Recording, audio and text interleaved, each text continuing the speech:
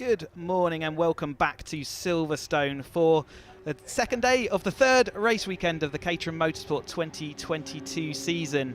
You can see that we're here on the full Grand Prix loop. We are on the 3.6 miles around this Northamptonshire circuit. You can see the beautiful sights down there with the wing in the background. We've got plenty of action for you all throughout today. 6-hole races for you. Just looking at some of the spectators there or watching the action on track already. We've got some qualifying sessions this morning. But yep, 6 races this morning, starting with the 310s, but we've got a couple of races for the 7 Championship UK, Roadsport 270 and the Academy are with us today. But you can see on screen there, we've got weather out there. So we've got 13 degrees out there, a little bit of a breeze, not as strong as yesterday.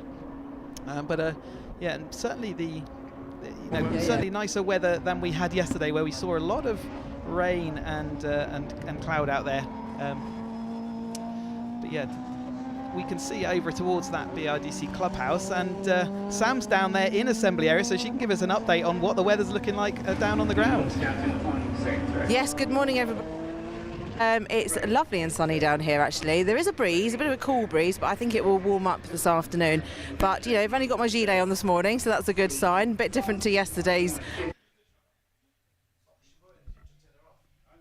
Last couple of cars getting into position in the assembly area. I have got Jack Sales down here, so I'm going to have a quick word with Jack. Now Jack's done the Academy, the 270, 310s and the 420 championships. Now he's come back into the 310s. How are you finding it so far, Jack? Absolutely loving it. Yeah, so I did 420s last in 2017, so had 4 years out. Yeah, it's been great to be getting back into it this year. A bit rusty at the start of the year and had some engine issues, but they're all sorted now. And you had a great race yesterday, sort of a big lead group battle, and yeah, great to be back amongst it. Yeah, definitely, and obviously the conditions were treacherous yesterday because it was, you know, slippery on some parts of the track and dry in others. Today's a lot more consistent. Do you prefer that? I don't really have a preference, to be honest. The wet's quite challenging because you just don't know, particularly if you haven't done any testing in it, you don't really know what to expect. But and whereas the dry's a bit more predictable. But no, both are great. I'm sure the race today is going to be pretty manic. The tow round here is going to be pretty epic. So yeah, I'm sort of thinking there's probably going to be a 10-car plus league group. So just trying to keep clean, have a good fun race for 25 minutes, and then the last 5 we'll see where we end up. Elbows out at that moment. Absolutely. Well, I wish you all the best for the race. Thanks for talking to us. Yes, so I think the tow is a big factor here, isn't it, Chris? Yeah, you can see the experience in Jack Sales there. He's very relaxed, isn't he, in that assembly area? When you talk to some of the academies, you can see their eyes are still on stalks as they're out there. But Jack, you know, an old hand at this, knows what it is and knows that it's that final 5 minutes that you need to be ready for, not the first 25. That's right. I was just going to grab a word with Blair, but he's just about to he's been told to get in the car now. But just whilst he's getting in, I will just ask him to have a quick word on his race yesterday. Blair, how did you find the race yesterday? It was interesting. I was mixing it up for a wee while in the main pack group, and then just with a little bit of tussling with Carl and a few others, we kind of lost the lead pack. Then had to try and, through the last part of the race, kind of catch it up. Never quite got close enough to get the tow. I don't think I quite had the ultimate pace to get up with them, but now that it's dry, I'll be looking to try and make places and at least try and get a podium if I can. Yeah. Excellent, great stuff. Well, wish you all the best. Thank you. Yeah, so I think you know, the consistent conditions today, we'll see some different drivers making their way through the pack. Yeah, Blair's not had the season that he'd have liked. Obviously, he's the reigning 270R champion, so he stepped up as champion from the previous step of the ladder, and he was just left in a little bit of no man's land, but he has got a podium to his name this year so far, so he's still doing nicely, and I'm sure it'll all come good. In this field, you know the drivers down there, they don't give an inch on track. No, that's right. Well, actually, I'm just standing next to Pete Walters. Pete, qualifying wasn't quite what you expected. You've made your way up quite a lot of places yesterday's race. So what are you hoping to do from here today? Yeah, a little mishap at the beginning of qualifying, knocked my tracking out, so the car was just a handful. So I was glad to got where I was, to be honest. Yesterday afternoon was damage limitation, just trying to get as far up to the the bit I recognised. It was a bit alien back there. There was an awful lot of cars in front of me and on that grid. Yeah, similar today, make progress and try and get in that lead pack and have a good scrap with the guys. Definitely. Okay, well, wish you all the best. Thank you.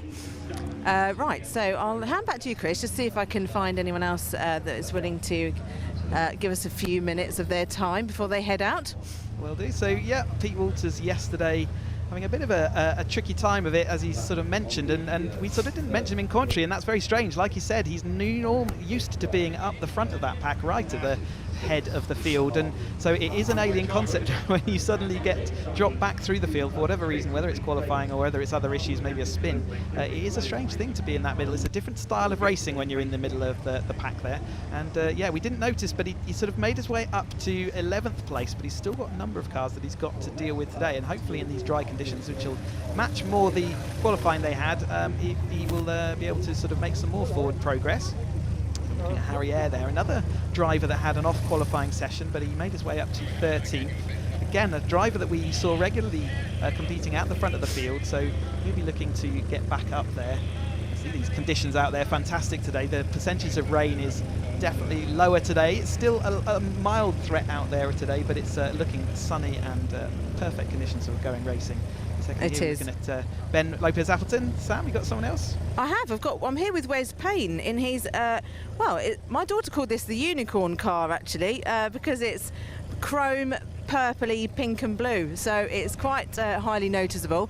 Wes, yesterday's race, I think, had a little moment, didn't you? Yeah, it was interesting out there, tricky conditions, and yeah, one little spin, but it was good fun, and the car's in one piece, which is all that matters really. Exactly. Right, that's the whistle blown, so I shall let you get in the zone. So as we watch all these cars head out, this weekend we've got a guest driver, Finley Cooper, and interestingly his father is Chris Cooper, who raced in the Nürburgring 24-hour race 20 years ago. They won their class, and after that race, Caterham's got banned from the 24-hour race for being too quick.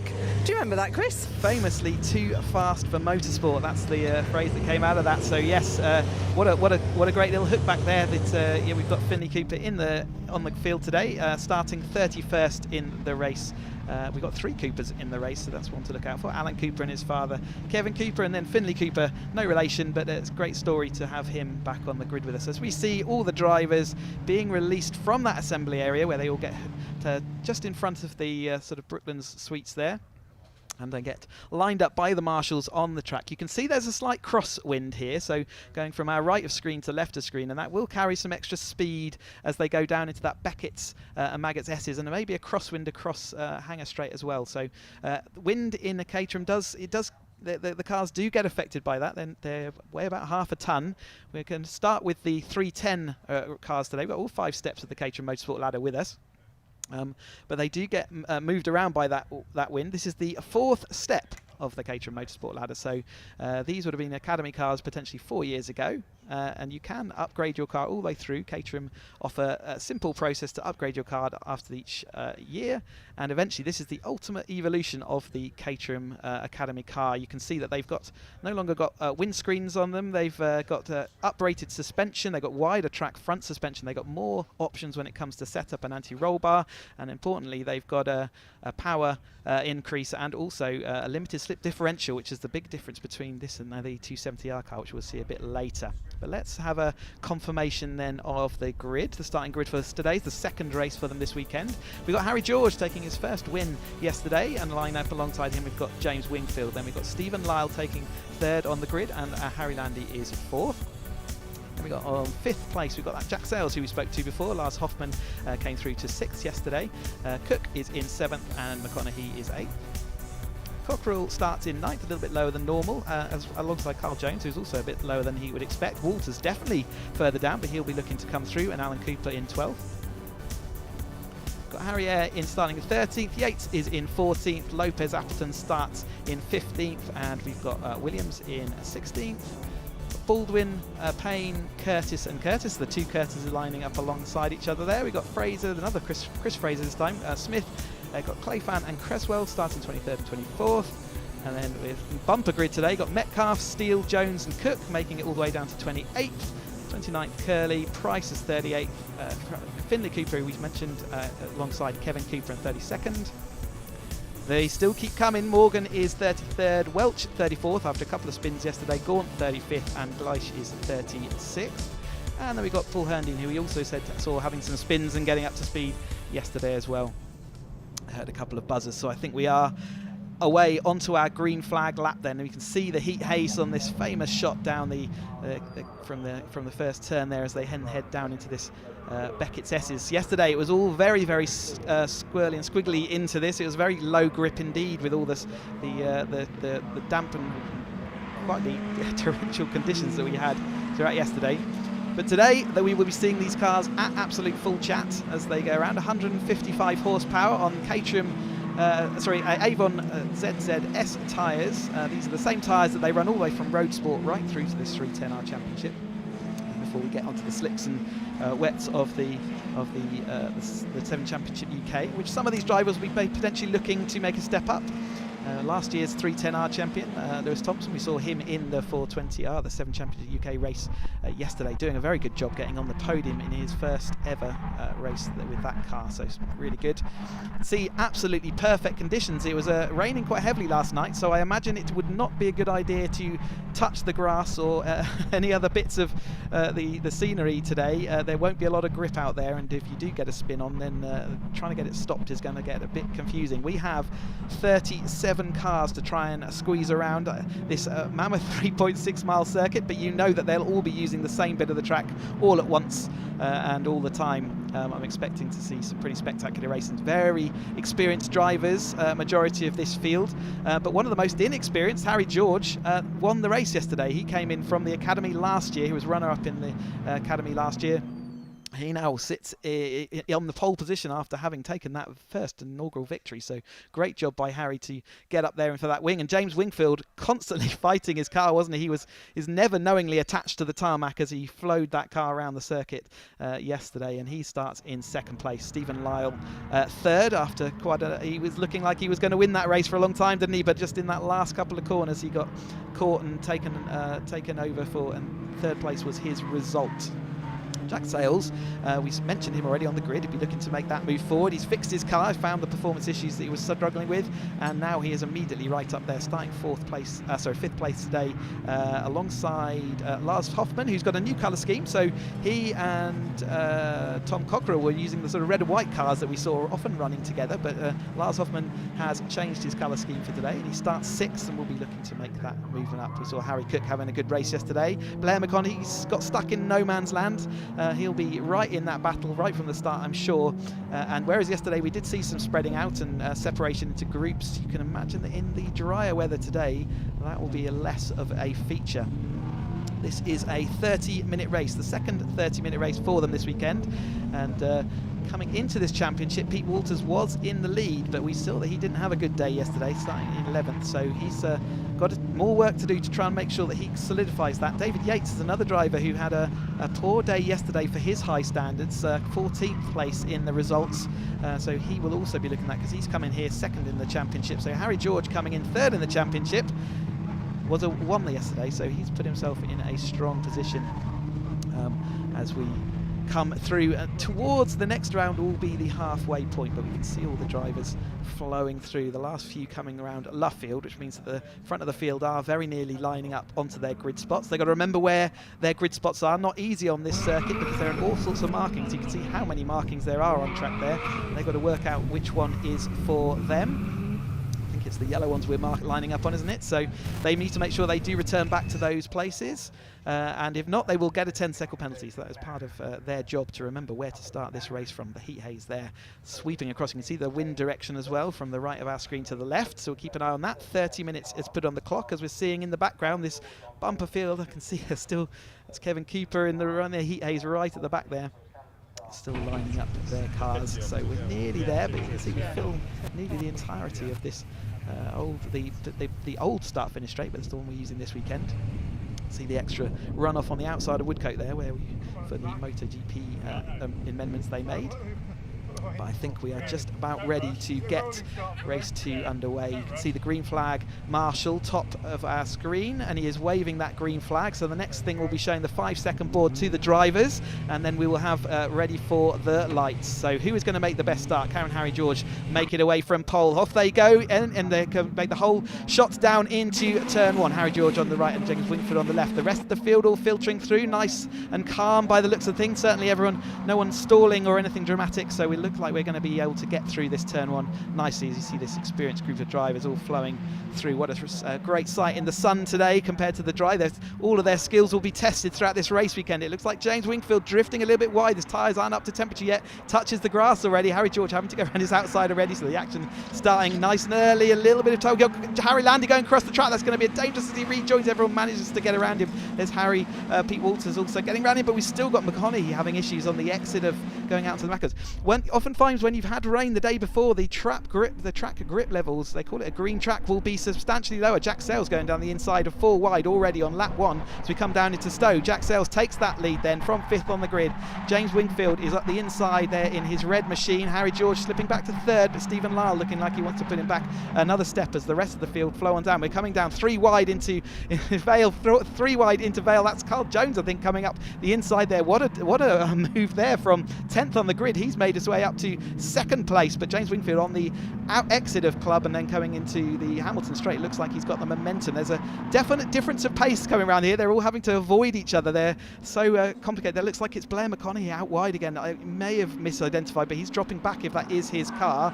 And we've got other drivers making way up the field, and that looks like Alan Cooper making some good progress as we go 3 wide into Abbey. That is a virtually flat out right-hander. You definitely cannot go 3 wide there. Somehow they made it work. Jones really late on the brakes there. Lyle left him just enough room, but a little bit of a sandwich in there. Wingfield left on the outside. Carl Jones off the rear though. He's gone facing, and that's David Yates has now hit him. That's the radiator punctured on David Yates. He won't be making it, and there's confusion behind. Lots of drivers even having to stop. There's nowhere they can go as Gary Curtis facing the wrong way. They're all trying to filter on through, but David Yates won't be able to go anywhere, and there's Chris Jones having to avoid him, so that's unfortunate for some of those drivers, but a little bit of confusion there. He just lost the rear, Carl Jones, as he went round the loop there, and that's caused him a problem, but that has let Jack Sales escape up the road a little bit. They're going to push David Yates' car. There's wet on the outside of the track. Their drivers will need to be aware of that. They'll show the slippery surface flag. We've got Alan Cooper, it looks like, there sideways as he went round Luffield. And as they're all heading down after a dramatic opening sequence to this race. 27 minutes still left of this going. iVoice has got no chance, but Jack Sales with his car engine fixed, and there is Carl Jones. He has got a broken front suspension from that contact after David Yates couldn't avoid him as his car rotated through the loop. So whether we have to recover that flag, I hope not. But there's got a looks like a wing stuck underneath James Wingfield's car there, so there's a bit of smoke and dust coming out for that to be a bit uncomfortable, but then hopefully it won't be affecting his performance too much. Again, Harry George going side by side, Stephen Lyle through this Beckett's complex. You can see how much more grip they've got today. The attitude of this 310R purebred race car, not road legal anymore. We've taken off the windscreen. The lights, we've got Pete Walters going off at the Exeter Chapel. We've seen a couple of drivers really struggling to get the car turned there and taking to that extra bit of tarmac to use up that space. It's all jumbled up. Tom Cockrell also coming through from fairly from 9th on the grid, so it seems like that kind of lower 5 of the grid, so 5th and 10th have really moved themselves forward here. Harry George also got his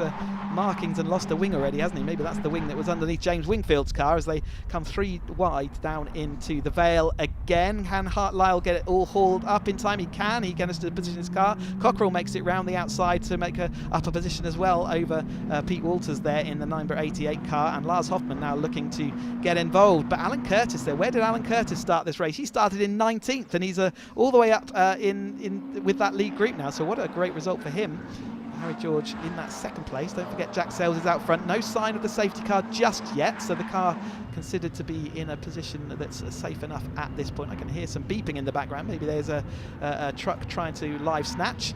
See also a slippery surface flag being shown to the drivers. It's maybe not going to be possible, but they see the driver is out of the car. There's marshals with it, trying to understand what they're going to do with that.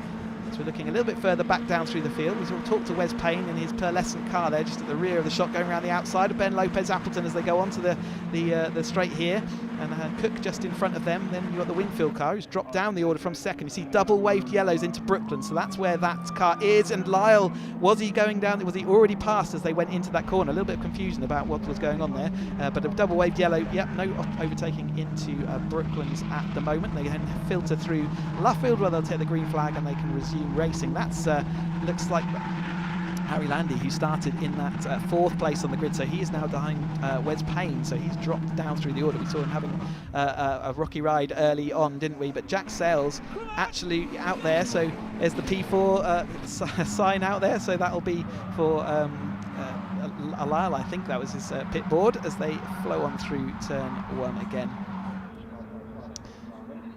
Can Jack Sales make this stick? What a story that would be after recovering his speed in his car. Harry George in second place. We've got Stephen Lyle third. The last time out for him in this 310R. He looked like he was going to win it yesterday. Can he win it today instead?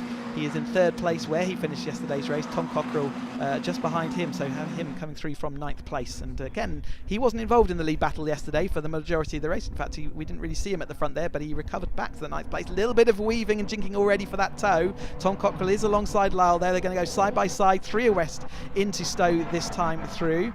Lyle sweeping around the outside, but Cockrell's still up on his inside. If Lyle can manage to maintain the momentum on the outside, he will have the inside for the Vale left-hander.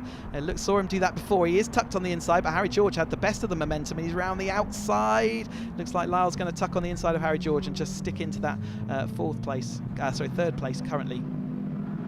Harry George still there, and again, remember Harry George coming from Academy last year alongside Chris Fraser, and they've skipped out a lot of steps, and so he's not the most experienced driver out there, but he's certainly able to, and shows his skill to be able to get involved in the battles. And Pete Walters, you saw him coming through and he's making good progress, and unfortunately his good progress is at the expense of people like James Wingfield, who has slipped down the order, and Harry Landy as well.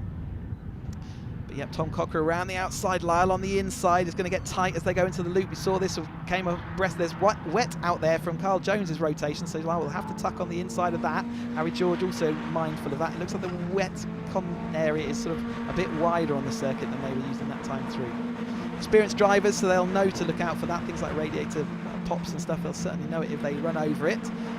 Look down, they're all weaving, ducking and diving. Again, we've got that waved yellow flag into Brooklyn, so no overtaking into this section. You can hear the crowd in the VRDC grandstand there all cheering on their drivers. A little bit loose at the rear end of Cockrell's car there as he pushed the tyre to its absolute limit going around Brooklyn's. During testing in the 30-degree heat, it was this tyre was absolutely screaming out in agony as they went around those corners. And the Avon ZZS tyres, though, doing a good job, and everyone's looking resplendent out in the sunshine today, as opposed to the rain and torrential rain at times that we had yesterday. Cockrell came across the line in second, but him and Lyle were still disagreeing over that position as they sweep on through. Looking at these sort of lower pros, Jeff Price missing a nose cone there, and he's followed by Harry Eyre. So Harry Eyre and Darryl Cresswell there running line stand, sort of dropped down through the field a bit. Tim Steele, I can see, making some progress. We saw him with a nose cone wonky at the end of yesterday's race, but it looks like that's all being fixed ahead of today's second of the 2 30-minute races. We've got 22 of those minutes still remaining. Pete Walters there, championship leader coming to this weekend, but that'll be under pressure now from the other drivers, and he'll definitely need a good, or want a good result out of this. The absolute snake of trains. Lyle trying to throw them off. Of course he's not going to be able to do, but as soon as they get that toe and fan out across the circuit, that's when the weaving has to stop, but you have to give room and space for your other drivers. Tom Cockrell, though, for too much speed on the way into Stowe. Can he carry the momentum on the outside? It looks like he might be close to doing that. We have got the recovery vehicle now down at Brooklands. A little bit nice to see them trying that live snatch, and given the length of this track and the field is relatively compacted, they've got a bit of time before we get back to that area of the track. And that was Lars Hoffman hitting the back of Ben Lopez Appleton on the exit of the club corner, or the middle part of club corner. We saw a little bit of contact from yesterday as well, which sent him down the field. Got another wing sat in the middle of the Hamilton straight as well. In fact, it's a nose cone. It's a substantial bit of kit that sitting in the middle, and there goes Ben Lopez Appleton's rear wing. He's back in the field, I think, as a guest this weekend, but he started 15th and he's now all the way up into that 6th place. So great start from that midfield battle, wasn't it? certainly that battling with it and the spin with Cooper, I think, as well as with Carl Jones, probably brought all these players into an effect. There is another wing there sat on the outside. We saw a number of wings yesterday, but certainly already probably broken that record this morning so far. It's a relatively normal thing to see in Caterham racing. We only attach those wings via nylon bolts. You can see the double waved yellows down against Brooklyn, so nice and calm and collected as all the drivers. Jack Sales there though. Don't forget he's out there. That nose cone has been retrieved. Good news to get rid of that, as it's a big, it's not a heavy bit of kit, but it's one of the more substantial parts. We've got more contact. Alan Curtis into Ben Lopez-Appleton. Looks like Ben Lopez-Appleton, whether he's not got any midfield speed, but they were just past the green flag, so they are able to go racing again. But a bit of contact from Alan Curtis on Ben Lopez-Appleton there. There's Tom Cockerell's. Looks like Tom Cockerell or Lyle's pitboard there going through. Cheered on as we see this. Blair McConaughey has slipped back, so the number 34 is slipping back through the order a fair bit, sort of not comfortable for where he is right now, but we're looking at that battle. For Tom Cockerell has now come through into the lead of the chase group, ahead of Lyle, Harry George, Ben Lopez-Appleton, so he's minus a couple of wings, but it's he's now got air-cooled rear tyres, but Pete Walters is looking to see whether he can now get past him. Slightly narrower car to get past without the two rear wings. We've seen earlier on, we've had wing bingo where some people were going for the full set, but two wings so far on the rear of the car. You don't want to lose too many more, otherwise suddenly the weight limit becomes an issue as we go three wide, proper sandwich into Stowe. That would have been very uncomfortable position for Lyle to be. He really couldn't go anywhere, just had to hold the steering dead straight and hope, or to keep this line absolutely consistent and hope that no one else had any lockups or slides. And he's managed to make the best of that. He was in the middle of that sandwich, and now he heads that whole group, which is, they're closer than they were on the grid. They are absolutely 2 by 2 by 2 as they go back through this pack, and as they all sort of tumble over each other, they can't work out this. You can see the recovery vehicles have moved Carl Jones's car out of the way and into a position of safety. And thank you as ever to our marshals who let these Caterham drivers do what they love, which is side by side at every possible opportunity. A little bit of rubbing there on Lars Hoffman's car where he is having that contact earlier, so a bit of smoke. Hopefully that's not digging a hole in one of his Avon ZZS tyres. Lyle though out front ahead of Cockerell. Ben Lopez-Appleton moves up another place. Harry George drops to another place, and it's going to be Walters looking up the inside. An opportunistic move. Can he make it stick? He pushes his championship rival Harry George out there. A bit of experience there. He had the track positioning, and we might see him manoeuvre him again, although as they come onto that, Harry George has got the momentum around the outside, but he doesn't have the toe as yet. But as the toe weaves from left and right across the track, they'll be looking to see whether they can pick it up in time to make up that position. You can see some jinking out to the side. More cheers from the crowd as they go. The yellow flags into Brooklands have gone now, so they can now use this part of track for overtaking, and then they immediately do. They immediately start going three wide on the exit of Brooklands and then turning into Luffield. Where's Payne? Where's he come from? He's come all the way up through the field, and now he was 10th last time across the line, but he is absolutely flying, and he's got the fastest lap of the race as well. Jack Sales out front. He's got no chance of setting a fastest lap. He's got no toe to help him along the way, and he's going to hope that these battles keep going for the next 17 minutes to keep his gap out there. He's been very chuffed every time he looks there. You can see on the screen the Wes Payne setting a 2:27.582 lap time there, so a great time round here, and certainly quicker than yesterday's time. The lap record is a 2:27.9, so that might well even be close to the outright lap record. We'll keep an eye on that. We raced here last year in these classes. Again, weird mixed conditions, but today's conditions are absolutely perfect for racing, and that could well be the outright lap record for these 310R cars. As they come down Hanger Straight then for the 6th time of asking, just approaching that half distance, so everything we've had already we may get all again as we pile in here into Stowe Corner. You can see that the cars are still absolutely together, and just about as close as they were on the first lap of that race. That's because the toe in these cars is so significant that it's hard to break away. It's hard to do what Jack Sales has done. But he is managing to do it. Lyle back up into that 2nd place. Ben Lopez-Appleton now up to 3rd. Wes Payne up into 4th place ahead of Tom Cockerell. Harry George and Walters, championship rivals, going side by side. The only two drivers that have taken a win this year, other than James Wingfield. So Wingfield, Walters and Harry George are the 3 people who have taken wins so far in this very, very ultra competitive 310R race that we've got going on. Lyle, though, would be keen for that win, but he's got to he's got to try and keep this field back, as well as trying to work out whether he can catch up with Jack Sayles. He's pulled out so far something like a 9-second gap, I think. So let's have a check of that gap over the sequence of this race and see whether it adapts and changes at all.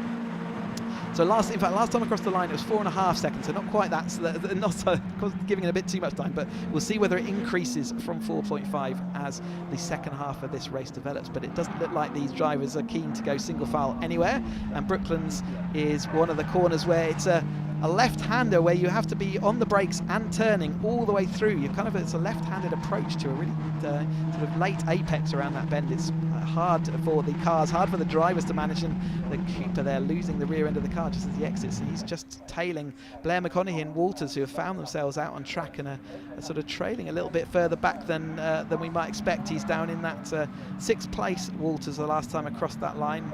And then McConaughey and Wingfield are down 11th and 12th, so bit of a change around from yesterday's event, isn't it? Different from what we saw yesterday, but 14 and 3/4 minutes to go. We're going 3 wide into Beckett's. That was a squeeze and a half, but Ben Lopez-Appleton, after he's lost his 2 rear wings and got air cooling to those rear tyres after Hoffman helped him off with one of them, he looks like he's absolutely realised that he's got to get his elbows out, and off he goes down onto the hanger straight. Jack Sayles, though, out still in front. Don't forget about him, as we see Payne now looking like he's going to try and get into 2nd place on the grid. What a start for him after starting down in... Let me find him on the list. Where's Payne? He started in 18th place on this grid, so he's 18th and now looking to try and take 2nd. He's dropped back whilst I've been looking for him on the list behind these other 3 cars, but just to be up there. He's certainly after Brands Hatch, where he wasn't able to take part because he had damage in testing, I think, or qualifying, which ripped a wheel off and didn't allow him therefore to take part in the rest of the weekend. So nice to see that pearlescent car right back up the front of the grid. Walters, another driver he's side by side with, and Walters definitely looking more racy today, isn't he, after sort of a nondescript race for him yesterday and having to fight through the pack. They're still going side by side on Abbey. That's going to compromise their speed, and it's going to be the cars behind. That's Cook, who's looking like he's got a nice run as they move up here into Village, and then they'll be turning in the left of Village and then to the right, the right of Village and the left of the loop. Hoffman is still there or thereabouts. Just behind in that sort of side-by-side train. It is absolutely side-by-side for all these drivers. 3 wide on the exit here, coming through Aintree and onto Wellington Straight. That's not a lot of space there. Alan Curtis there, stuck between. He's not really got anywhere to use that speed, so he's going to stick to the right-hand side as they go down there into this Motul-sponsored 310R race. What an advert for Caterham Racing this is. These 4th step of the Caterham Motorsport ladder. We've still got the top step to go. Walters is that, or is that Cook up the inside over the curbs? That looks a very uncomfortable ride there. That's not going to do any good to your suspension A-frame and radius arms in these cars, so don't want to do that too often. Also, track limits infringements. We haven't talked about that. A little bit more sort of side-to-side nudging going on as we go around Woodcote. So we're looking at here to pit crew and all the teams for these in the 310R Championship. You can have team support. There's James Wingfield's dad there on the right-hand side watching his son on after 2nd place yesterday, but it's not such a good race today. In the 11th place so far, they'll be working out how do they make his move up side by side, Walters and Payne through the heat. Payne looks like he's got a little bit of a wonky nose cone, doesn't he? So some sort of contact there. It's pushed it back. Has it pushed it back enough to damage any radiator? Either that or it could have been an optical illusion just as they went around that head. It definitely looked a little bit wonky. There's something underneath the car there that looks a little bit off the level. Harry Landy and James Wingfield, though, after dropping down the order, it is coming all back together. There goes that nose cone. So I wasn't mistaken. There was definitely something strange. It's to the side of the track, off the sort of main racing line as we go down Hanger Straight. But another piece of bodywork added to the Marshall's collection on Wes Payne's car there. Now, that is going to affect his straight line performance. The wind will get under the bonnet even more than it does normally, and that will potentially slow him down. I'm locking up in this 3 wide as they go through the Vale. Wes Payne in the number 50 Pearlescent car still holding on, and who's coming to join the battle now? Well, it looks like Hoffman is the next up behind Wes Payne. Then we got Wingfield, and you can see Landy just out there on the greenery just as they come out, but they are determined to use exactly the same bit of tarmac all at the same time as they come through here flowing through the Abbey and then Farm into the village, and then we get it into the loop. But this pack of three have sort of broken away from that chasing pack just a little bit. Lyle's obviously got the pace this weekend in his 310R. Last time, like I say, we're going to see him in that car this year. He's going to step up into the 420R machinery. Ben Lopez-Appleton, though, has got that nice tow as they head out onto the straight, but Harry George will let the super tow as he gets a little bit of an acceleration. It was almost too close, Ben Lopez-Appleton. Harry George ducks into his slipstream. He's got the double tow. There's one of Wes Payne's wings, so a wing and a nose cone all being picked up by the marshal. We are side by side. Harry George, Stephen Lyle's going to have the inside though of Luffield, and he will be able to manoeuvre him just slightly away from the apex and be able to take that. Another nose cone is about to be added. That's Roger Gaunt's car. He's also had some contact, and that's going to be affecting his vision as well, where the nose cone has raised up on that car. It's going to cause him a little bit of a problem as he can't see, but the wind will probably take that one. Another victim of the Silverstone circuit here, 3.6 miles around as we travel on through with the 310R machinery.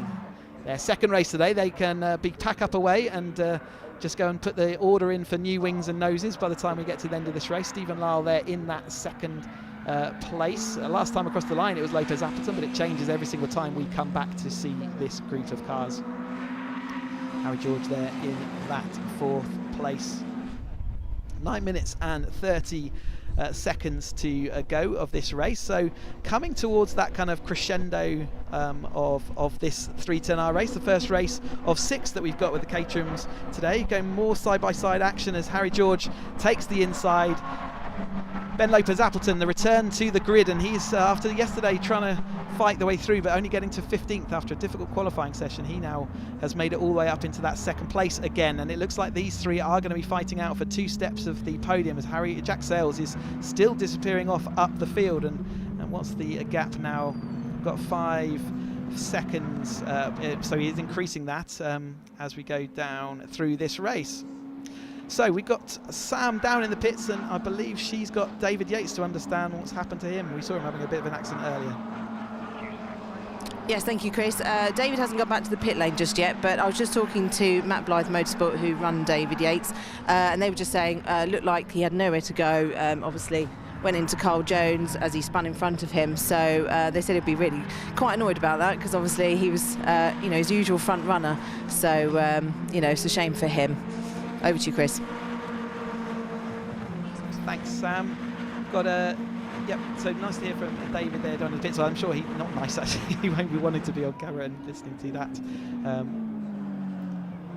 But yeah, as we saw Harry George coming down here into the left-hander of Brooklands.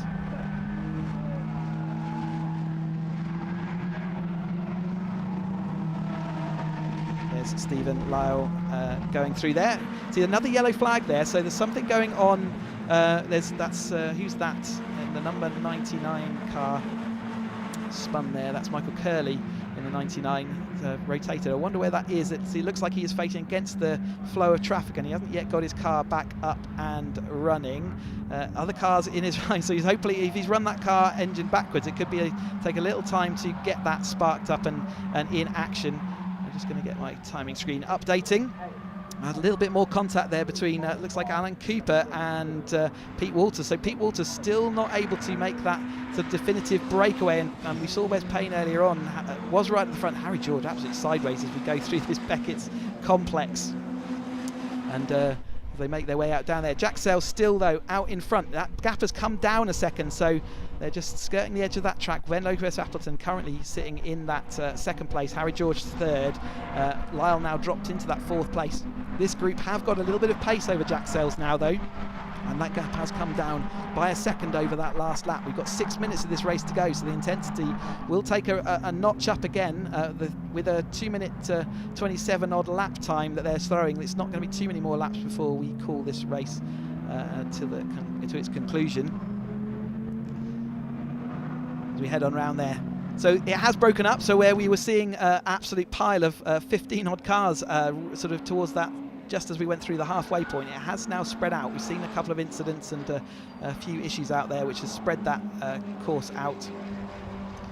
And as we head on round again, taking the Abbey and Farm chicane up into the village right-hander. One of the trickier braking zones on this track with these cars. Most of the corners are very dedicated and committed bends. Darryl Creswell heading down the pits in the number 8, so a weekend to forget for him. He sort of ended yesterday a little bit lower down the order, and it looks like he's got more issues today. Wes Payne heading off down onto the Wellington Straight, this sort of the third group on track, so they are fishing for the lower half of the top 10. That's their aim for this today.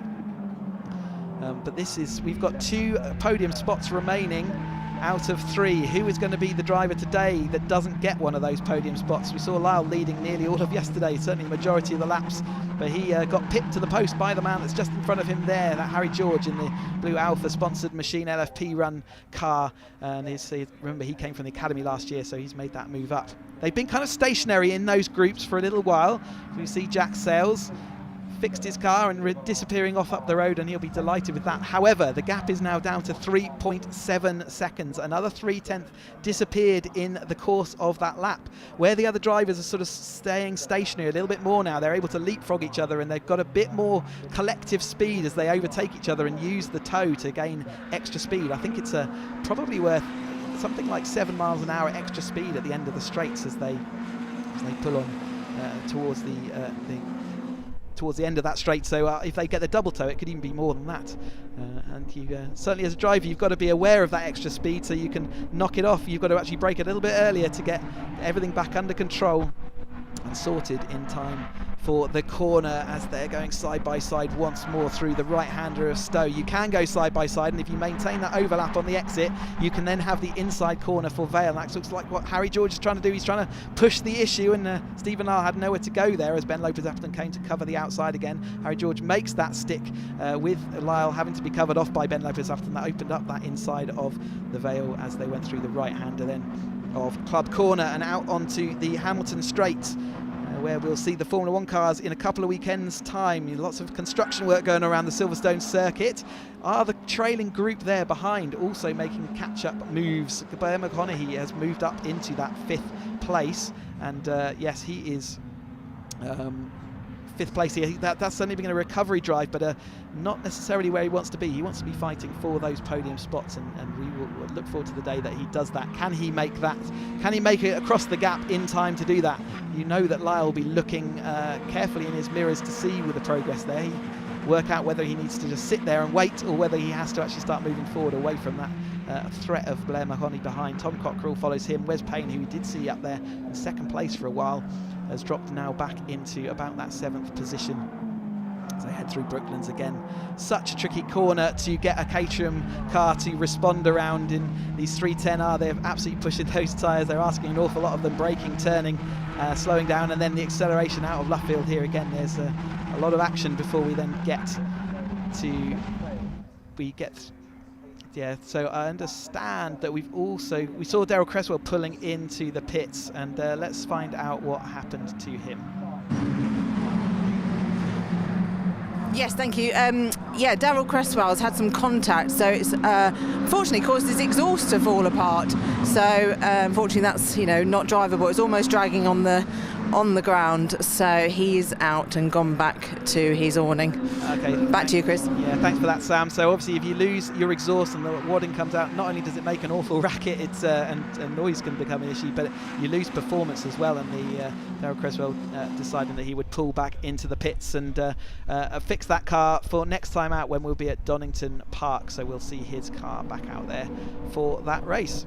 3 wide though, still 2 minutes of this race left to go. We're halfway round the lap time. That's Williams there. Was that contact with someone else? There's a lot of smoke and dust there. So whether he just made contact with the grass, I'm unsure. Remember we said earlier that the grass is light to be wet, but we've got action and packed going a bit deeper in the field here. Looks like Alan Cooper.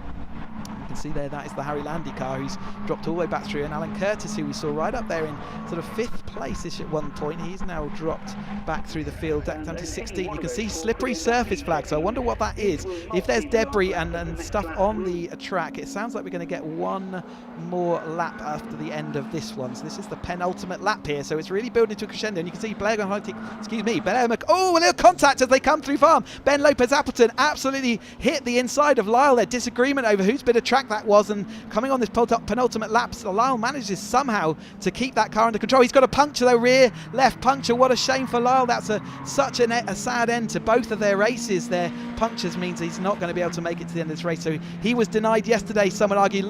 Wes Payne's also blown his radiator. He needs to pull off immediately, otherwise he is going to have an expensive engine bill. You can see everyone else flowing through, but there's going to be water down now coming onto that last lap. He really does need to get off that racing line and get that car stopped up, otherwise he's going to have a problem. And certainly other cars behind are going to be struggling. There's Blair McConaughey though, making absolute making best of that situation ahead of Harry George. There's Stephen Lyle. He's been asked to stay in his car to move it to a better place with his puncture, but Harry George now in that third place. Blair McConaughey, after all that, is up into second place, and he's made it all the way through. So after me disregarding him a couple of laps ago, suddenly he's in that podium paying slot where I said we were expecting to see him. Tom Cockerill, another driver that we've seen up there in the front, he's also made his way up to I think that's going to be fourth place as they come through and start their last lap. You can see that they only just got through and started their last lap. Jack Sales now back up to that 5-second lead after all the shenanigans we've seen. A bit of a clumsy incident that through the Abbey chicane, but the cars are absolutely on the ragged edge. There is no more you can do once you've set your car through that corner, and the two disagreeing on whose bit of tarmac it was. No one capitulated and they made contact, and that was the end of Stephen Lyle's race. It's quite significant contact, wasn't there, as they went through there. But we are coming down the Hanger Straight then for the last time. I think as long as Jack Sales has an easy end of this lap, he's got that all sewn up, done and dusted. But who is going to take the remainder of these positions? So you can now nearly have got wing bingo from Ben Lopez Appleton. He's got 3 of his wings now disappeared and off down the track. But Blair McConaughey somehow has made it through all that to second place and is holding on as we're in the south end of this circuit. Half a lap to go in the second of these two Caterham 310R races, sponsored by Motul. As we see Blair Mahoney taking that left-hander. They're all fighting behind him. So Tom Cockerill currently sits in that third place. Is he going to be able to rescue that from a lowly starting position today?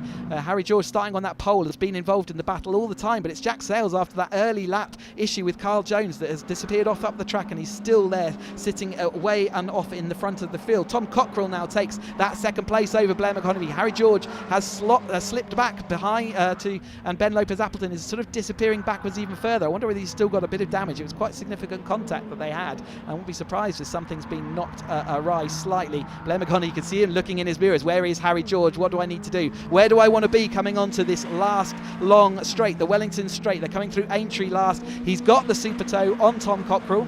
Can he make it work? I've heard in the background some car losing a bit of speed there. I'm not sure what that was. But Tom Cockerill weaving to try and get rid of that toe. He is not going to manage it. Blair's going to go to the outside of Brooklands. Can he make that stick? He's on the outside as he goes. He's got some momentum. He's holding him down. Tom Cockerill's locked up on the inside. Can he hold it to the apex? He just about does. But Blair McConaughey's going to hold on around the outside. He's got the inside for Luffield. He is in the inside. There is still time for Tom Cockerill to make it past him. Harry George could even do it if they trip up each other. We saw that from Harry George yesterday. It doesn't look like that's going to be the case. But we've got Tom Cockerill having to take over a bit of bodywork as he comes over the line. Jack Sales, though, takes the victory by 5 seconds, and it is Tom Cockerill who just, I think, takes it over the line. It says McConaughey on the timing screen by 4/1000ths of a second. The outside of the track is causing that. We've still got action all the way back down the field. We've seen the Wingfield Walters coming across line there. So Wingfield and Walters, not such a good result again for those. So we see 3 wide, a little bit further down the field. That's where Williams, Landy and Jones coming across the line a little bit further back. And I've got no chance of my voice lasting this day out if they're all as exciting as that. Jack Sales there is looking great in the TN Accountancy sponsored car, back in the car after 4 years out. Fixed the car problem with the engine power and put it onto the front row of the grid yesterday, but slipped to 5th place by the flag. But today, absolutely clean pair of heels to the whole field, and what a significant field this is. 37 cars, of which 34 odd I think we're going to see over the line of after it's a little bit of attritional. You can see there's still some smoke coming off. It looks like Chris Welch's car belching a bit of smoke out the back there, so leaving a bit of a mist across this heat haze start finish straight. What a start to the day, and there is plenty more action all the way through. We've got 6 races today. That's the first of 6. Coming up next, we have the 7 Championship UK cars. A little bit crabbing in was that a bit of crabbing for Kevin Cooper in his car there, but I think we've got provisional of the set of results for you. Definitely provisional until we can sort all that out. Jack Sayles taking the win there, ahead of Blair McConaughey and Tom Cockrell taking third place podium there. Harry George slipping to fourth, but still a great result for him. Ben Lopez Appleton fifth, Wingfield sixth, Walters seventh, Hoffman eighth, Cook ninth, and Alan Cooper rounding out the top 10. Then we got Alan Curtis, 11th place, sort of a topsy-turvy race for him. Jones in 12th. We got Williams, Landy, Eyre, Baldwin, Morgan, Cook, Clayfan, and Steele round out the top 20. Gary Curtis, 21st there. Smith, Fraser, Price. We got Finlay Cooper there, 25th, we mentioned him before. Gaunt with his lack of nose cone there, 26th. Welch, Cooper, Payne, and Metcalf. Payne dropping all the way to 29th there after those issues with his radiator. So we've got 30 cars there on the results screen as they make their way around this long Silverstone circuit back into the sort of pit lane, where hopefully we'll get to speak to some of those drivers. And I don't think they're going to have expected and be expecting to have got some of those results. Jack Sayles was pretty not easily for that. Yeah, Jack Sayles had that sort of sewn up from quite early on. But the rest of the field, it was really unknown, and about halfway distance we had, I think it was about 15 cars all trying for the same bit of tarmac for that second place battle. It then split out a little bit towards the end, and it was a bit more attritional until we saw that accident between Ben Lopez Appleton and Stephen Lyle. So Stephen Lyle having another sad end to his 310R career, but he is looking forward to getting hold of the 7 Championship UK car, and he will take the step up into that, and I'm sure he will relish that opportunity. So Sam is down in the pit lane with our drivers, and smiley drivers, I'm sure. Yes, they're just coming into the pit lane. Just driving into the pit lane now and just getting into position. Goodness me, that was a dramatic end to that race. Very eventful for some, but what a great race for Jack Sayles. I mean, a 5-second lead is quite amazing around here in these cars, isn't it, Chris? Yeah, absolutely. We had, we spoke to him before, and he looked really calm and collected, and he's making a meal of getting out of that car, but not the best look at it. But absolutely, that calm sort of resulted in a great result. Yes, I think he enjoyed that. Let's have a word with Jack. Congratulations on the win. Must be feeling great for you to come back into this championship and get a win. I can believe it. I just spent the whole race checking my mirrors, and then spent the whole time sort of battling paranoia. I thought, they're gaining. And I was looking at my temperature gauge, just looking at everything. But yeah, it was a 5-second lead you had. Brilliant. It doesn't take away from the stress for some reason. Yeah, but it was great. It was just so nice. Just got in the lead on the first lap. I think I sort of held everyone up, changed down to second in the chicane, and managed to accelerate away, broke the toe, and that was it really. Just trying to hit my marks, not exceed track limits, and yeah, away we went. So yeah, just great to get a win for my dad on Father's Day, and big thanks to Dad and Sam and Joe and everyone for helping out, and all the sponsors, TN Accountancy, SFR Fencing, Merroweth Motors. It's brilliant, and it's nice to be back. Excellent. Congratulations. I'll let you make your way up to the podium. I've got them both with me. You don't know. Right. Well, Blair and Tom are saying they don't know. The timing screen gave it to Blair by 4 1,000ths of a second. Forces, yeah. So which one? Blair, second place. That's a coin. I honestly didn't think I had it. I thought Tom got me, had the momentum, and then all the way right, I let him go in front, and he was actually second to get interviewed here, and it wasn't until Simon came and I don't know what the gap is, but it must have been very small. What did you say, Chris? Chris, what did you say it was? 4 1,000ths of a second over the line, it was saying when I saw it on the timing screen. 4 1,000ths of a second. I thought it was smaller than that. It was really close though, but it was a very good race. There was, I'm sure it made very good viewing on TV. There was a big pack of us, a lot of fighting, hard to get through. It was a struggle. Just watched the clock and kind of tried to keep out of trouble, which was, there's a lot of litter of nose cones and wings around the track, so it's quite hard to keep out of trouble in this punch. But that's just the nature of close racing, and it's just fantastic to race these guys. It's just glad to get second and finally start to make good progress.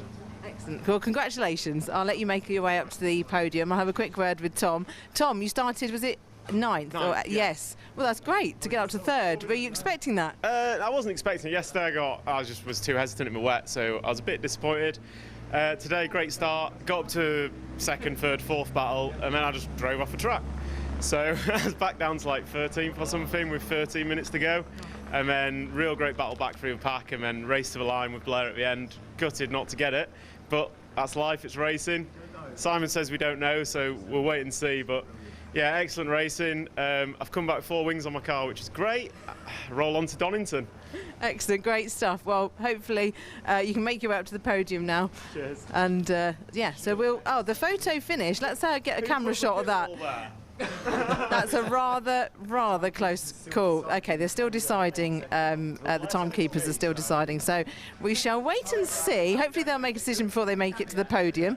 But goodness me, what a close call. We've had quite a few close calls, haven't we, really, Chris, this year? We had a dead heat in Brands Hatch, but they couldn't call from the photo as well. So that's unbelievable, twice this year already. And let's see what the opinion is. But it was very tight, that wasn't it? That was incredible. Extremely tight. Well, they're all happy and they're all glad to be on the podium, so that's the main thing. But we've got some more action, haven't we now, Chris? We've got the Caterham 7 Championship UK cars going out. Yep, as we see the 310R drivers, the podium for the 310R, and we'll figure out what that podium is and hopefully report that back later. But we are going to be going straight into the 7 Championship UK race cars. So the second of their 3 races for this weekend. So we just watched Blair McConaughey heading on down. They've got 3 20-minute races, so we'll see them again a little bit later on the left. So on the got one race now, and then we've got another race towards 4 o'clock towards the end of the day. As we see the 310R just disappearing off down the end of that pit lane, they go into the Parc Fermé area where their cars can all be scrutinised, weighed and checked. You can see the marshals all there ready. The resplendent weather that we've got out on circuit here at the Silverstone Grand Prix track for the 3rd race weekend. We're in the 2nd day of the 3rd race weekend for the Caterham Motorsport 2022 season.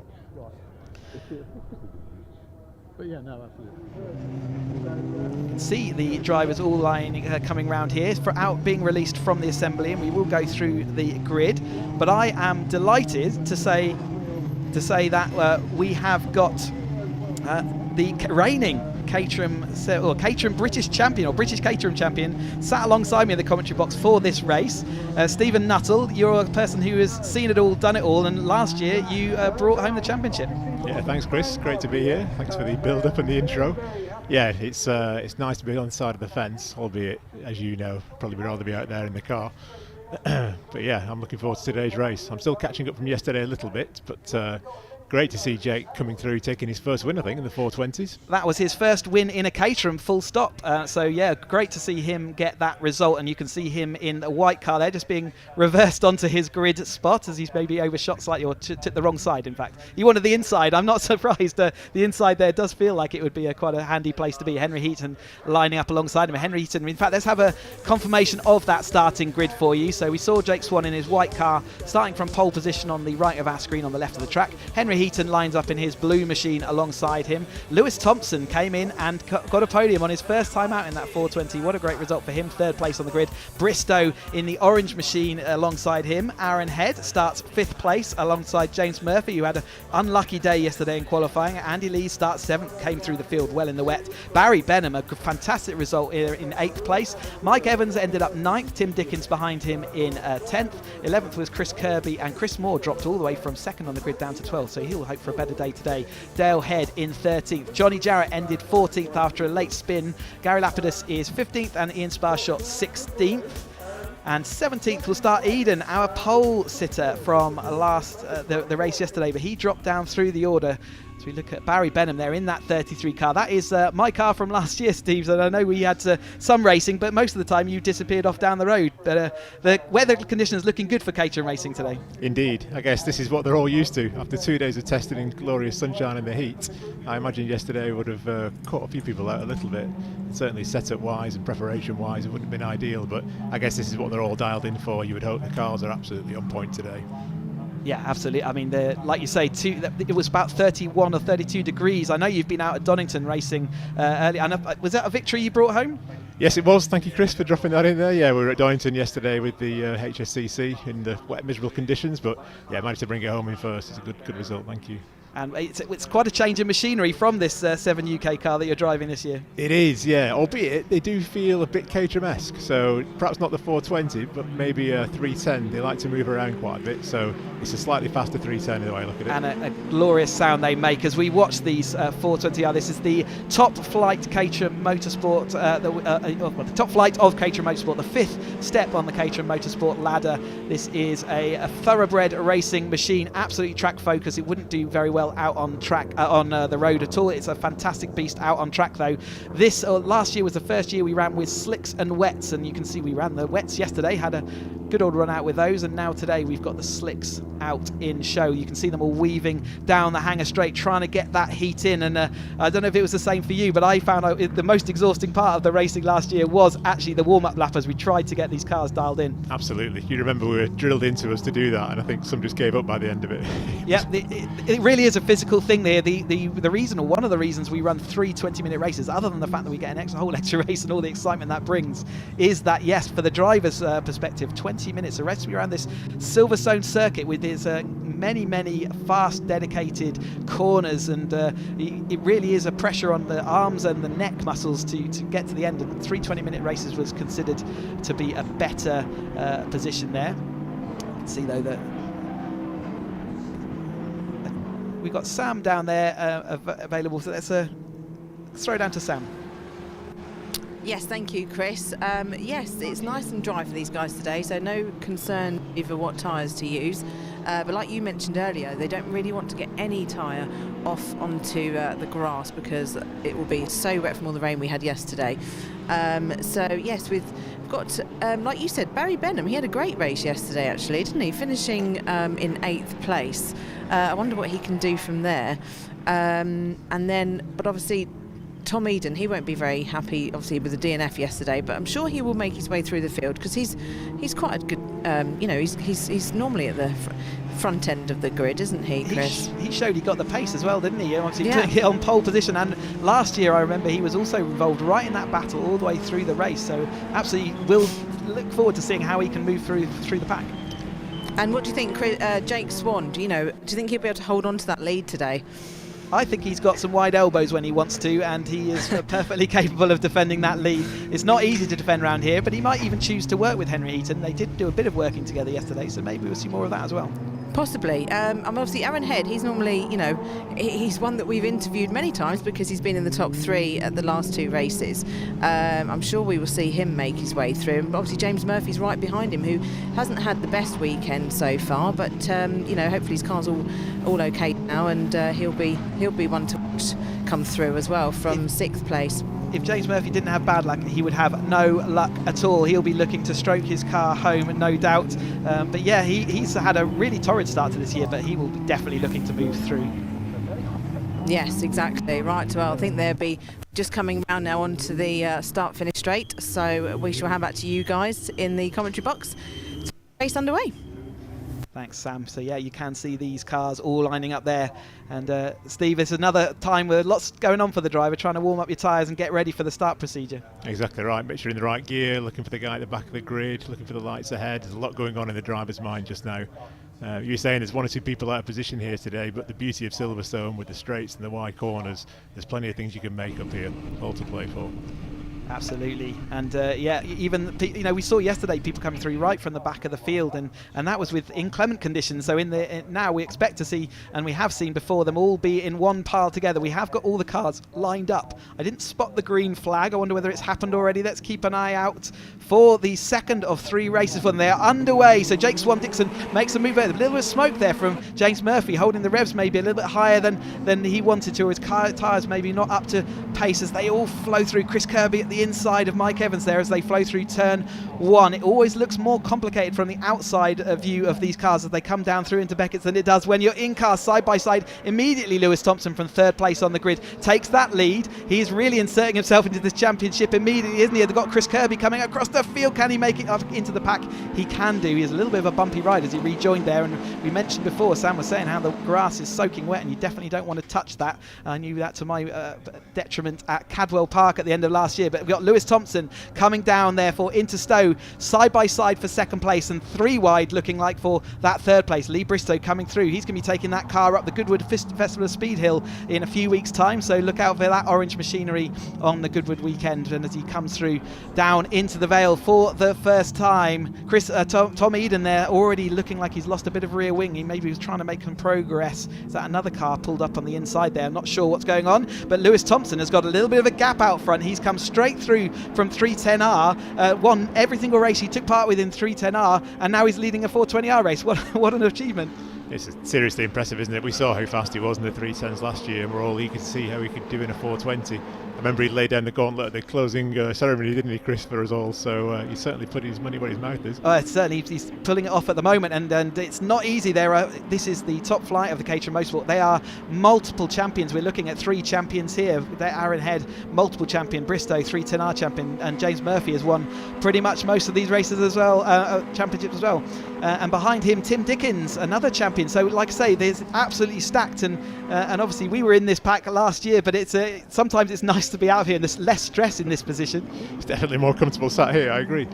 Yeah, as they go through Brooklands feeding round, they are all coming back together again, so that little bit of a gap behind Tim Dickens though opening up. And we've got side by side Mike Evans and Dale Head, I think that is. Mike Evans not particularly happy. There's many hand signals happen between drivers in Caterhams, and that wasn't a happy hand signal. A little bit of confusion going down into Brooklands there. Very easy to do if you snatch a wheel, snatch a brake, it pushes the car wide, and if there's someone on the outside it does cause a problem immediately, and especially in these slick tyres. But Mike's not had a great start to the year, not happy in his car, and moving himself away from his car. The marshals will tell them what to do though, as we look at Andy Lees came through the field. Oh, he's lost the rear. That shows how dusty and dirty after the rain we all had all last night. As soon as he went off wide at the first turn there at Copse, he was absolutely sideways as the tyres said, no, I can't do that for you. Henry Heaton though has taken the lead of this race while we've been watching all those antics with Mike Evans throwing his toys out the pram a little bit. But Henry Heaton back where he seems to put himself there quite regularly. Looks like James is getting racy as well. He can smith the front from there. Yeah, not very far away. Everything is still right as this group. We've got a group back to Chris Moore and Chris Moore and Chris Kirby out there. So this is looking like it's this top 7. Mike Evans has got back into his car and will be driving himself back to the pits. Dale Head also there, but they're going to be well out of the action if they choose to finish. They might well choose to finish. Henry Heaton, last time we saw him, he was in the lead. He's now all the way back down to 3rd. Jake Swan, James Murphy, as you called out, is right in this battle, and after the weekend he's had so far, he's going to look to recover that. He's not had some good results, but he's another driver who has won this year, so he will be looking to repeat that if he can. And Tim Dickens and Lee Bristow also come in this year and strapped the slicks on these tyres, and again made a great impression straight away. It's interesting, you've got Lewis Thompson with the trademark no door. You can see his arms furiously twirling in the 310s, and we can see the same things in the 420s. Exactly. He's got the tonneau cover on the HUD, so we can't see from both sides. But yeah, it's an interesting choice. I guess he feels it just restricts his arm movement a little bit as he's on the left. But I'm sure it's costing him a tenth or two down the straight. It doesn't seem to be, though, does it? He's still heading off down that field. We've got more side-by-side action. 3 wide, 4 wide into Brooklands. That's not going to work. You're coming in there about 130 miles an hour in these cars, and you've got to get it down to sort of motorway type speeds as you hit the apex around there. Dale Head having his car looked over by David Rowe there in the DPR, sort of down by the pits down there. Jake Swan though is into that 3rd place. You saw him down in about 6th place a couple of laps back. It's all changing, and with 20 minutes on the clock, we've used 5 minutes of those. Still got 15 minutes to go. We are both going to be tired by the end of this. It's just taking shape a little bit, isn't it now? Aaron's managed to get himself into 2nd place. The front 2 have got a bit of a gap, and these next 4 are battling, which is just allowing it to open up a little bit. But as you know, Chris, this could change by the end of the next straight. And it all does depend on whether that battling takes place at exactly the wrong time for the people in the chasing group and the right time for the lead battle. Aaron Head, if he chooses to use his head, he will be thinking that maybe he does want to just call a truce a little bit here and see whether that gap develops even more, because a small gap like this can quickly develop. Yeah, I mean, and Lewis is new to this formula, not new to racing, but he will know that actually an easy overtake for Aaron, slot him behind behind, they can start to get that group behind. And especially when they're looking like they're already going 2 by 2 by 2. So Dale Head is leaving the pits, maybe able to join that race. We'll see whether he goes off into Parc Fermé or not.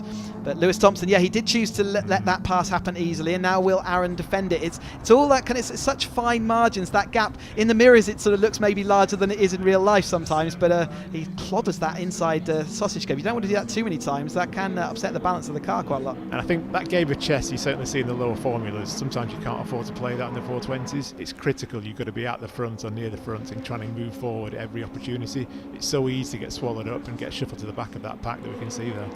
As soon as you get pushed out that train, you lost the momentum, then no one's going to give you a millimetre on track, and therefore you do quite regularly get swallowed up, as I found out again to my detriment last year, as I was manoeuvred out by some of these drivers out there. But again, Lewis Thompson has been quite a consistent force at the front of these sort of 3 groups, but James Murphy has worked all his way through the pack and into that 3rd place. And as we said, he's going to be thirsty for that position. And Jake Swan, after that pole position, he's still well involved in that battle. We know that he has got quite a strategic brain on him, and he's regularly there at the end of the races. Again, you can hear the crowd in the background cheering their drivers on as they head round the Brooklands in front of the BRDC clubhouse there. Lewis Thompson now in that 3rd place. So it looks like at least a couple of positions down each of these straights is possible. Aaron to the front for the first time. See if he can try and make a gap, but I doubt it with James Murphy absolutely attached to his rear bumper there. So great to see there. Bright P, in fact, it's already changed before they even got to the start finish, so the pigeon gets outside of the action. But James Murphy there leading now with his orange festooned roll cage with the bright pink Aaron Head roll cage behind him. Then we've got the Lewis Thompson in the green machine. Tim Dickens, he's got a blue rear end to his car, but he's got a sort of dark black front of that car, so he sort of changes colour depending on which angle you're looking at. James Murphy's managed to hold on through the Beckett's S's. Yesterday we saw how slippy it was through here, even on the dedicated Avon wet tyres that these 420Rs run on in this championship. It was still absolutely maximising their grip and ability, but this front group of that sort of 6-7 cars is still absolutely stuck together. Lee Bristow's playing a kind of watching game.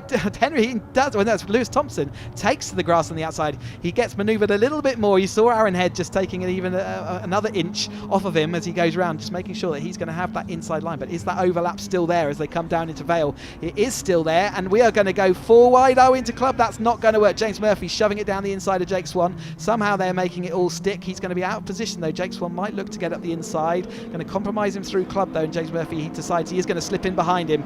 But it is all changed every single corner right now. Yeah, some sensible driving from all the drivers there. It was tight, very tight going into it. So easy to just tap someone on the way in. I've had that happen a couple of times to me in the past, but all giving each other room. It's good to see.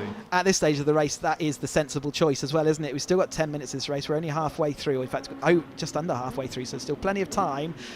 You've got to pick and choose your battles, and knowing when to capitulate, when to sit back and let the other drivers go through is just as important a skill as knowing when to push. Yeah, it's a real challenge. But you know, Chris, the thing we said earlier, if you are too passive or you let too many people get through, you can find yourself at the back of this and all of a sudden you're out of it feels. So it's that tricky balance between the two. Patience, but being aggressive. And that's why the top flight, these drivers, say Caterham's champions, all know how to do this. They know all the tricks in the book, so it's really hard to sort of to pull a fast one. It is about that game theory, and sometimes you're thinking maybe 2 or 3 corners ahead and trying to manoeuvre that car and position. You can see here that Jake Swan has lost that a little bit of touch with that group, so he will be looking to try and close that gap in pretty quick smart, because we've got 2 teammates out here. The 2 DPR drivers from yesterday are out front of the field and looking like they're working together. Well, Lewis Thompson managed to get the super toe as he took his car around the inside of club, but Aaron Head's going to get back past him as they go into the Beckett's complex. And bit overy there, starting to already feel a little bit more sort of assertiveness going on. You can see it, can't you? It's like James has got the fastest lap of the race. I think he picked that a couple of laps ago down to 2:15s.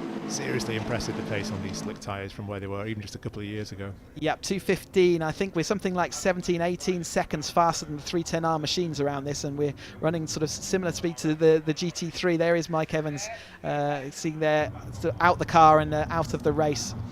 So you can see Head is now taking over, but we're going to have an update about what happened to Mike Evans. So we saw him outside of Brooklands. Yes, thank you. Yes, I've just had Dale Head's car in, just obviously a little while ago. His car got checked over. It's absolutely fine. Well, I say absolutely fine. He had some wing damage and exhaust damage from his contact with Mike Evans, but he's gone back out after having checked. And then Mike Evans came in. He's retired the car. There's nothing wrong with the car, but the front wing was rubbing on the front tyre, so he didn't want to risk a puncture. So he's retired out this race, so he can save it for the next race. Back to you, Chris.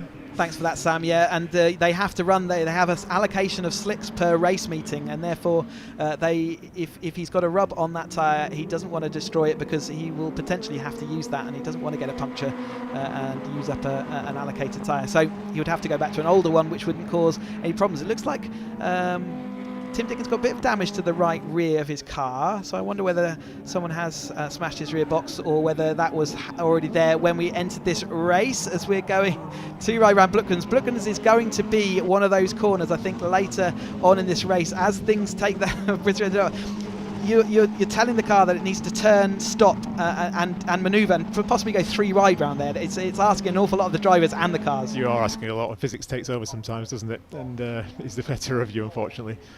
As this battle at the front heats up, you get a sense that Jake and Henry just a little bit out of this at the moment, hanging onto the back of this pack. They can see the cars up front, they can see the lead, and Jake with his win yesterday and Henry with his championship aspirations, no doubt, they want to get to the front of this rather than battling back sort of 6th and 7th as they are.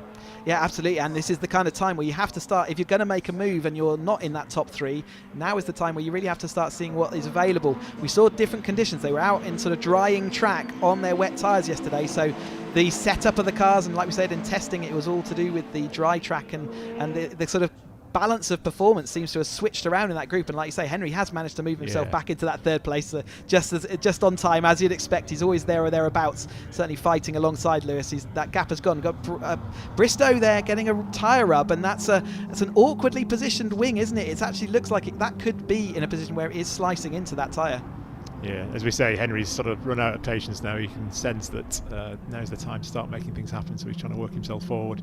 Lewis is always in there, isn't he, in terms of making an overtaking manoeuvre, and yet carries pace. It's great to see. It's a fantastic skill to have in these cars. I mean, the Silverstone allows a little bit of leeway given the width of this track, but nevertheless, to try and carry that pace, if you go side by side with someone, it does significantly alter the angle of the corners, and you therefore have to adjust your speed accordingly. But he seems to manage that momentum, like you say, very well, and he has remained a fixture of that top 3, and that is something that you kind of keep an eye on as a driver who is solidly up there. Even if they drop back, they'll regularly come ping back up, but he's shoving it down the inside of James Murphy there.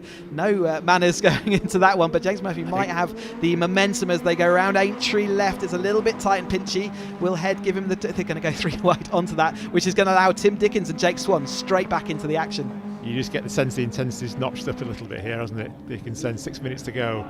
We've only got 2 or 3 laps left, I guess, after this one. They're definitely up in the ante. Yeah, absolutely, and there's no real need for that timing screen. The group behind, though, have significantly dropped off. There's a car sort of in no man's land there, and I think that might be Chris Moore, but he doesn't look like he's going to be able to get back across this with 6 minutes of this race to go. The second of the 420R, the Caterham 7 UK Championship cars. All these drivers trying to take your title away of British Caterham champion. Chris Kirby there, off the pace, looking like he's very slow going around there. He's pulling into the inside. I wonder if he's had some drama, but nevertheless pulling to the inside of the track, so hopefully into a position where we won't need a safety car or anything else late on to upset this race, as James Murphy takes back into the lead. Aaron Head behind him. Lewis Thompson dropping to 4th place, the first time we've seen him in 4th place for a while. Tim Dickens coming good in this late. We said 6 minutes to go was about go time. So we see Dale Head there, his car, he's sort of leading that group as they go into Brooklands. Double waved yellows to cover off the marshals pushing Chris Kirby's car behind the barrier. But as we come down through Stowe, a little bit of elbow there from Tim Dickens saying, I'm coming out here. Aaron Head had to move out the way, and Lewis Thompson holding on around the outside. That all got a bit confusing. Again, sometimes it feels more confusing for the outside, but you can just see how close all this is. Yeah, and Tim Dickens making a move here. He's sort of in 4th, 5th, 6th places, but right at the front of this group now. Yeah, he has definitely, and he's still sticking it in there alongside, and he has had an unfortunate start to this season, not the luckiest of starts. We saw him at Snetterton with a couple of drive shaft failures, I believe, so he has caused himself to sort of drop off away from the points battle, but he will certainly be looking to try and pick up trophies. And He was and is still just in one of those trophy playing positions. He's got some momentum around the outside of James Murphy, who had to ease off slightly behind Lewis Thompson, who chopped across, but now it's Lewis Thompson in the inside of Farm. They're going 3 wide, 4 wide as we go into Farm and then into the loop, Village and then into loop as they go around the left-hander. Any of these battles, any contact here and anyone that's out front could ping off the front. Indeed, we've seen a few bits of bodywork damage here and there, and maybe 1 or 2 rear panels, but by and large, it's such relatively incident-free. Cars staying away from one another, which is it's a real skill. It's an art, isn't it, with these things? But I guess the slick tyre, in some senses, does make them a little bit more predictable, and it's almost easy to control in one sense. I found them controllable up until the point you lock up, Steve, and then they're all over the place. Some construction work ahead of the Grand Prix in a couple of weeks' time. These drivers will be loving the fact that they are out on this full Grand Prix loop this weekend.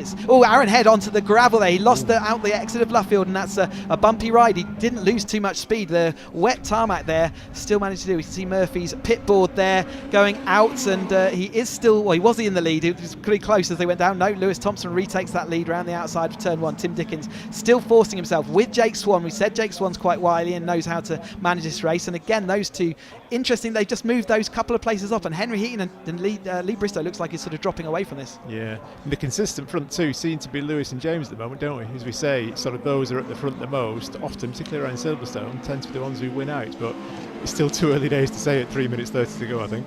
It's still a couple of laps left, isn't it? So this is probably their penultimate lap. Such is the length of this Silverstone Grand Prix track. It's a real adventure. You go on down the south side of this track, and such are the length of these straights. You can see that toe. Tim Dickens, the sandwich this time between Murphy and Thompson. Murphy, though, gets the full sweep in as he manages to carry that speed and momentum. So he's got the best run round Stowe. Is that going to protect him into the Vale? Well, it doesn't look like it. He's still having to go defensive as Thompson goes down the outside. Thompson's car has definitely got some good speed there. He is able to manoeuvre his car where he wants and still maintain that position at the front of the field. So great to see him out there. It's taken him a little while to get that car all ready and going at the beginning of the season. He hasn't been with us for the opening 2 rounds, but he's jumped into it from the 310R, the reigning 310R champion, after winning every single race he took part in last year. And now he's looking up the inside of James Murphy into Abbey and makes it stick. A committed part of the track, that. I mean, this is the point in the race where you start trying to think about where do you want to be at this, but actually the intensity is so strong at the front of this group. Any one of these, whatever 8 cars can be in there, you could try and think things through, but half the time you just got to be fighting for your position. And you can see the last of the late breakers coming on now, where they were a bit, Aaron Head's lost something, whether that's a drive shaft or power or something. It looks like they've got the SADF sequential box. I think that might have been a drive shaft calling foul right at the end there. Certainly a distinct lack of power immediately on the exit of the loop, where the cars are working ever so hard to get that power down. He's still driving though, so maybe not. We'll try and figure it out another time, but not the result he needs after quite a tricky opening. But we're coming down then to start the last lap of the race this time through. James Murphy currently heads that field ahead of Lewis Thompson, and then we've got Jake Swan ahead of Tim Dickens. Henry Heaton sort of taking a watching brief. You can see the last lap board being presented to the drivers there. It looks like it doesn't look like Bristow's got that ultimate pace enough to keep going, but he's gained a place just by being there as we try and go side by side through turn 1. It really is building to a crescendo now. Absolutely, and sort of the intensity goes up another level. When you see someone go off, Aaron, you expect at the front, the drivers behind think there's another place for me coming here, so if you thought you were in for a podium, it's just got a little bit better. Absolutely, there's one less driver to have to deal with, and Aaron Head is a pretty feisty driver on that last lap, as you can see it. Here the Lewis Thompson back on that power ever so early as he came out of Beckett's, and he has got a little bit of a break, but that will give James Murphy a super tow as he heads off down here for the final time down Hanger Straight. I wonder whether that rear tyre rubber from Bristow is just costing him a little bit of speed down these straights. Certainly dropped out away of the powerful tow. James Murphy does get that tow, and by the end of the straight he is in front. Does he want to be in front though at this stage? Where would your call be? That is the critical question. I'm not sure I want to be leading at this point. We've seen that even out of Woodcote you can still make a position. Lewis Thompson looking around the outside, that almost there was a protection move there to protect from Jake Swan trying to come up as inside. So by going wide there, he actually sort of bought the momentum of the cars behind. Henry also had to get on the brakes. Henry had to come out of that one. That was with an incident. He did well to stay out of that actually, but it's cost him.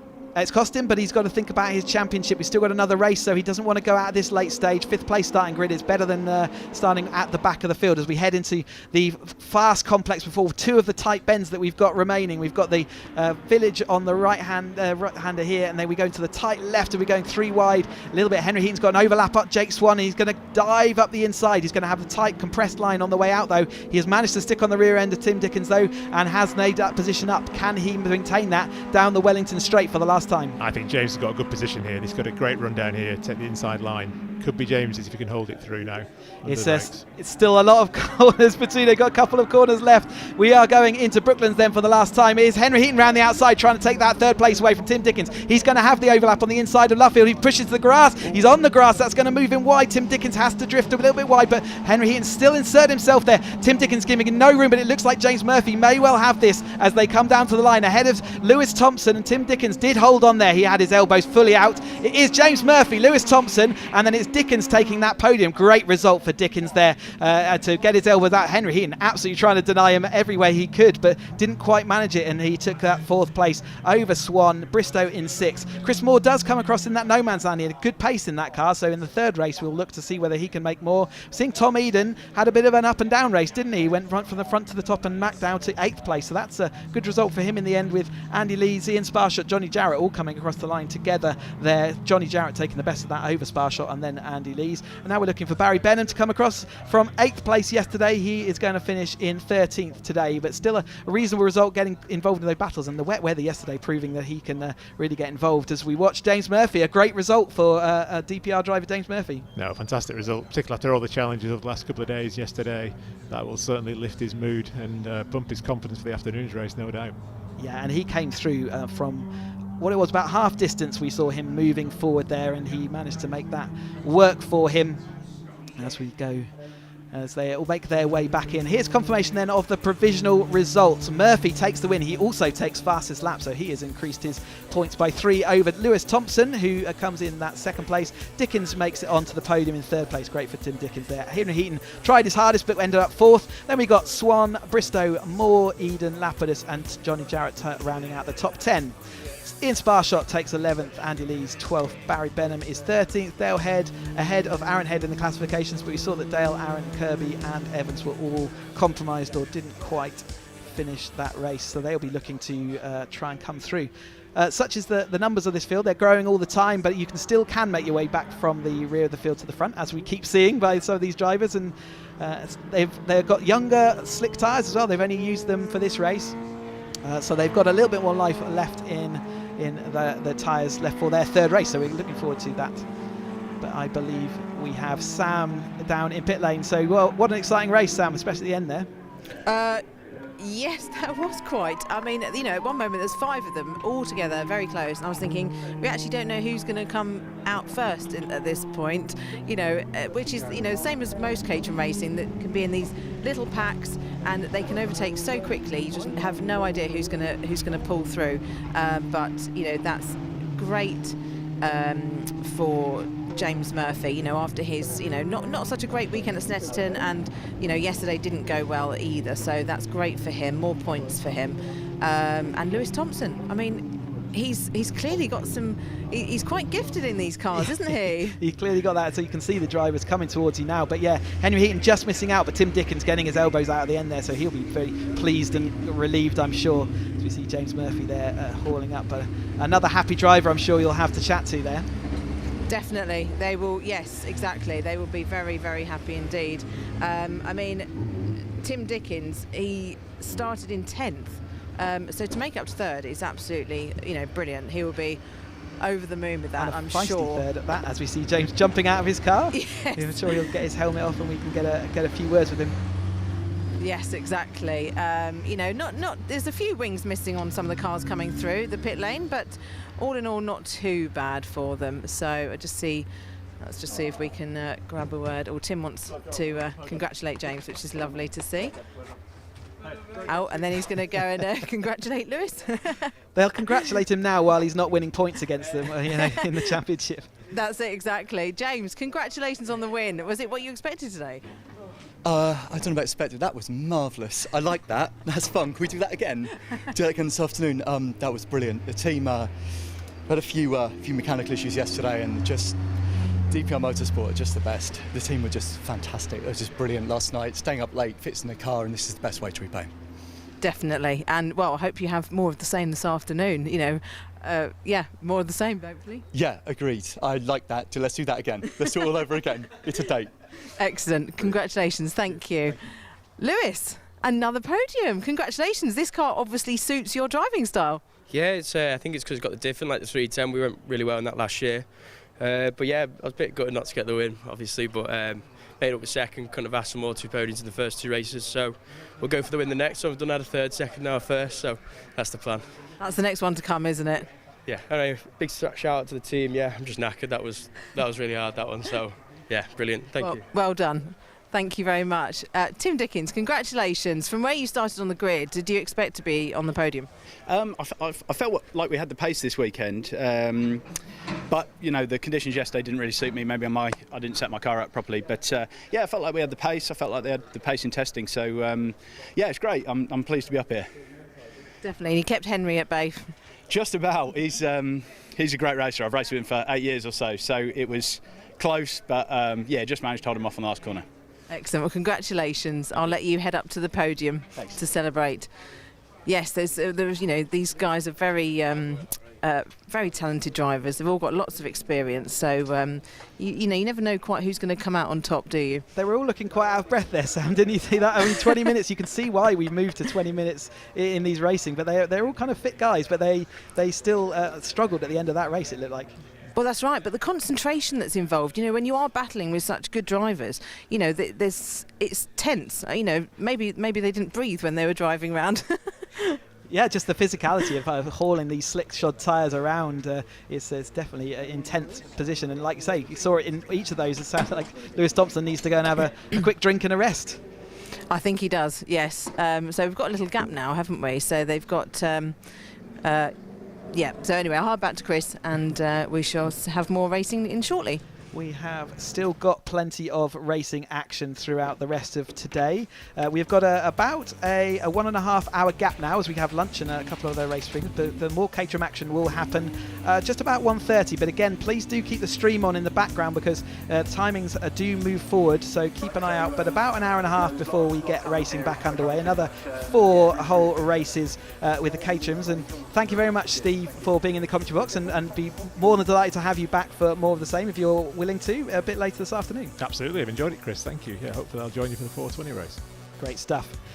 So let's wait for that hour and a half, and we'll see you back on that stream. See you then.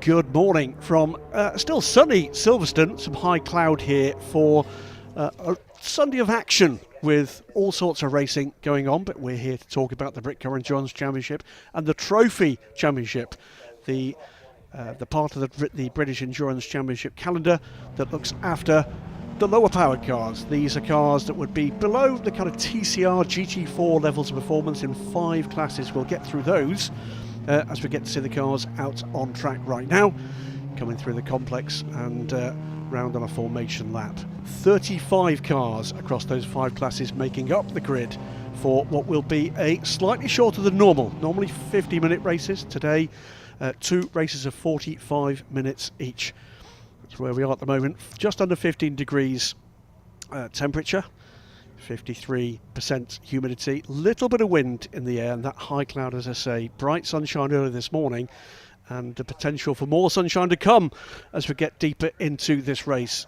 Doesn't look as if we're going to see any rain whatsoever. That's what they always say, isn't it?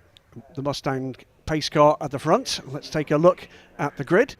Starting grid for this one comes with Solid Green Motorsports number 40 car on pole position. Then the number 98 car. It's an invitation entry from Racelab, the 74 SVG Ginetta. So it's a BMW 1.2.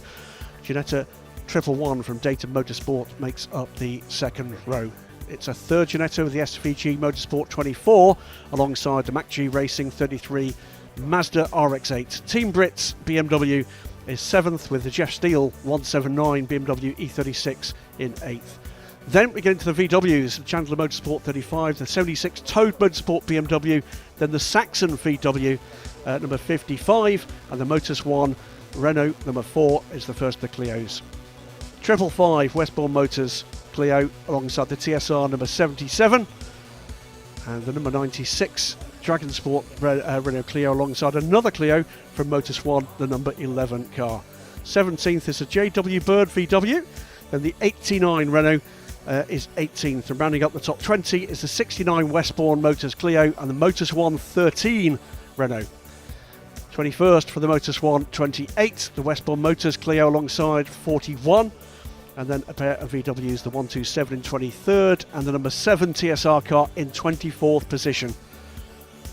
27, another the Ginetta G40s this time from Raceway Motorsport, then the Saxon 63, that's the Scirocco, 26th. 27th, another of the G40s from Raceway, Oryx Motorsport, and what is down there as a Seat but is actually a VW Golf this weekend. Then we get into the G40s, SVG Motorsports 91 alongside the same team, but number 62 car, and it's another 2 SVG Motorsport G40s, the 54 and the 31 in 31st and 32nd place.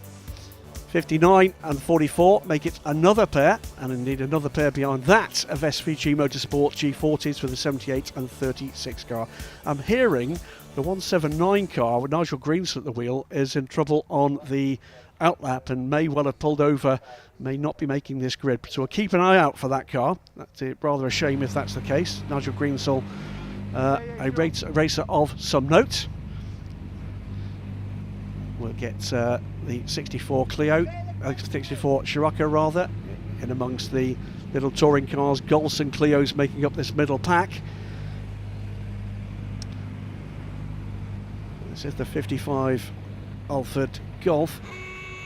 David, down on the grid, busy down there.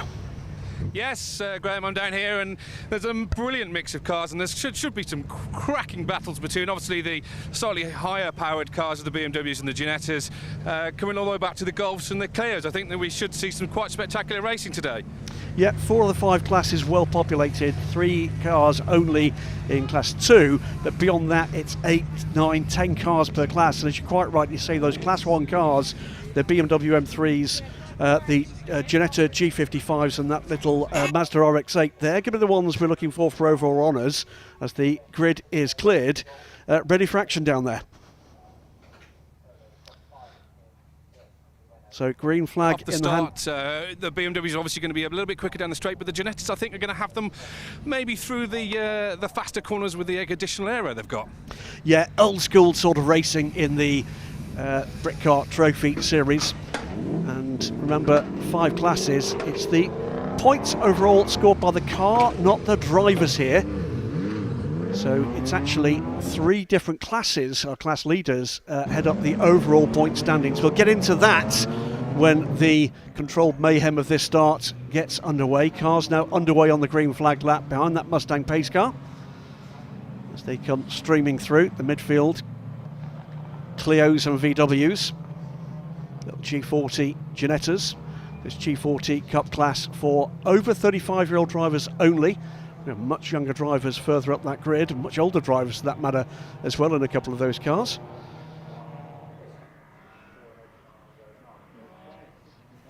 Through comes the field with the pole position, or the front row BMWs, ahead of 3 Ginettas, then the black and yellow Mach-Chi Racing Mazda RX-8, little screamer that car.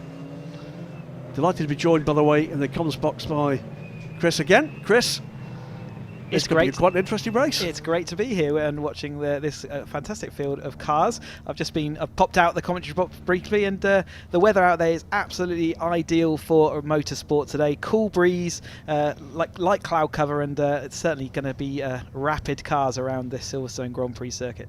So it's 45 minutes for this. No driver can do more than 60% of the race. That means no more than 27 minutes.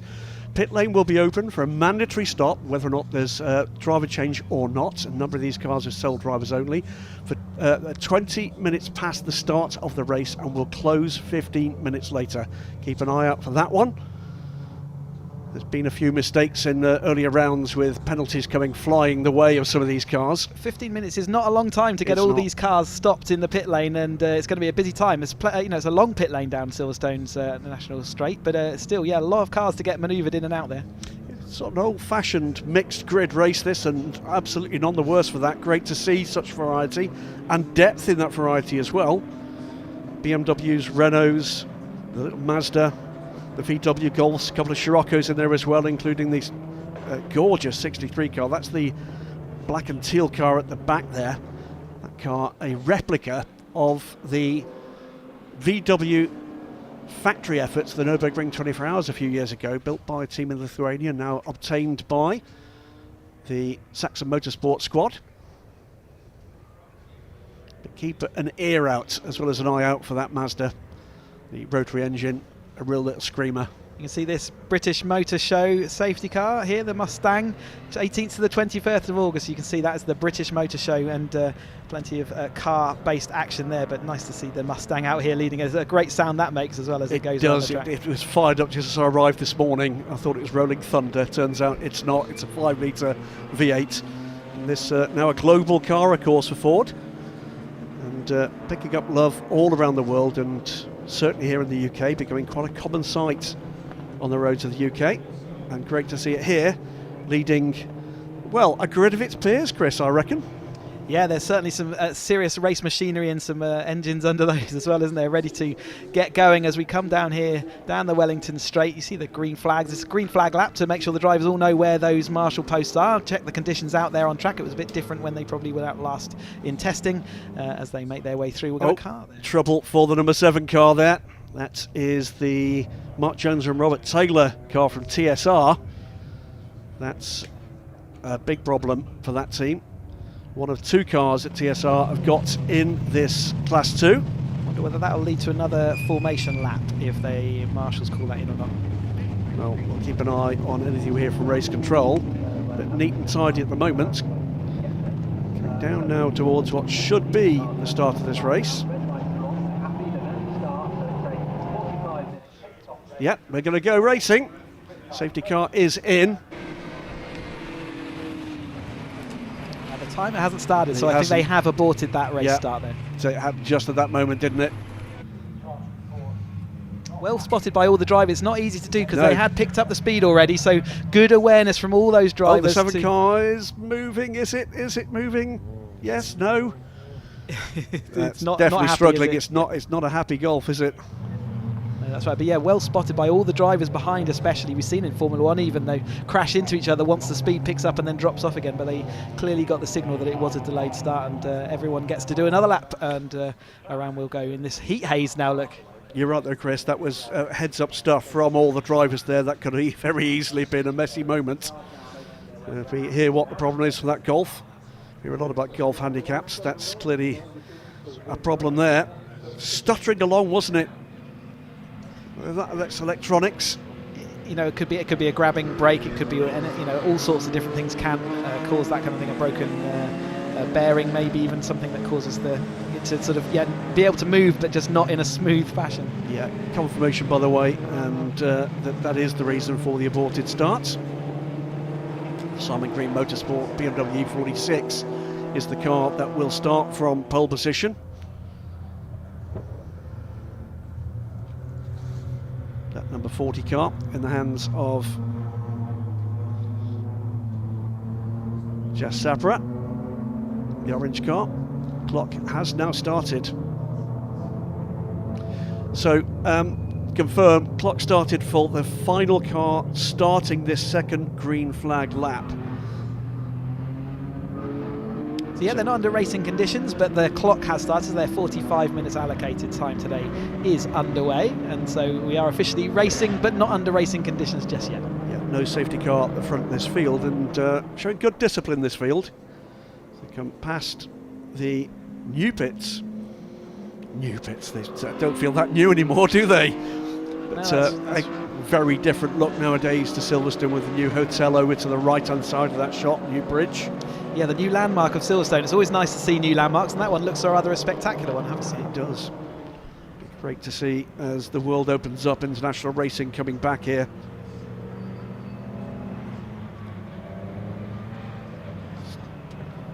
Almost looks like they're ready to be trigger happy here, doesn't it? But it's good stuff at the moment, this field, as I say, showing great discipline.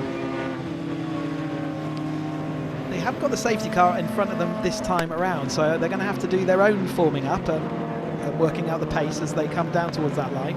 Again, experienced drivers in this field, I'm sure they will work that all through as they will start to line up side by side as we go down the Wellington Straight, ready for their rolling start. Yeah, these BMWs quicker in a straight line than the Ginettas behind, and excellent discipline there. It's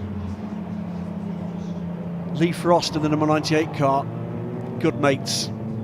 These two men at the head of this field. They're going to have the advantage in a straight line, but around the turns, the better aero on those Ginettas, lighter car, very nimble. That's going to make life very interesting in these opening laps. So round we come again, and ready to go this time. It looks as if they are.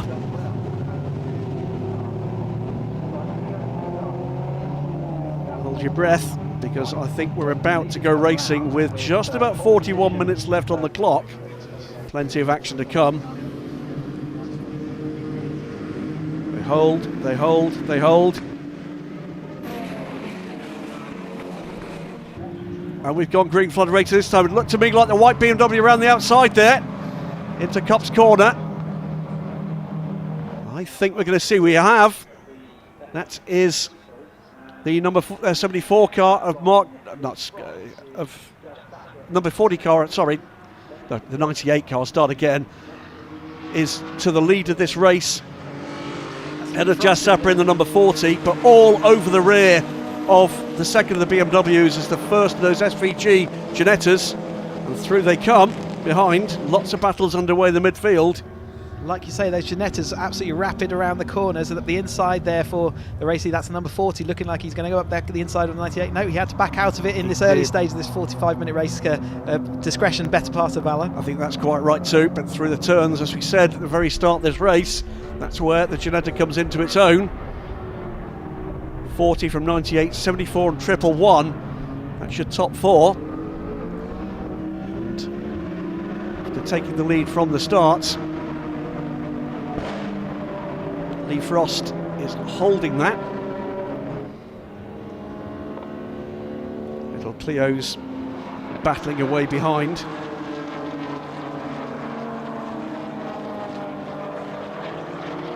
Everybody neat and tidy at the moment as Sabra looking for a way by now.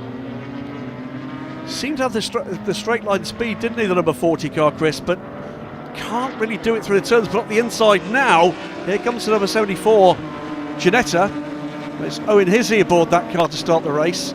He's looking for any opportunity. Now that's the car we thought hadn't made the start, but as a delayed start for the 179 car, Nigel Greensall. Not in any danger here, the leader. Saw what looked like some fluid maybe coming out the rear of the number 98 Really? Frost car there, so keep an eye out for that. There's definitely some sort of smoke or mist coming out rear right of that car, so keep an eye out for that. It seems to have abated slightly, but definitely worthwhile keeping an eye on. Racier of the three at the moment looking to me like Owen Hissey in that number 74 Ginetta. He's going to want to stick as close as he can to the back of Sapra's BMW. These three getting away now. Moving beyond as the Mach G Mazda makes up a place into 5th place. The Mazda RX-8. And trouble, meanwhile, for the JW Bird Scirocco, the 64 car dropping back. Golf and Clio action here. You're going to see lots of that. Running a little bit wide there, didn't get the best run off the corner, and that's left the 3rd place car in a little bit of strife here and under attack now for the 111. Like you say, the battling of the BMW is able to take their speed all the way down that straight, and the Ginettas definitely, when they get to the more twisty parts of the track, come back at them, but it's easier to defend in that. Sapra to the outside there. Look to be a run potentially for the lead, still behind though as we saw them coming through. This is the Mazda RX-8, the 33 car, under some pressure for the 24 behind SVG Motorsports car. And the Mazda started by Johnny McGregor. Neil Wallace aboard the G55 Academy car. It's the battle at the moment for 5th place. Now we've got these three cars together. 74 looking racy, needs to get by because he's under threat at the moment for that 3rd place and the 111 car behind. Very neat and tidy stuff here. Better run off the corner there from the Ginetta. This is where the straight line speed of the BMW pays, holds the gap, looks to the inside. Looking to who's going to make a bit of a lunge first. It's surely going to come. They've all got that body language that they're just waiting for that error. They know it's a long race. Twice we've seen the Ginetta right up with them at this stage, and then they sort of separate as they go down the south end of the circuit, and they all compress back up as they come to the north end again. All these are Class 1 cars. It's all done with Brit car and power to weight ratio. You see the gap now before we get to the Mazda, which is pulling away now from the 6th place number 24 car. The 111 car, it's a single driver car from Axel van Niederven. Still under pressure, this lead car though. Drifting through there, goes a little wide with Lisp in the moment. Holds it, but it's allowing that Ginetta to close up. It's going to take one tiny error from one or other of these BMWs. Again, Sapra goes to the inside.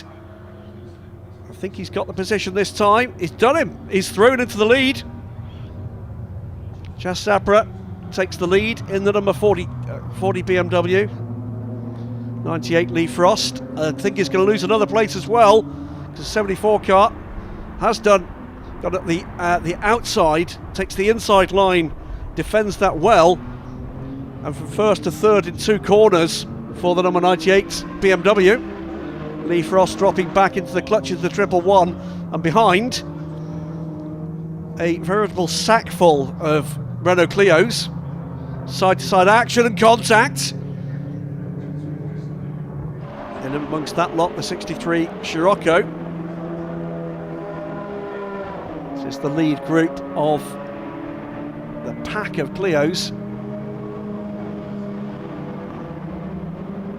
That's Richard Ashmole in the Motor Swan in the lead of that group, the number 11. In the middle there, like the cuckoo in the nest, is the number 55 VW Golf, James Alford. That is on the Saxon Motorsport cars. The Saxon run Scirocco right behind. Colourful number 69 car there. And the 111 car is through into 3rd place. So from the lead to 4th now for the number 98 car. Lee Frost dropping back, and all of a sudden the lead is in question now. 74 in the hands of Owen Hizzy, looking for a way by Jas Sabra.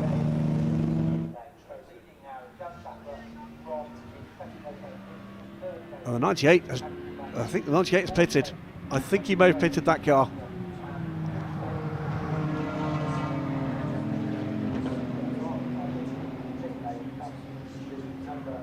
So the 3-car train now in the lead of this race. Let's go down and hear what happened with that number 7 car before the start of the race. Yes, Graham, I'm down here with Finn, talking about what happened to the car 7. What was the problem with the car? The drive shaft just basically gave up. Like, we had some problems in qualifying with misfiring, and now that's obviously on the outlap just decided to give way.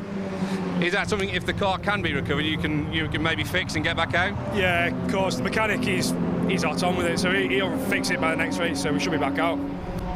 Obviously there's race 2 as well, so all to play for still today? Yeah, still to play for. Okay, going back to you. Thanks, David. So the 7 car potentially back out for tomorrow. We also got a quick shot there of the 98 car, Chris, going into the garage. That is a competitive proposition done, unfortunately. So we've lost 2 of these 35 cars. It's, I thought there was some fluid coming out the back of it, and I wonder whether that has run out. And we did say it was abated, but maybe that was incorrect to do abate. Leapfrogging, meanwhile, through the pack of Clios comes this very pretty number 63 Scirocco, run by Saxon Motorsport. So this is a replica car of the factory run VW Scirocco's from the Nürburgring 24 Hours some years ago.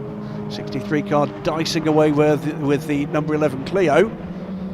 This team looking for a clean run after no real luck and a couple of incidents to start their season. Stuart Mead and John Motul down to drive that car this weekend, but you said the points actually in this championship are car driven rather than the actual drivers. Yeah, Maudsley starts the car this weekend. He's managed on straight line speed to get ahead of the Clios. Number 11 now under pressure of the 555 for the lead in this class.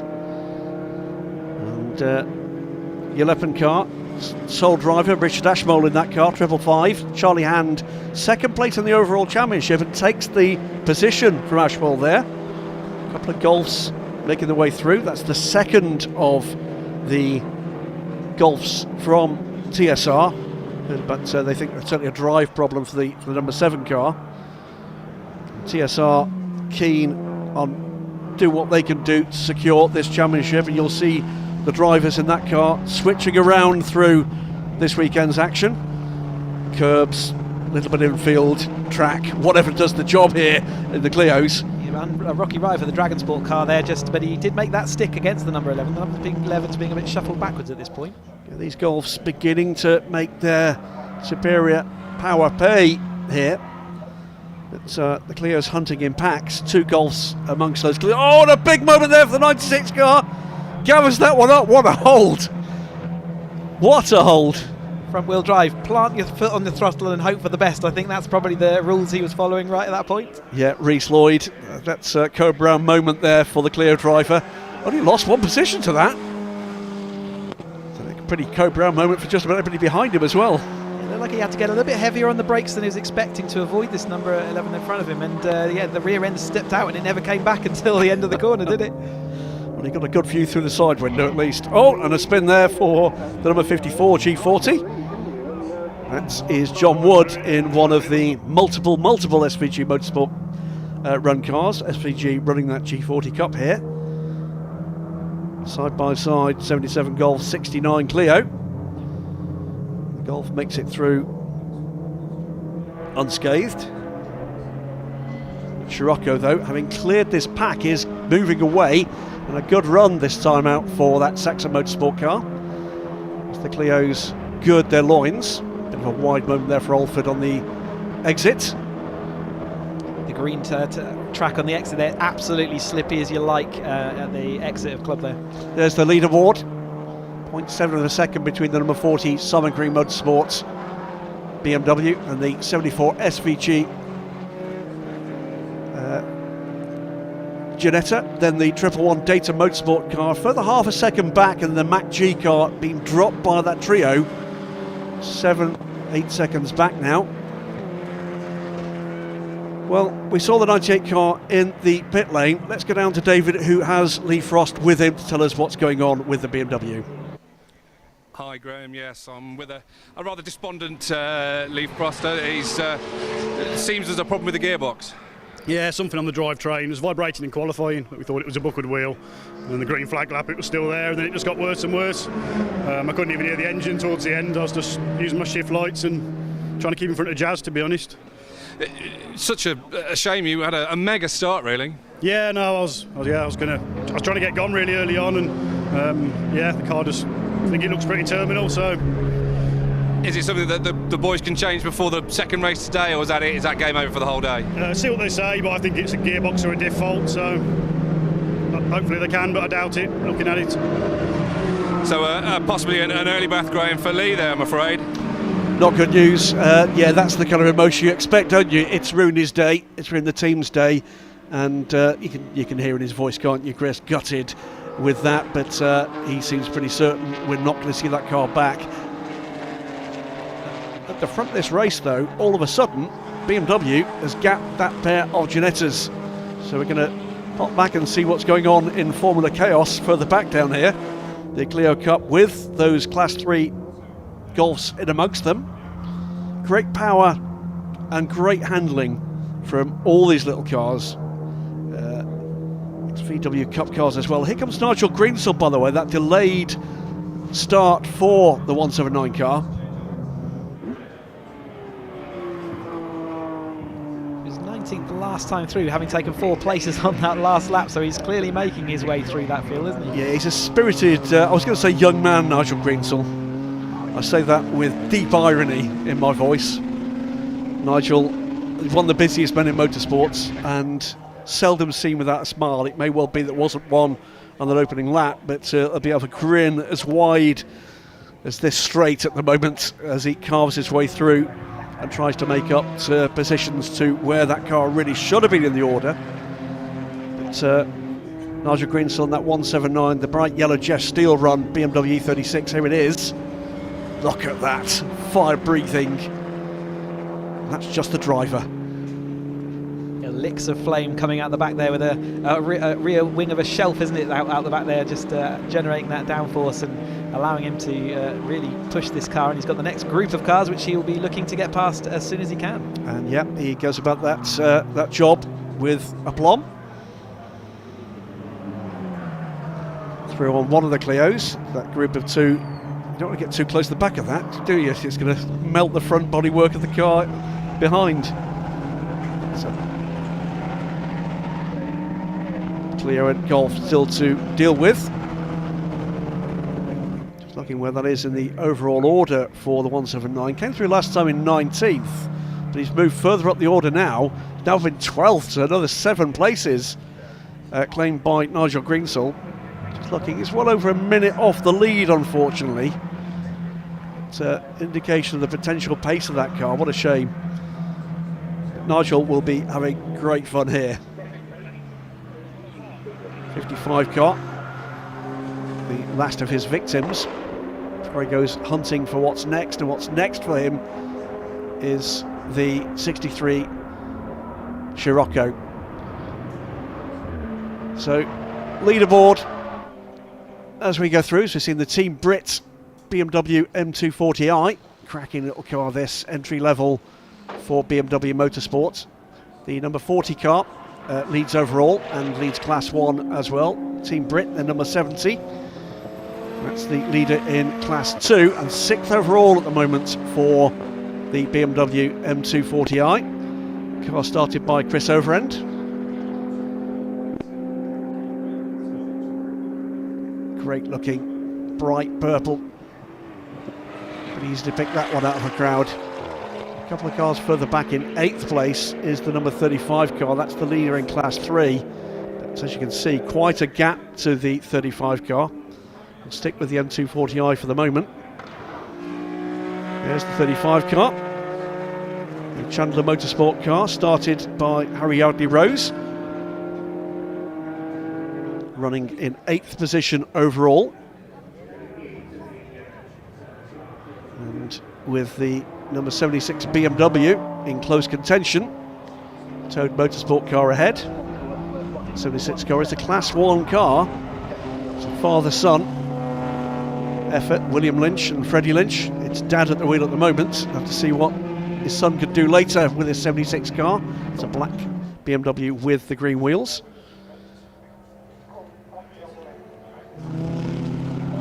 Then this is the Clio Cup leading car, the number 4 car, Motus 1 operated car. It's another single driver effort, Scott Simon, who was just being passed by Nigel Greensall. So we're into the pit stop window now.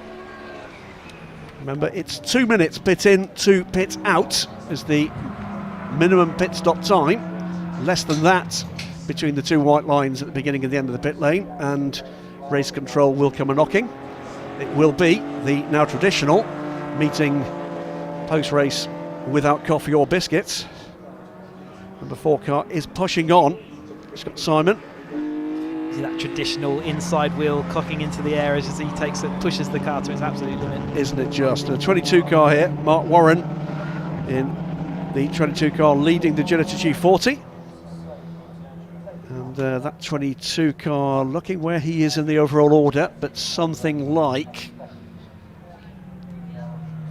Let's have a quick look. 22 cars down in 25th place. Ginetta orange top to the little G40. Still a pretty looking car. So you see the 24 car just about to get restarted. Driver change for the 24. It'll be in Astley. Veteran GT racer. Back out for some fun in the white and I guess you call that violet coloured car.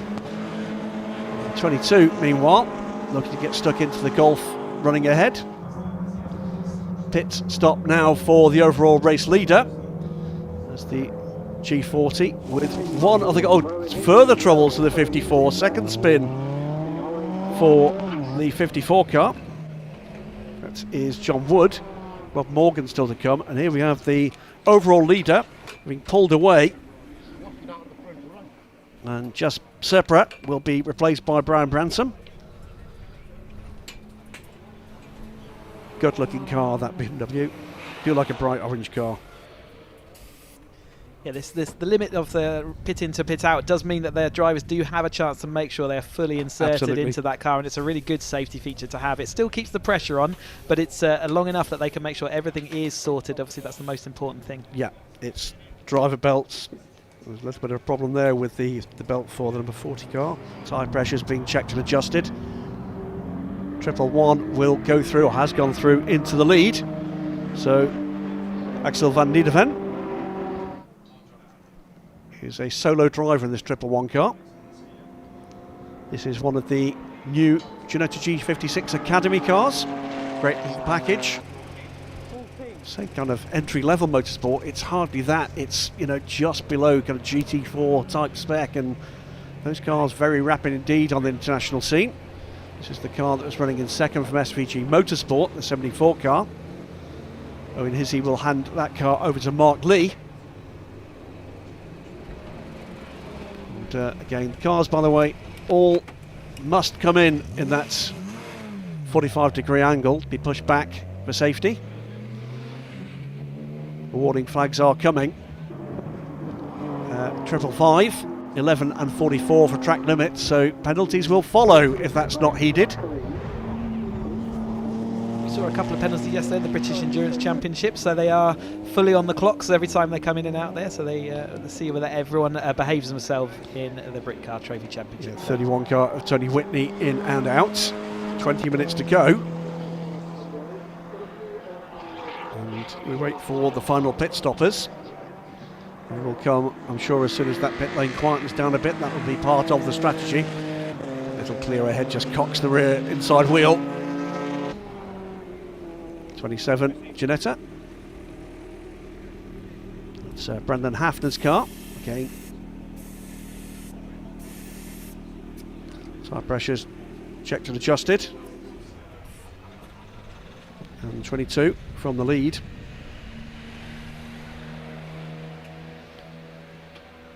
the team go about their business. Mark Warren. Such is the history of the Ginettas. You've got different, at least 4 different models we've got here. They're great little race packages they offer, aren't they? They're little off the shelf. You can pick them up and go racing. Well, won the early Brit Car 24 Hours here at Silverstone, and in fact, I think it might have been the first international race for the G40 package. The team drove the car from their Yorkshire base on the road, raced, won their class, drove it home again. It's the 24 car coming through traffic there. This car way down the order, the SVG car, 23rd overall. There is the Mach G Mazda going around the outside of one of the G40s. That looks to me like the 62 car. That's Alex Turnbull and Graham Bishop's G40. Mach G car number 33. That car has stopped, it's on its outlet now. So the 33 car in the hands now of Joshua Tomlinson. This beefy looking RX-8, actually a tube frame car and a bit of a tribute car to the cars that competed in the Grand Am Championship. Oh dear me, and indeed drift cars. Tribute car to the cars that contested the GT class in the Grand Am Championship some years ago. Those cars now competing down under in Australia. Triple what?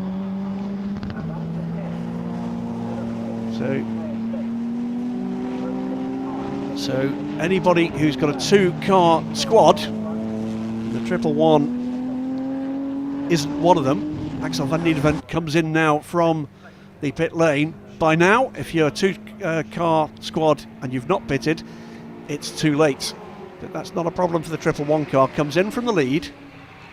That should mean, no, we had the 111, the number 70 Team Brit car, and it's pit stop now. Also the Jeff Steele car, that delayed 179 on pit lane as well. They were running 1, 2, 3, but of course out of sequence on the pit stops. So we look to see just exactly where that number 40 car blends back in here. On pace coming in, should be in the lead of this race. Again, team go to work. Axel will stay aboard the car.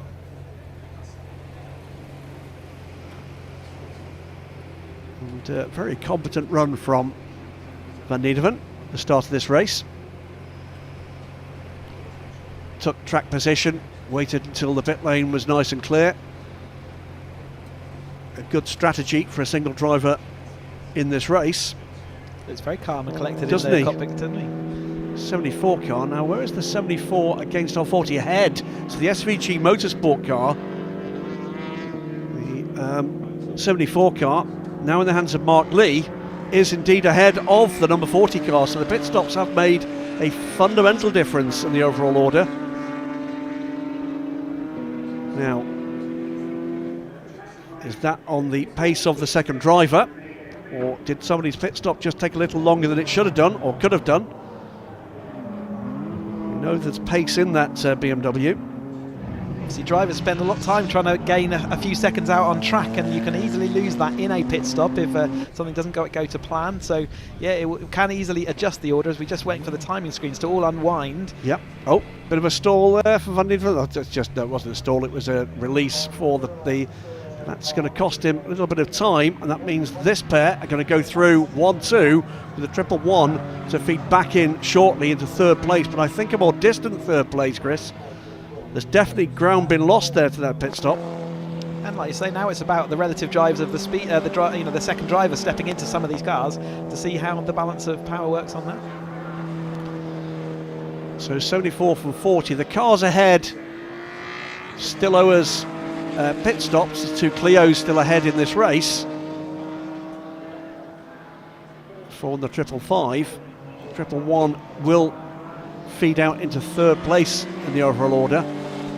This all balances back out. It will be the SVG Motorsport number 74 Ginetta G56 ahead of the Simon Green Motorsport M3, and then with this second Ginetta in third. This is our lead pair in traffic. BMW's not given this one up, has it? No, he's got the absolute pace. He's closed that gap in already, and it does look like he's got this Silverstone circuit seems to suit that top speed, doesn't it? More than maybe the cornering ability of the Ginetta this time out. You're right, absolutely right. Closing in by the look of things, pretty quickly.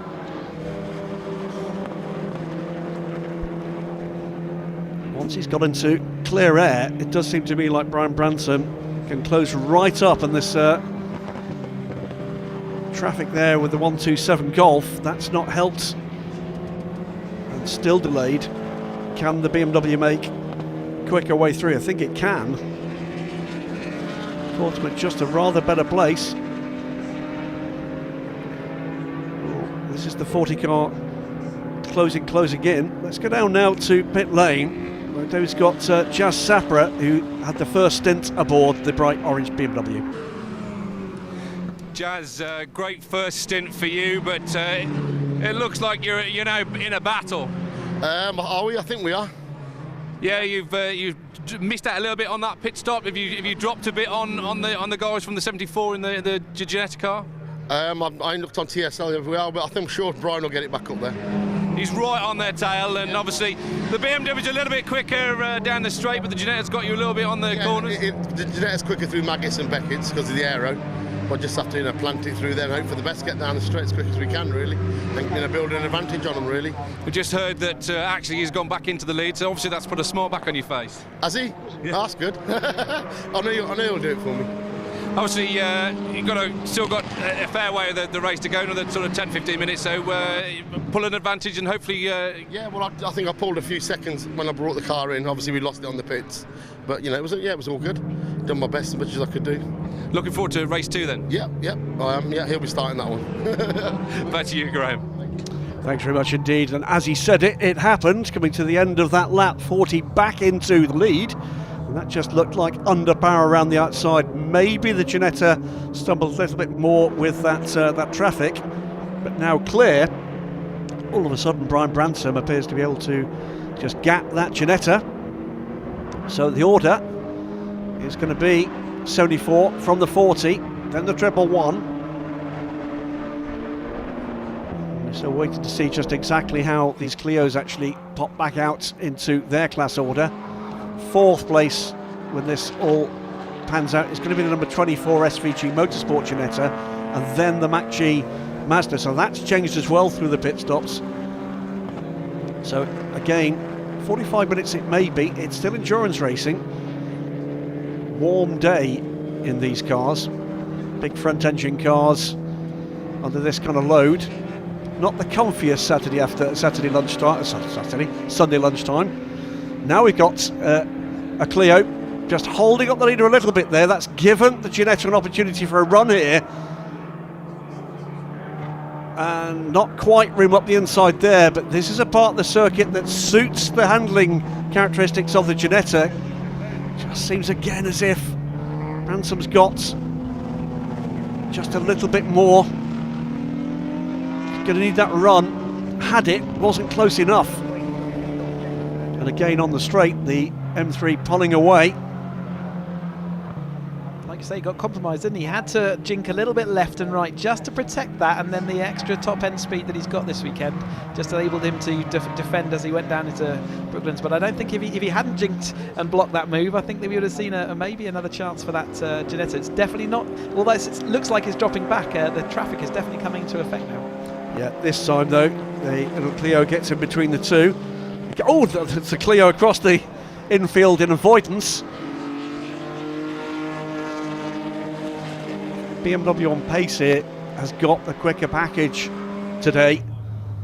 It's going to come down to whether or not opportunity knocks with traffic or any kind of error that can be forced.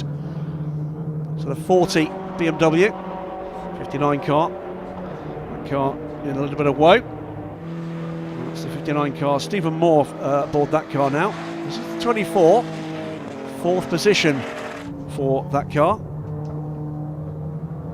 And the Team Brit number 70 car behind, but I think that is a lap down. It is a lap down, so quite what's happened with Team Brit, that would have been a longer pit stop, of course. 24 car now in the hands of Ian Astley. and Ian's lap times are good, but not matching the 3 ahead. So the Team Brit number 70 car, a team, of course, featuring the British GT Championship this year with drivers that earn their spurs through the British Endurance Championship. But the number 70 car now in the hands of James Whitley, Paralympic skier. Of course, the unique challenges of this all-disabled crew does mean a longer pit stop for them. Still a great-looking car, that BMW 63 Scirocco. It's like a dogfight out there, isn't it? Clios, Golfs, BMW, that's the leader coming through. Now this could be an interesting moment, Chris, as the overall race leader comes into real traffic. Is this the moment that the Ginetta is looking for? Where is the Ginetta? Dropped back a little with his own woes, but still 2-3 cars ahead for the BMW to deal with. Yeah, not sure that Ginetta's close enough. I don't think so at this stage, and like you say, he's already made his way through a couple of those, which the Ginetta's still having to make his way through. So at the moment, that's still balanced off, but certainly you don't want to catch him in the wrong place, you know, the middle of Beckett's, and there's nothing you can do about it. But he's got past one at the start of Beckett's, and let's see whether he can get the other one down the hanger straight. That will be best of both worlds for him, I think. Yeah, that's the 64 Scirocco is the next to fall to the sword in traffic. Ginetta's not lost out here, but he's not gained either, and I think that could have been the chance he was looking for. Under 8 minutes to go now, 45-minute race, remember, today. At the moment, the number 40 Southern Green Motorsport BMW, in the hands of Brian Branson, looks to be in very good order and now has a clear track ahead, for a little while at least. 74, this Ginetta has not given up the chase. Mark Lee pushing on and gapping the car behind the 111 car. Axel van Niederven has another problem for yet another of the Ginetta G40s. Peter Dillnop this time. I think championship leader in the class, the 44 car. Up the inside of the last bit of traffic for a little wee while, I think, for the race leader. Going to be getting some penalties coming for short pit stops very shortly.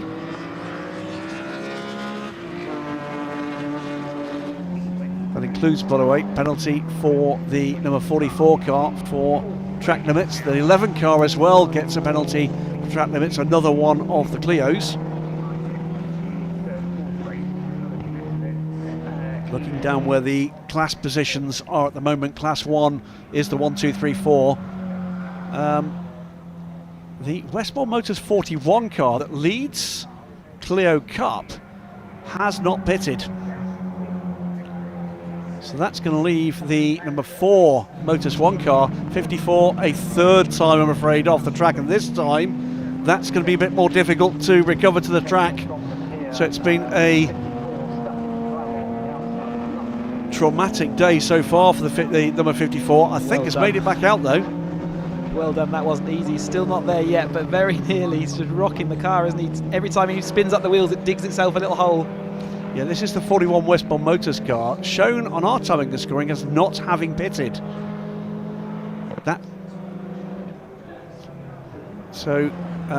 Hearing that car was carrying a transponder issue earlier.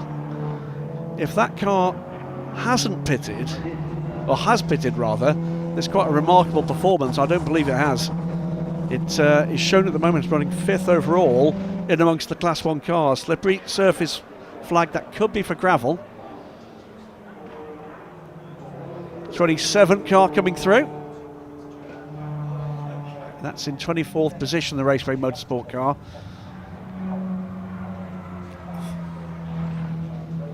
And all of a sudden that 41 car has now come into the pits, so it'll drop down to rather more realistic part in the order, and my guess is a bit of trouble. Number 4 will be the leader in Clio Cup.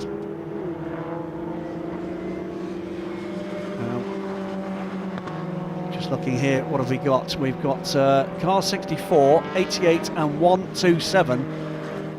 all getting stop-go penalties for short pit stops. So 127 is the VW Golf in 22nd place. The 88 car, so a little way down the order, not featuring in the overall battles, and the 64 is the 11th place VW Scirocco. That's the orange Scirocco. It's a Class 2 car, and I think it's the Class 2 leader that is going to hand the Class 2 lead to the 63 car, the purple Scirocco.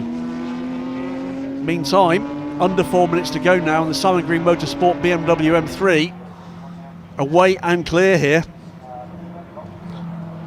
Still traffic to come, just when you don't want it, when you're just trying to nail this in the last 2 or 3 minutes. That is going to be our new Class 2 leader, with the penalty coming the way of the 64 car. And it needs to be taken or will be added as a time penalty post-race. This is that very purposeful looking, I said purple didn't I, it's black and teal. The tribute bodywork, shall we call it. VW entered a squad of cars looking remarkably like this in the Nürburgring 24 Hours some years ago. Does look a cracking little thing, something like 300 plus horsepower from that car. 555 Clio is one of the group of cars that's going to have to be dealt with by the leader. Around the outside of the 31 Ginetta G40, done that with very little delay. Then the Clio next, 2.5 minutes to go. That gap, it's come down a little, but not enough. He should certainly be looking in his rear mirror still, and this is a penultimate lap now. No time to relax, is there? No, really not for that. Side by side here between the number 11 and the 89 in the Clio Cup. And that, I think, may well be for position. These are very quick little cars. Many years, of course, featured on the Toka package. Still a very popular club level car on the national racing scene. Still traffic, under 2 minutes now. Brian Branson soaked up just about everything that this race can throw at him. And that gap is much reduced now. Isn't it just? One more challenge, and that challenges the VW Golf ahead. Get by that car with limited delay. Blue flag's been flown now, goes to the inside. 55 car stays to the outside. It's John Alford, I think, in that car. Apologies, James Alford. It's definitely come down, but is the clock going to beat him? This is the last lap now, and I don't think there's a challenge from traffic that's going to intervene here. Very neat and tidy stuff for the number 40 car from Simon Green Motorsports. Brian Branson taking the car over after a stint that saw Chaz Sapra in the lead, lost the lead in the pits, hunted down the number 74 car. There is going to be traffic, isn't there? Yeah, looks like that might even be traffic right at the tail end of this lap as well, right? It does indeed. 3 cars ahead of him. It's a Clio, it's a Ginetta G40, and at least one more car that might have to be dealt with before we can call the winner here. It's going to come down to whether or not it can stay neat and tidy.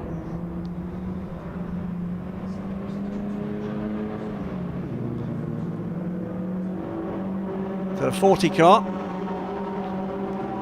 Let's go down to David with news about what went on for that 41 car that appeared not to have pitted. Hi Graham, talking to the team, it would seem that there was a potential issue with communication between the driver and the pit wall, so he was out enjoying himself. Lead battle almost nose to tail as they come through traffic now. Second car taking his shot. Is it going to be a lunge at the end? No space there, but still traffic to come. Clock has run down. And the 74 car now. This is all about a big sideways moment there for Branson. No opportunity there to take advantage, and now it's massive defence and 3 Ginettas and 1 Golf He's going to be desperate to get these cars in a straight line before we get into anything twisty. Gone fully defensive as they come into the final complex. Could not take advantage when the BMW ran wide, and I think that was the final chance. Gone a begging. It's going to be a win for the number 40 Simon Green Motorsport BMW M3. Brian Branson will bring it home. Jazz Sapra, the opening stint from the number 74 car, Mark Lee and Owen Hissey for SVG Motorsport. And we wait for the Dayton Motorsport number 111 with Axel van Diedeven to complete the overall podium. Clio Cup will be the Motus 1 number 4 car. There goes the 111. And that was the next class leading car home, by the way, 555 Clio, second in the Clio Cup stakes, and then the 89 will complete that podium. Class 3, 8th overall for Chandler Motorsports VW Golf Cup. There is the Class 2 leading car, the 63 Saxon Motorsport car, into the top 10 for that car. Just looking where our leader was in the Ginetta G40s.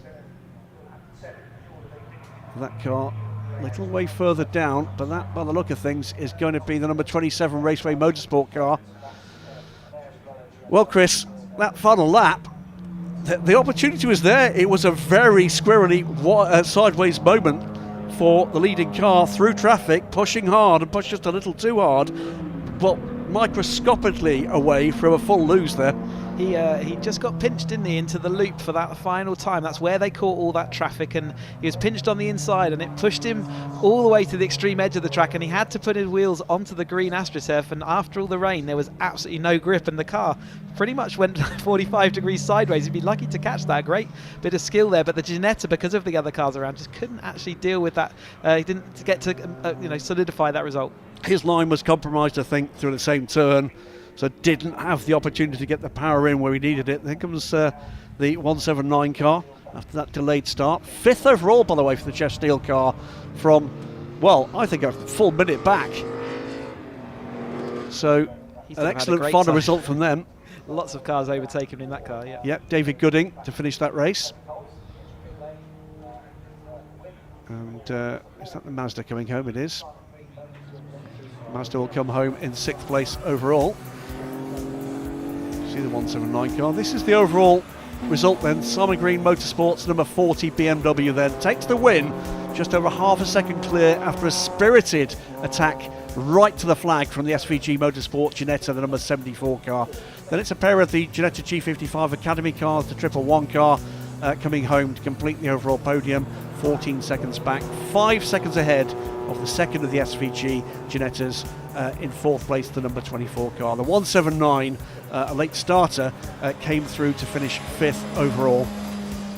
The next class winner, Motus 1 car, the Clio Cup, the Gen 4 car from Motus 1, 7th overall in the standings. And then Class 3 winner, the number 35 car, came home in 8th. Class 2 taken by the 10th place overall car, the Saxon Motorsport Scirocco, that number 63 car.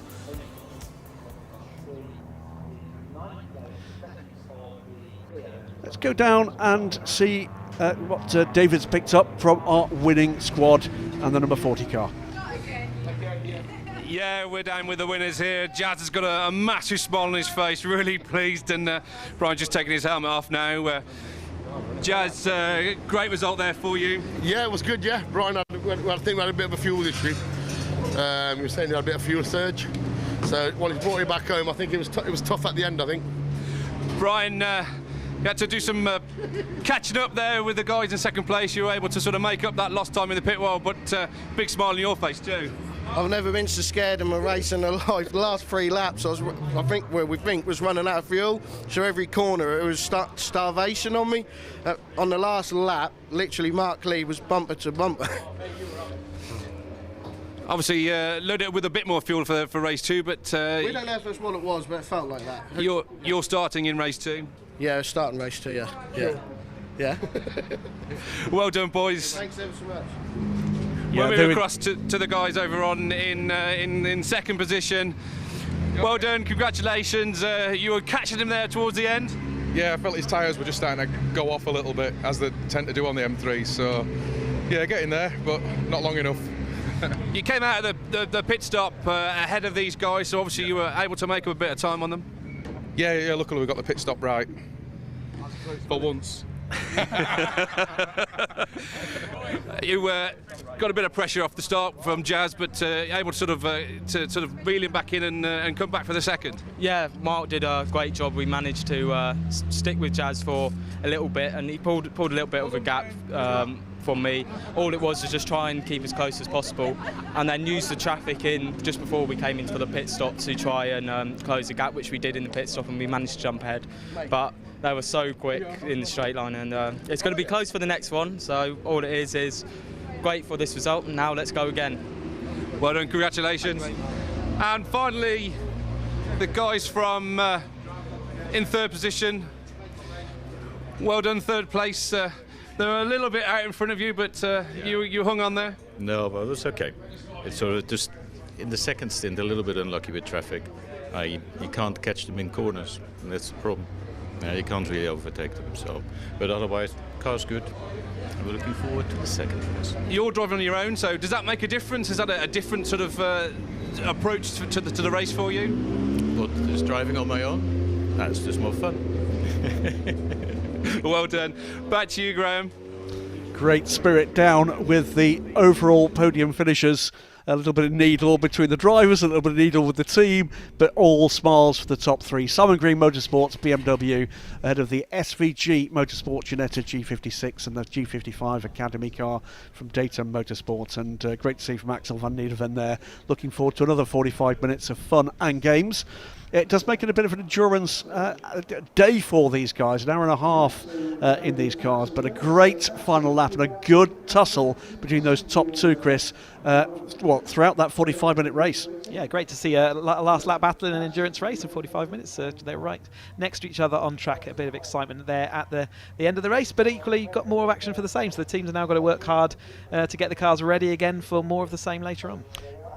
Yeah, good to hear at the end there. Some problems at the end for that BMW, but enough in hand, just enough for the Simon Green Motorsport number 40 car to take the win. It's a mouth-watering prospect though, isn't it, with the same teams. Maybe the drivers in reverse orders will be back for more later this afternoon for another 45 minutes of the Brit Car Trophy.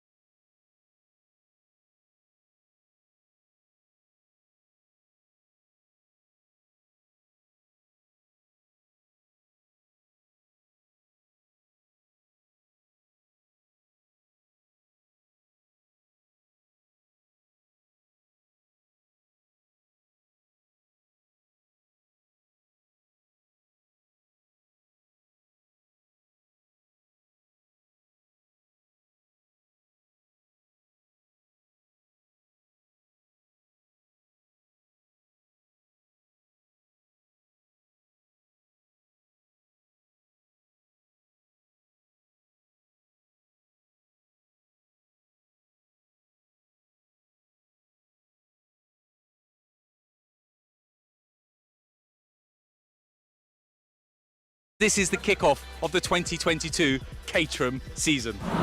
But before we kicked off with the racing, we met up with a man that knows a thing or two about the cars. So, Simon Lambert, head of Caterham Motorsport. We know the Academy car. We spent a lot of time with that last year, of course, in the Academy season. 125 horsepower, special low grit tyres. But now we've moved up to Roadsport. This is James Cook's car, which looks fantastic. One of the best on the grid. Talk us through the differences. Well, I think the most obvious difference is that livery, that everyone's realised that they own racing cars and now they want it to look like racing cars. One of the big things, Paul, is actually there isn't much difference under the skin. It is the same engine, it is the same gearbox, it is the same differential. So all the changes really come in the tyres. We've gone away from those low grip teaching tyres to Avon ZZS track tyres. They are road legal, but they are an out-and-out track tyre. We're giving you more grip, so we want to give you a little bit more control. So hidden away under the back of the car, which we can't see, I'm not going to go under there, is a rear anti-roll bar. It's got some adjustment on it and a brake bias valve, but really and truly, it's a very, very limited set of modifications, and it's all about those tyres. So from here we go to 270. 270, and then we see some big changes. I was never very good at those puzzles where you got to spot the difference, but I've spotted two key things. No windscreen, no headlights, but fundamentally it's an academy car. The other really big change now is we've moved from road suspension, in Caterham terms, to track suspension. So the front suspension is slightly wider and it's quite a lot stiffer. In academy you teach people to drive the car with the low grip tyres, but you also teach people like me, who've never really tinkered around with cars ever in their life, to get amongst it and to be their own mechanic essentially. Yeah. But then you go here to the 270, you can have full team support, so you can be a proper racing driver, turn up, your car turns up on a trailer, all these guys look after it, and you just look cool with your shades on like you are and I'm not. Let's go find a 310. Okay, yes, 310. You don't have to go from Academy to Roadsport to 270. You can skip them and go straight to 310, as Chris has. And what are the fundamental differences now with this car over the 270? Well, it's much harder to spot because the car looks very similar, almost identical. What's different here is really under the skin because it's had a power upgrade to 152 horsepower and a limited slip diff. If we don't get a free bottle of vodka, yeah. we're doing something wrong. Yeah, we will. Spray vodka. So we know about Academy, we've seen Roadsport, 270, 310, and then for the first time, this is like a proper race car because all those cars, technically, you can drive on the road. This, for the first time, you can't. This is a proper out-and-out race car.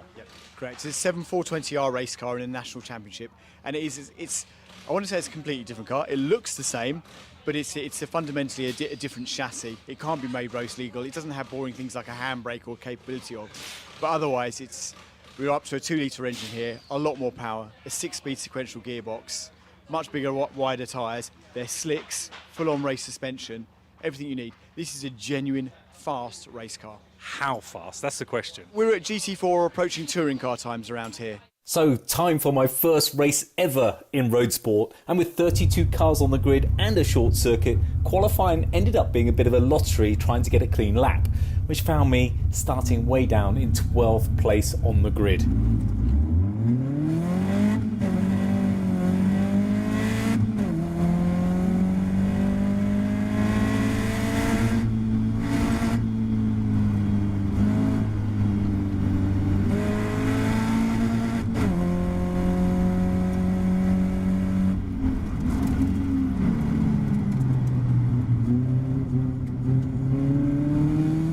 Cracking start and my nose clean on paddock and druids meant I found myself in P5 at the start of lap 2.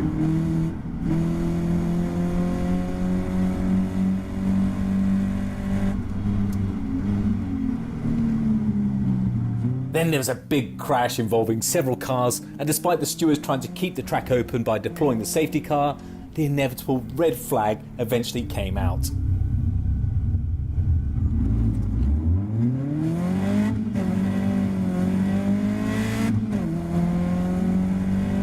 A solid restart and then straight off the bat another tangle going into paddock, seeing Joe and Team Paddle Up facing the opposite way.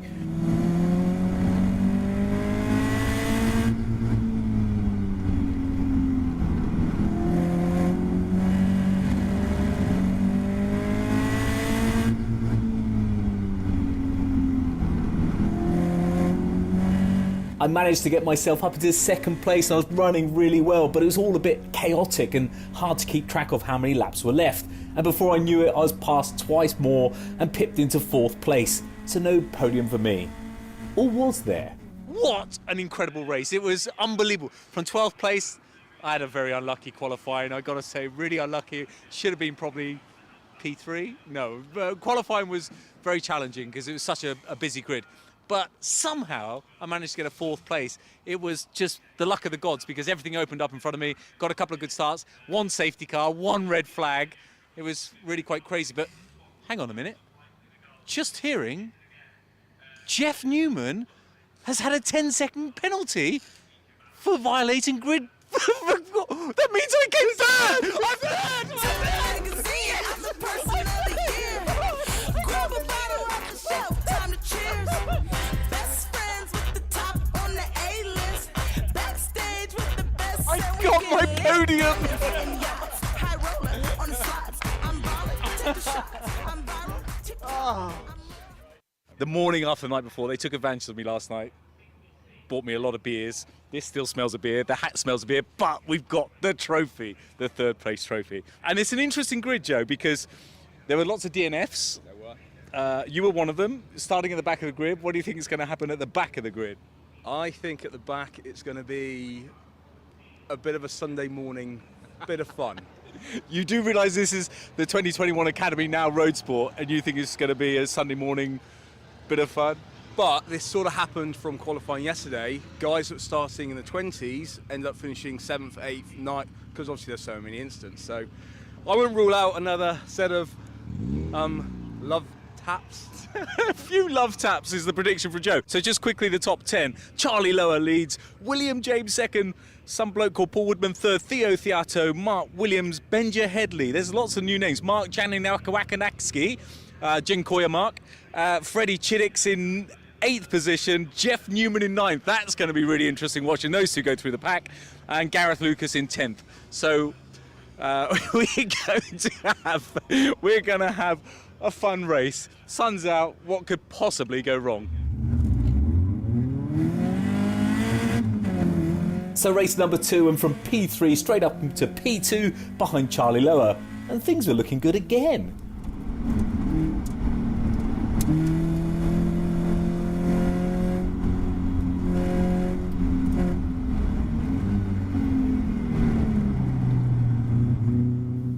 But then, alas, another crash on the first lap involving several cars on the first corner, causing another red flag and a restart.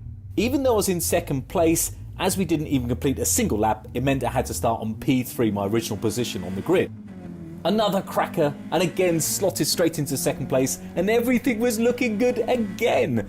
But the Caterham gods were with me, and William Jones was forced onto the grass by Benja Headley, who then effectively had no brakes, and he parked his car on mine.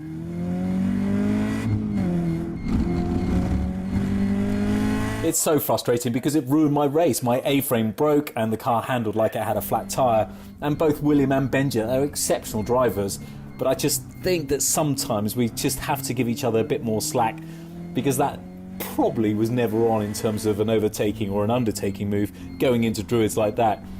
But these things happen, and such is life in racing.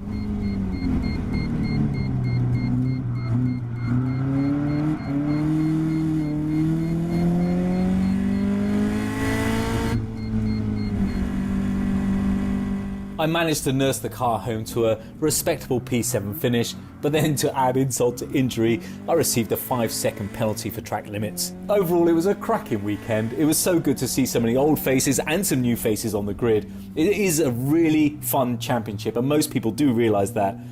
I guess for me, a bittersweet weekend. I got my third place, but still no physical podium. So the highs and lows of Caterham racing. There was a red flag on the first lap. I got into second place off the start, and then I got in second place again. I was feeling good, the car was feeling good, everything was feeling good. But then sadly, William James outbraked himself at Druids, smacked into the side of me, so it was pretty much game over. I thought I had a puncture because the car wasn't handling very well. It was all over the place, and I just kept dropping down the field. It's a racing thing, it's one of those things, but it's really funny because somebody came up to me in the Parc Ferme afterwards and was saying that perhaps I didn't leave them enough room in an apex later on in the race. But the mentality is quite bizarre. Some people take this very, very seriously. My race was ruined, and you've got to have a smile, you've got to laugh about it. One thing's for sure, there's going to be no champagne celebrations today. Ah, what's this?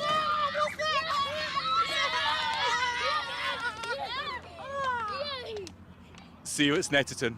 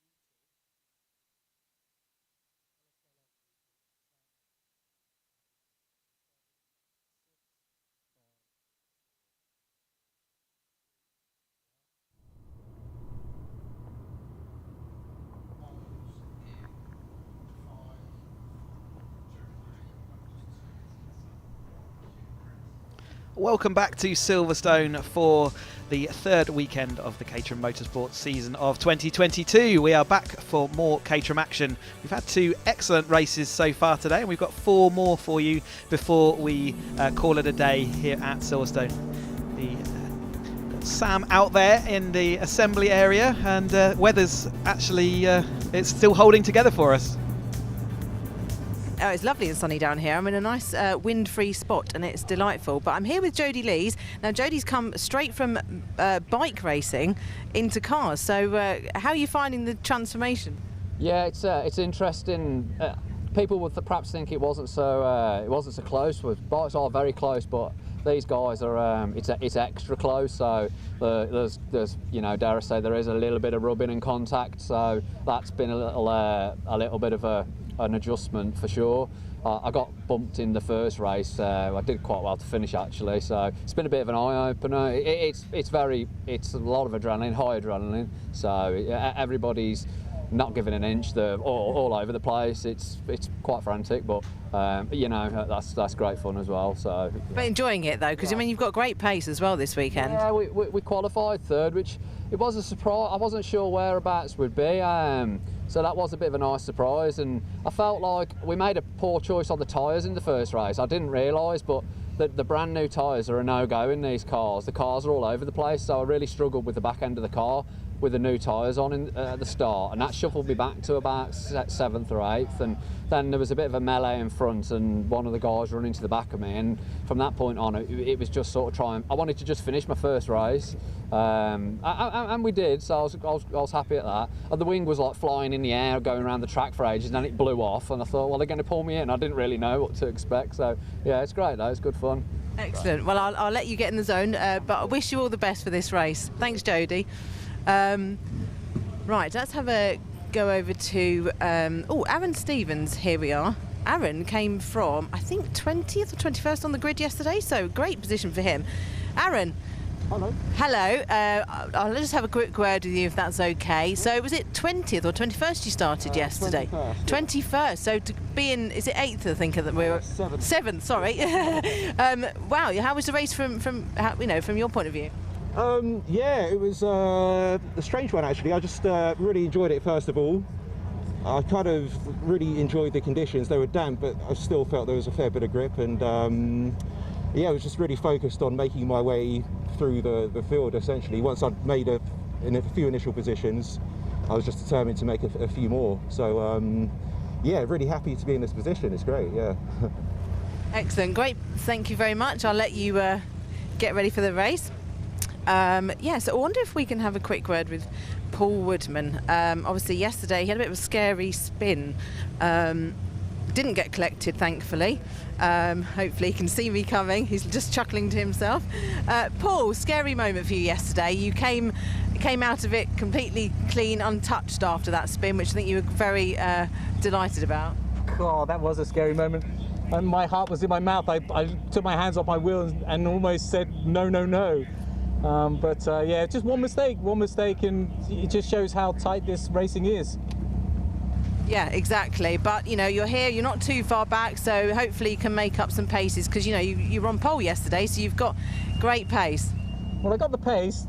Fred started in 12th yesterday and finished first. Sadly, I haven't got Fred's pace, but we'll do our best as always. All right, well, I'll let you crack on. Good luck for the race, Paul. Thanks for talking to us. Yes, they're just making their way out now. There's Tom Noakes waving at us. It's great to see such a huge grid with all these colourful cars. I know I've said it before, but they are. It's lovely to see. Paul's got he said he's joking there that he hasn't got the pace of Freddie Chiddick's, but I think he proved that in qualifying, so we would expect to see him move forward.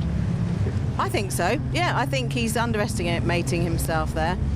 But equally a scary moment. Glad to come out of it pointing the right way, and he's got to say thank you to Januszewski for avoiding him out that bottom of there. But yeah, this as we go out, no sign of rain, I'm guessing, out there at the moment. No, not a glimpse. Someone I did speak to earlier said they felt rain a couple of spots over the other side of the circuit, more over, I suppose, Cop side. But no, the rain's not going to come until much later on, so hopefully not at all, but you never know. But it'd be interesting to see where Theo Theato gets to today. Obviously, he had a DNF yesterday, but he's normally a front runner. Yeah, absolutely. So he had an accident on the outside of Aintree and then lost brakes, I understand. So he ended up in the gravel. We saw him there in the gravel trap, and that's ended up ultimately causing the safety car. But he should be coming back through the field, yeah. Yeah, he should be. I'm just trying to think who. Obviously, Joe Priday, started second yesterday, ended up in 23rd. I actually sat and had lunch with him today, and he's wasn't overly happy about that. But I think he's going to, as we've said before about elbows out, I think he's going to try that today. But I shall hand back to you, Chris, because I think they're lining up on the grid. Thank you, Sam. Yes, we'll go through and run through that running order. So the end result of race 1 starts the grid for race 2, and we've got Freddie Chiddicks therefore on pole position. Alongside him, William James, great second place. Jeff Newman, third place after we had the Charlie Lower incident, and Jan Zweski got a fourth place on the grid. Lucas fifth, there is Lower in sixth after his 5-second penalty. Aaron Stevens we spoke to in the 7th, and Lees is in that 8th place. And then we've got Jones and Cook make up 9th and 10th, 11th and 12th is Kendall and Woodman, who we spoke to as well. Castle, Noakes, Williams and Clark make up to the 16th position. Roebuck, Domain, Radford, Patel up to the 20th. And we're still going on. Perry, Moon, Priday, who we spoke to, dropped all the way down at Arnold. And then Vincent, Bateman, Summers and Deason is in the 28th place. And then we've got Headley, Rook, and there we've got Theo Theato tailing off this 31-car road sport field for the second of their races this weekend, the second and final race for them this weekend. 20 minutes the road sport field run, the second level of our Caterham Motorsport ladder. They were last year's Academy field and Academy drivers, now all combined into one grid. They've got the new Avon ZZS tyre strapped onto their cars, and that makes quite a significant difference around this Silverstone circuit over the Academy the cars that we all see a little bit later on. As they head off around, again, perfect racing conditions. So about 5 seconds per lap or 4 seconds per lap difference those tyres make around this long Silverstone, 3.6 miles of the Grand Prix loop that we're on this weekend. Academy drivers from last year, and therefore already sort of increasing their knowledge and experience. They've had a rocky start to the season at Brands Hatch, and it kind of continued at Snetterton. But yesterday we had a great race, and it was that Woodman in really tricky conditions, probably the most tricky conditions throughout the field. So they controlled their race very well, and we saw some interest out on track as far as positioning finishes.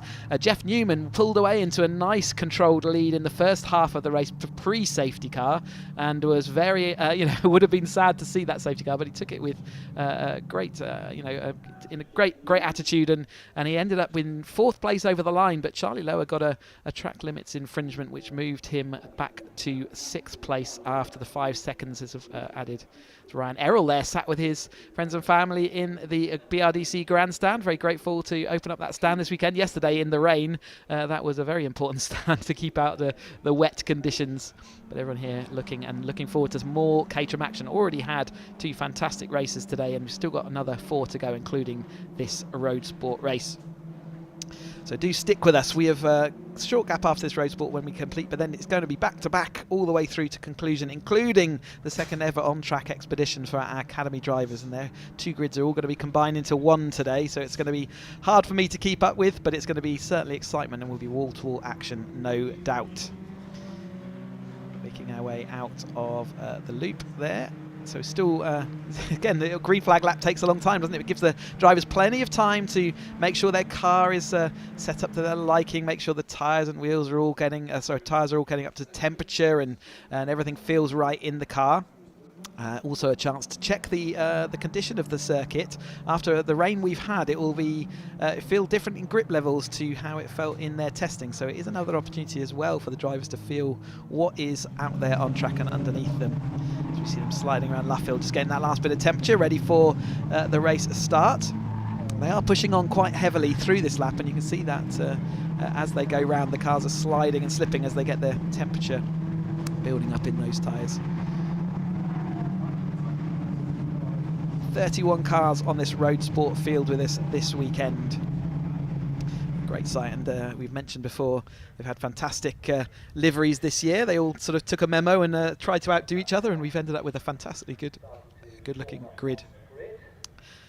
The family's out there enjoying the sunshine. It's not overly warm today. Perfect conditions for motorsport as we see Freddie Chiddix in his black and red car lining up on pole position on the right-hand side. Then we've got William James on the left of our screen in second place. Jeff Newman in his blue and yellow machine lines up third alongside Jan Zweski, who said we're avoiding Paul Woodman.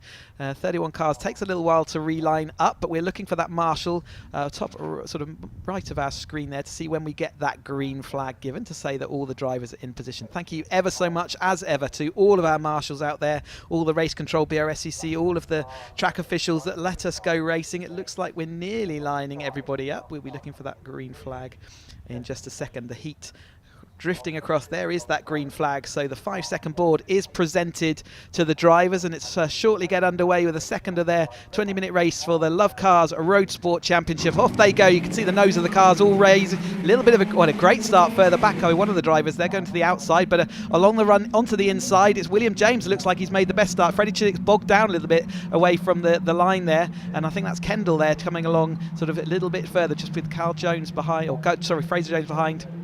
And then one of the I think it's Cook in the following on as they disappear off down into the Maggots and Beckett's complex for the first time. More grip here this weekend, but you've got one car well off wide into the gravel, going across that grass, the same one that Paul Woodman did. Hopefully you've got more grass grip today. He has. That was Jan Zweski across that gravel. A little bit further back, we're still seeing cars finding out where the envelope of grip is and finding that they are over that limit. Charlie Lower, though, pulling to the outside of the circuit as they come down Hanger Straight for the first time. A great sight. These Caterhams all weaving to get that slipstream and move themselves forward. Newman looking up the inside of William James by the time they get into the braking, such that it is into Stowe. They're all leaning on those cars. You can see the rear end of the car hanging out there. That was Aaron Stevens, who we spoke to. He's dropped back from that 7th position, hasn't he? Is a bit swallowed up on that opening lap. Charlie Lower, Freddie Chiddix and Jeff Newman ever present at the front of these races, and they are still making a very rapid trio just in front of William James, yesterday's second place driver there, who's dropped it away at just a touch at the start of this race.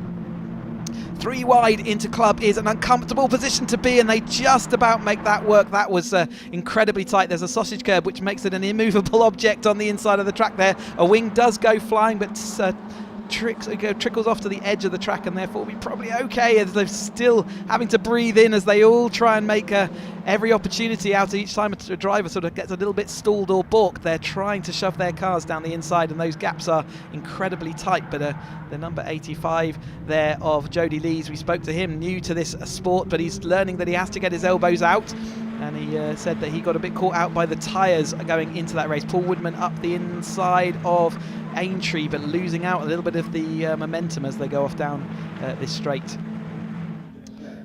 As we come down, the birds are sent scattering as we go into Brooklands. Newman, though, shoving his car down the inside. Charlie Lowe was saying there's not enough room there for you, but Newman persisted with it, and Charlie Lowe did hang on around the outside, and gets the inside of Luffield as they exit to complete a lap of the Silverstone Grand Prix circuit. 1 lap complete and many more to come, and a little bit of rubbing and scraping again I can hear in the background as we wait for this famous shot of the cars coming up the old start-finish straight. Over the line they go, with Charlie Lower taking that initial over the line, with Chiddix in second, Newman down to third as they cross the line, as the rest of the field flow through. Gentle crosswind here today, and there's Theo Theato making some move up through the grid there. He's just coming onto my timing about 25th, so made about 6 places in that, as Charlie Lower had to get onto the curb and it sent him sideways. Freddie Chiddix therefore made hay. Jeff Newman, where's Jeff Newman? You've got Carl Kendall spinning sideways out there, number 35 Kendall, and he's going to get that back up to speed, but he's going to have lost an awful lot of places, and he's going to struggle to get back to that lead group. So not the way he wanted. I'm not sure what happened to it. I think him and Jeff Newman may have had a disagreement out there, because Newman's got, you can see the gap in front of him, Paul Woodman right on his tail. So and you can see it was Newman's wing that was missing there. So Jeff Newman in the wars a little bit there after he lost that wing. There is his wing going flying, and that's Jones sort of picking. I think he may have run over that wing as it departed Newman's car. Charlie Lower, Freddie Chiddix, and then there's Jody Lees absolutely getting stuck in, and there's number 77, that's Gareth Lucas, in that sort of bright blue and green cover. There's all the pieces, the marshals running out there to go and pick up those pieces before these cars they're all on the same part of the track, so they've got plenty of chance. They've got about 2.5 minutes before these cars arrive back there, but we are closer than we were off of the starting grid. They are absolutely running. There's a number 2 of Mark Jones there, trying to make his way back through after a difficult start, currently a little bit lower down than he would want to be, but yeah, he's still got plenty of time, 15 minutes to try and get back up. There's Jeff Newman and William James going side by side, so both of them caught out in that kind of Kendall incident as well, I think. But Gareth Lucas making good progress. Jeff Newman looking down the inside of Aintree, that's not very tight, and behind them Woodman going to the outside. He's going to have the momentum off down the Wellington Straight this time. Can he get another bit of toe to help him along his route towards the front of this grid? We've got 3 wide for the lead though. Charlie Lower on the inside, Freddie Chiddix is in the sandwich, and Jody Lees, the newcomer, is on the outside. They won't have raced against him. They don't know what he's capable of at this point, and he's hanging it around the outside of Brooklands. He's just about holding it together. He's still a little bit out of control, but he gathers it all back. He's got plenty of car control in him in the road sport race. Don't forget these guys, he wasn't in the academy last year, so he's not actually got that race experience that some of these front runners, including Freddie Chiddix and Charlie Lower, who runner up in the academy last year, both of them. Jeff Newman, the winner there, but Jody Lee's inserting himself into this lead battle and performing very well. And like I said at the beginning, he put a new set of tyres. He's got Charlie Lowe with a number plate hanging off there, but a new set of tyres on his car, thinking that was going to help him. But these tyres tend to get quicker as they get older, so he'll learn those kind of things as he progresses through his racing career. He is progressing quickly though, because he is now up into the lead of this race. And Freddie Chiddix is looking back down the inside and manages to pull it back through the middle of the Beckett's complex, and now Jody's a little bit wide as they go out through Chapel and back onto the Hanger Straight once more, with Newman back into that 4th place. There goes that number plate onto the inside of the track, so another bit of bodywork deposited. 4 wide just for fun down the Hanger Straight, and James Moon looking to make it 5 wide. That can't work, surely. James Moon had an absolute run of pace. They do back out of it gently between themselves and work it all through, which is just as well with 13.5 minutes of this race to go. You don't really want to make any completely rash moves at this point, but only the 3 wide now into the Vale, so everything's calming down nicely. Charlie Lower back to the lead. Jeff Newman has worked his way from 5th back up into 2nd place, and we saw yesterday when the others were battling, he was able to show a clean pair of heels and pull away into the distance before that safety car curtailed his sprint, so he has all the pace. Charlie Lower protecting the inside there, saying if you're going to go up the inside you're going to have an uncomfortable run, but Jeff's got enough momentum to pull alongside. It's not swinging all the way to the outside of the track, but enough, I think, to hold that position as they go off around up and into Farm and then into Village. So Jeff Newman protecting the inside now, but Charlie Lower's looking like he's going to persist and push down the inside. He does. He's late on the brakes. Jeff Newman holds on round the outside though. There wasn't the space there. We saw some incidents earlier on round the loop corner here. It gets very tight. It's easy to try and throw it up the inside, but it's less easy to actually make it out the other end. We're going to have 3 wide round Aintree. It's very uncomfortable. Freddie Chiddix having to ride over the curb, and the grass is a very tricky place for Charlie Lower to be. He's going to be able to make it back with a bit of tarmac there. A bit of track knowledge there for him. He managed to get back into the queue. He's lost a couple of places, but it could have been, an awful lot worse. I know that bit of tarmac, having been out there myself last year in wet conditions, and he'd be glad. But look who's back in front now, Jeff Newman from 5th place, just maybe a lap and a half ago. He's in the lead of this race, shows that he has got the pace in that car. Charlie Lower now deep in that top 10. He's got a bit of work to do to come back forward, but again, I think with 12 minutes to go, that's all certainly possible. The bright yellow roll cage of Jeff Newman, easy to spot out there through the heat haze as they come across the line again. This is starting their 4th lap, 3 laps complete as we're going 4 or 5 wide into turn 1. This is incredible racing here by the Road Sport grid. Absolutely nothing between them. The most spread out they've been all day is on that start grid, and ever since then they have decided that they would like to be on top of each other at all times. Jeff Newman leading them through Beckett's, mostly single file that time, so the speed of Jeff Newman out front has definitely strung out, and you can see there's a little bit of a gap now ahead of, I think that is Jody Lees, who's after his nearly leading the race a couple of laps back, he's been shuffled backwards just a touch, and the drivers out front there, William James, Jeff Newman, Paul Woodman and Freddie Chiddix, will know and see that gap, and you've got Charlie Lower there looking like he's ready to come across that gap and join them again for the fun out front, looking for those podium paying positions. Charlie Lower though deep on the brakes, Mark Jones just behind him. Mark Jones had a difficult start to this year in excluded from the Brands Hatch race after trying to come from the back of the field and trying to overtake the whole field in one corner. Didn't work out for him, and he got excluded because of that, but he's since then managed to get good results, and he's coming back strong in that championship, and right now he's battling along in that top 10. Jeff Newman, a little bit of gap, isn't it? Paul Woodman is looking like he's going to take that second place over Chiddicks as they go up into the Abbey corner, and then the left of Farm. There is the Mark Jones car alongside Cook as they go through. So, yep, Cook and Jody Lees is also in that battle. So, all twisted around a bit. It's all gone a bit on its head, except for Jeff Newman's sort of persisted out front with that little gap ahead of Woodman. And Woodman, we've seen before, he is a very strong defender. He works hard to defend at all possible opportunities, and that can sometimes come at the detriment of losing a gap to the group in front. So Jeff Newman will be hoping that he can make hay on that one. They come down into Brooklands. It's side by side. Chiddick's up the inside though, so he should have that done. William James though alongside. When you go alongside in Brooklands, you've got to hope that the car doesn't lock up, and everyone's under control so far. Woodman using all that curb on the inside as they turn right through Luffield. You drift away from the curbs like that. So is that Williams' car? Just check. That's the number 46 car. And that is Williams in that car, Mark Williams. He's pulling to the inside. Got a bit of a tyre mark, hasn't he, on the inside of his car, and his front nose too. And that is Januszewski as well alongside. And they look like the rear of that car is jittering around. I'm wondering whether there's an A-frame slightly ajar on that one, as we've got Jody Lees pushing his elbows out and saying, I am part of this battle. Gareth Lucas just behind him. Jeff Newman doing what he did yesterday, putting a little bit of a gap on to Freddie Chiddicks. Freddie Chiddicks will be aware of that. He's got back in front of Newman, and he'll be looking to try and close that gap down, but William James is not ready to give up. He came second place yesterday, and he would be looking to try and do more of the same, if not get that top step in today's race. 9 minutes left to go in the Lovecars, second Lovecars Caterham Roadsport race of this third weekend here at the Silverstone Grand Prix circuit. Looking down Hanger Straight as all the cars come down. Here is that battle with Jody Lees, Gareth Lucas and Charlie Lower there, and Reddington, and the Jones car as well, the grey car of Jones.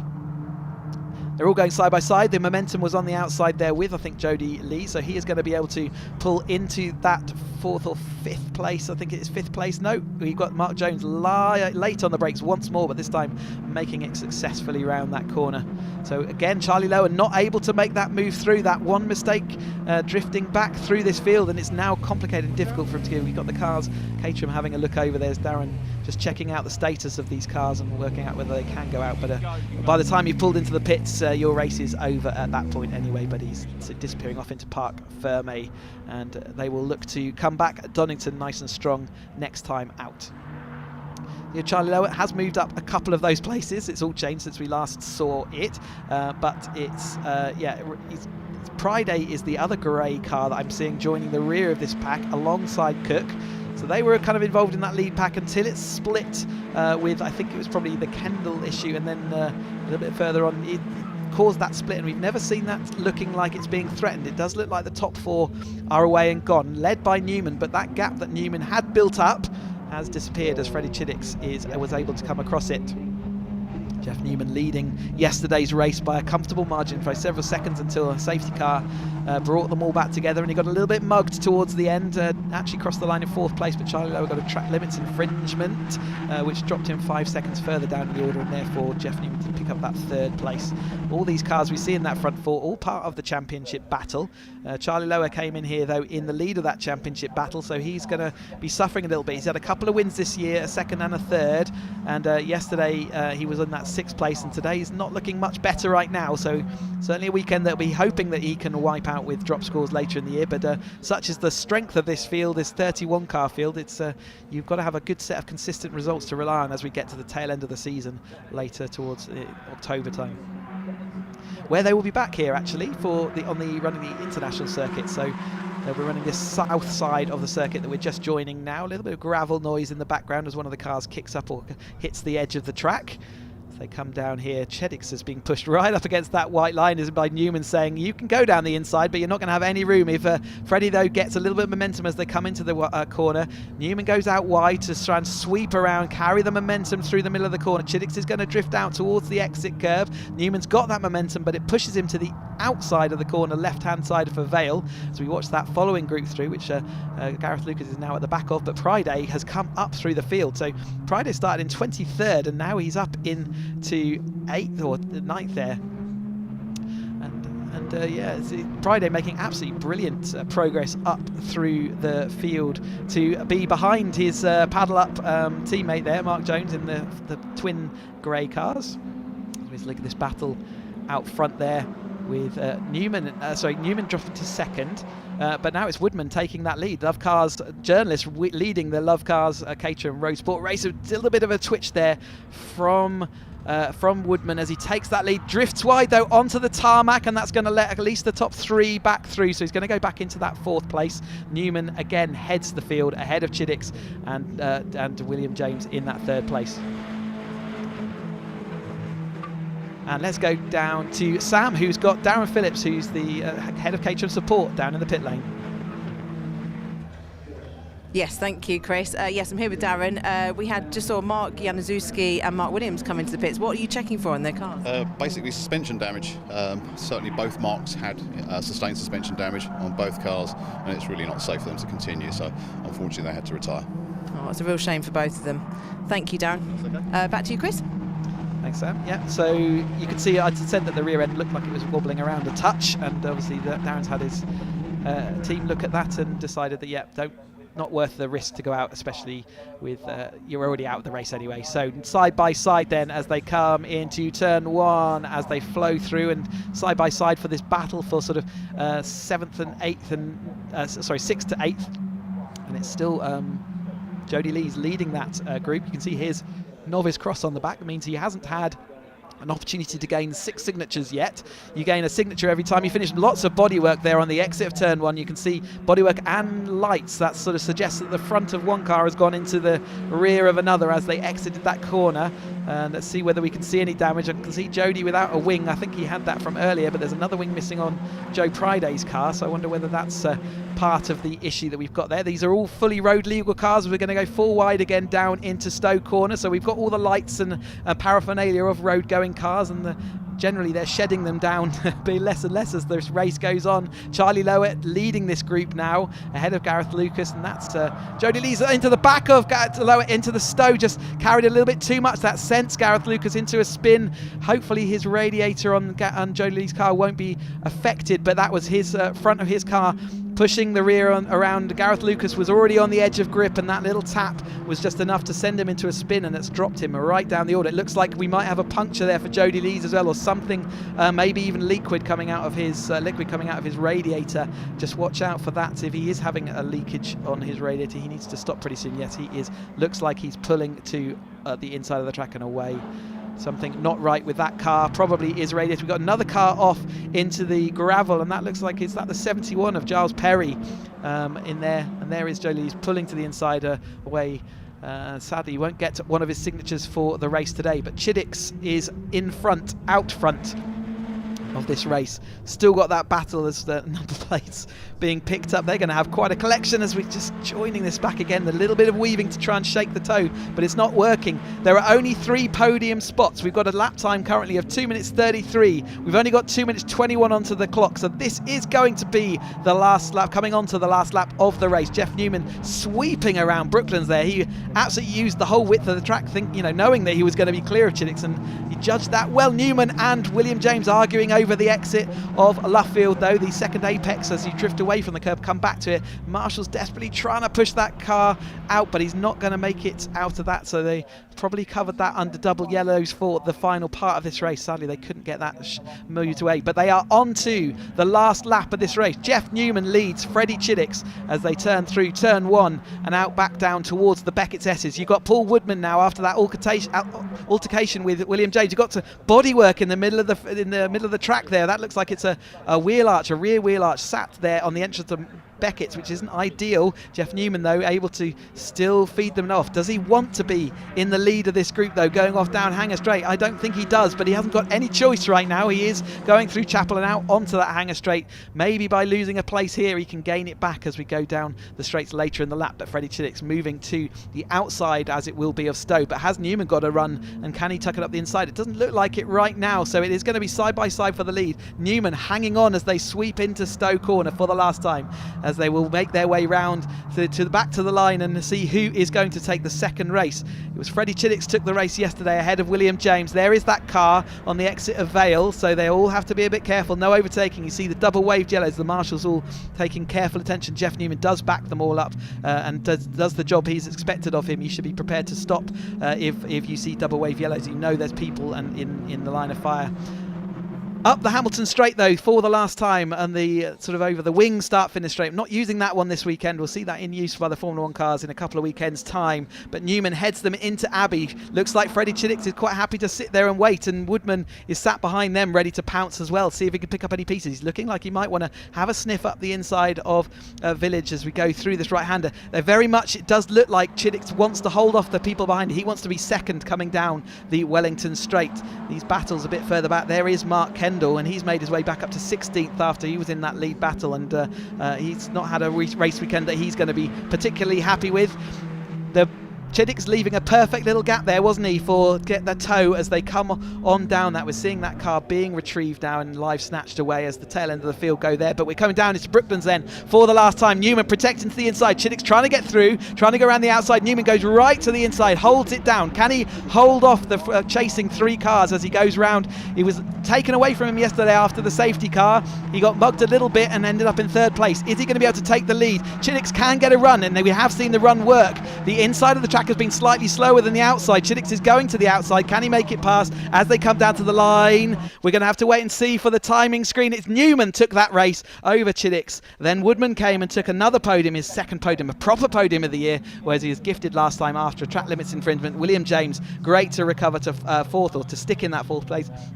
Charlie Lower, championship leader, coming in, is in 5th place.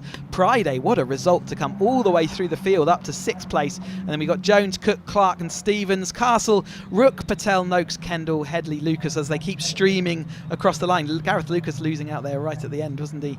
Theo Theato didn't have the fight back that he might have wanted to through that field, but nevertheless, great result for the he's ended up in 20th, I think, with potentially a penalty applied there. But Jeff Newman, after the disappointment of yesterday, and whilst the disappointing day, he still got 3rd place, but to take the win that time through, what a great result. Chiddick, though, took 2nd place and the fastest lap, so he gains an extra point for that fastest lap, and that means that Jeff Newman only gains 1 point in the race, but yeah, great result for those two in their championship contention. And then Woodman, after yesterday's drama, taking the pole position, but then uncomfortable ride through the grass and dropping down through the field. 3rd place is going to be a great tonic for him, and like I say, the first time he's going to stand on the podium for real as he gains a 3rd place trophy to his name. And then we got behind them, it was William James and Charlie Lower. We probably got confirmation of that result soon. Here it comes. So Jeff Newman up for the win this time through on the number 33 car, ahead of Chiddick, who got the fastest lap and therefore an extra point. Woodman takes that 3rd place. William James comes home 4th. Charlie Lower 5th. Joe Priday from the back of the field to 6th. What a fantastic rate. Then we got Jones, Cook, Clark and Stevens. Aaron Stevens did drop back early, but he came back through, so well done to Aaron Stevens. Then in 11th place, it's Castle. He was followed by Rook. A bit of chess going on there. Patel, Noakes, Kendall, Headley, Lucas, Roebuck, Moon, and Theo Theato made it up to 20th place after his race. So that lines up the top 20, but there were still another 10 runners. Arnold, Domain, Deason, Summers, Radford, Vincent, Bateman, Lees, Perry, and Williams there at the back. Janowski, we saw him and Williams having to pull away with suspension damage. A little midway through that lap, that race, as we watch them going under the new pits and bridge down by the wing that we'll see next weekend. But still got nice weather out there, and Sam, I think, is down in the pits, and we can have a chat to her, and she will be waiting for the drivers to come in. Yes, I can't wait for these guys to come in. I'm so pleased for Paul Woodman because I know how much he wanted to actually be on the podium. Obviously, he got given a third at Brands Hatch, but never actually got to stand on the podium. So this will be great for him. And yes, what another close race. I mean, it's always close in Caterham racing, but goodness me, we're going to have more photo finishes, I think, like that, and so we can figure out who's going to get the first place. There's a lot of happy drivers coming in, so I think people will be happy for Woodman as well, won't they? Seeing get his podium there, finally a real podium out there that he gets to take as Jeff Newman unstraps. Looks very calm out there, isn't he? He does. You know, all in a day's work. Oh, yeah! See how happy they are for Paul. It's lovely. Yeah. Oh, here we go. It's almost like he's won. Oh, Jeff, congratulations on the win. You know, you soon got into first place, and then you looked quite comfortable for a little bit until the other two started to hunt you down. Yeah, I mean, the other two were fantastic, and big shout out to Paul. I mean, he's done fantastically well. I'm really over the moon for him to get his first podium, so that's tremendous. And a big thanks also to Freddie and the rest of the team that were around us, keeping us all honest. It was great. I actually just see that I've lost a wing somewhere, so oh well, I didn't need that one anyway. No, clearly not. Well done. Thank you. Now on to Freddie. Congratulations, you got fastest lap as well then. That's really good. I wanted to get fastest lap today. That was a brilliant race. Well done to Jeff, Paul, Will James as well. He didn't quite make it, but we had a battle the whole time, and it's just brilliant to have a close race like that for everyone. Yeah, it's great to see all the smiles on your faces because it just looks like you're having a lot of fun out there. Yeah, I think we're all very happy now. Excellent, congratulations. Thank you, Freddie. Now on to Paul. I feel like you've won. Congratulations, Paul. Like I've won. The emotions, honestly, the emotions are crazy. Yesterday, I had a moment I thought I was going to die. And it was awful, and I've been thinking about it all night, and it just shows motorsport how incredible it is, because one minute I'm thinking, is this for me? Next minute I've got the first proper podium. I had a third at Brands, but that was by somebody getting a penalty. So I wish Tiff was here. I wish he was here to see it, but I'm absolutely delighted. It's so hard. Whatever race you're in, whether it's at the front, at the rear, anywhere, it's so hard. But keeping up with these guys was brutal. But you know, I'm over the moon, Sam. Oh, I'm really happy for you. Having a moment. Yes. Oh, I'll let you head up to the proper podium very shortly. But thank you, Paul. Congratulations. Thanks a lot. Yes, so goodness me, it's very emotional time for them, isn't it? Absolutely. I think that also, looking at my data, and it need to be confirmed, but that might well be the outright lap record there for Freddie Chiddick in that road sport race. So congratulations to him if that is the case.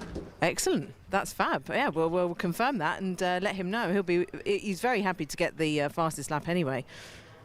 Yeah, well, it gives him that extra point, so that's the equivalent of overtaking another car, which you could see how tricky that was in the race. So getting the extra point for that fastest lap is a nice result for him. Definitely, and yeah, I mean, yeah, Jeff's got he's lost a wing, and his rear light cluster on the driver's side is broken. So yeah, not sure what happened there to get that, but I'll hand back to you, Chris, for the podiums. Yeah, thank you, Sam. That's great to hear from all our drivers. And if that is a new lap record, then that's brilliant stuff for Freddie Chiddick in that car. I think we saw one maybe earlier on as well going in one of our earlier Caterham races. But as we look across this Silverstone, looking out over the Silverstone, and we've got more action coming your way, Caterham action, in about 20 minutes time. So time to go and get a cup of tea and go and get yourself sorted. And in the meantime, we've also got Paul Woodman from last time out at Snetterton. You saw him get that third place this time, and he talked us around and showed us around what it takes to be at a Caterham race weekend. So in the meantime, while you get your cup of tea and stuff, watch that with Paul Woodman. So we will see you again in 20 minutes for more live action.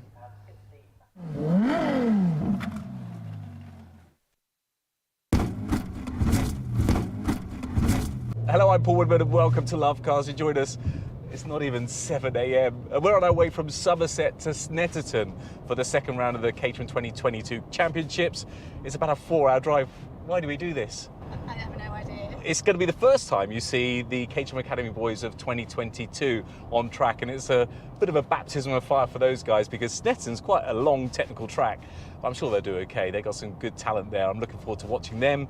And as for us, I think before we get into the racing today, we're going to show you a bit more about what you can expect to see in the paddock. But You've got your pillow and your blanket. I think you're going to have a sleep before. Yeah, I'm knackered as well. I wish I could have a nap, but it's going to be a full-on day.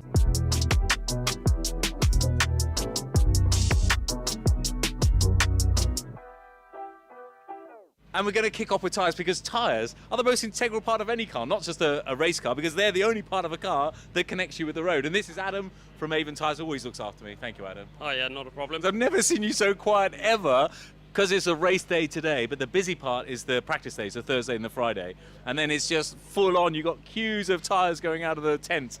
Over a total weekend, we can do anywhere from 250 to 500 tyres, and most of that is done on the Thursday and the Friday. Saturday and Sunday tends to be more about, I've got a bit of gravel in my tyre, can you pull it out of the beads? I've got a puncture, can you help me out, and stuff like that. And all of these race tyres that we use here are built in the UK and in Melksham.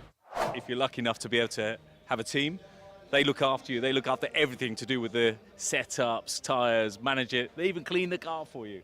Now, without question, the most important part of the whole race weekend is what happens in this garage when you see a car go into the barriers, and clearly this is racing and incidents do happen, and you can't believe that they get you back on and racing so quickly. You've got to say thanks to the boys in the garage. They've worked very hard this week, so well done to them all.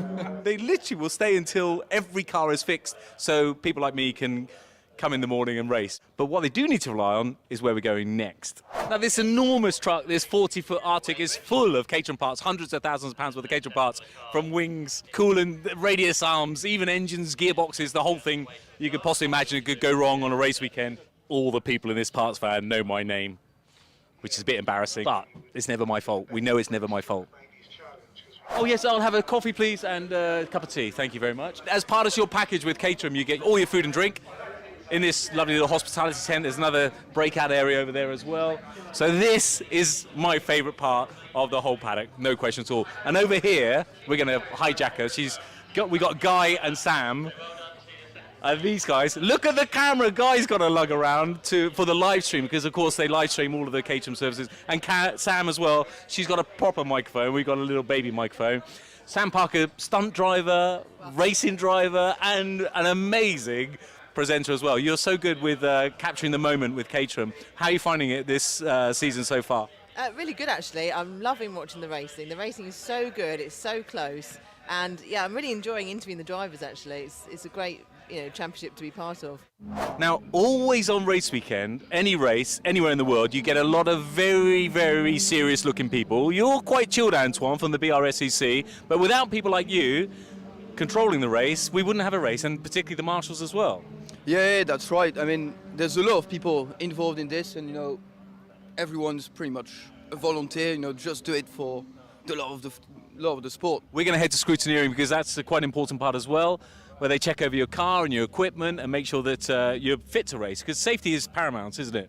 Yeah, that's right. And it's painful for some people sometimes to go and get their car checked, but it's got to be done, because if anything happens, then that should save the life of the driver potentially. So, yeah. And as a driver, I can say that if you are a bit naughty or involved in an incident, you will come in and see someone like you, and you greet you with a nice big smile when you're very frustrated and angry, and you meet somebody like yourself that takes you into a little naughty boy's room and talks you through the incident. That would never happen to you, Paul, would it? I think we'll cut there. I think we'll leave it there. Thank you, Antoine. Have a good weekend.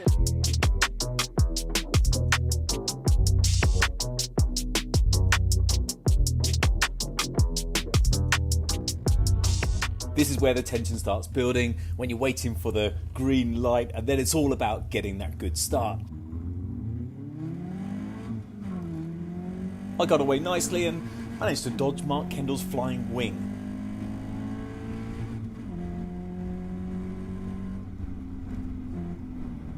You can never really plan what's going to happen, but I knew if I got through turn 1 in good shape, I could potentially make some place up at the hairpin in turn 2, and I could see everybody was down the inside, so I did the little around the outside and managed to bag a couple more places.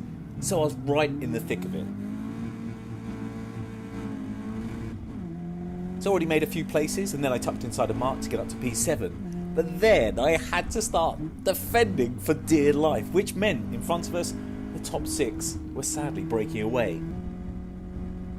It ended up being the story of the race, with essentially 3 or 4 incredibly hard fought races within one race.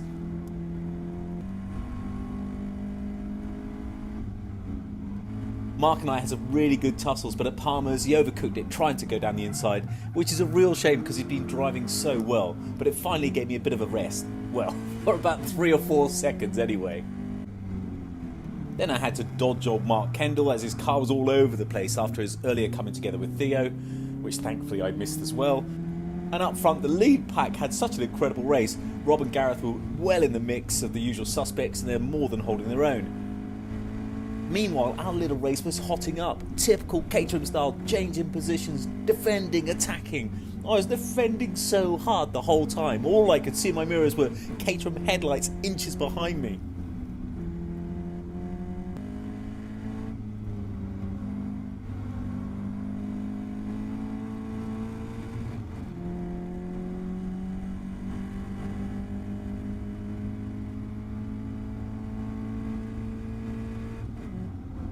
And at this stage it felt like a bit of a game of chess because I had to plan my last lap so I didn't get swallowed up going down the main Bentley straight, and thankfully for once it worked.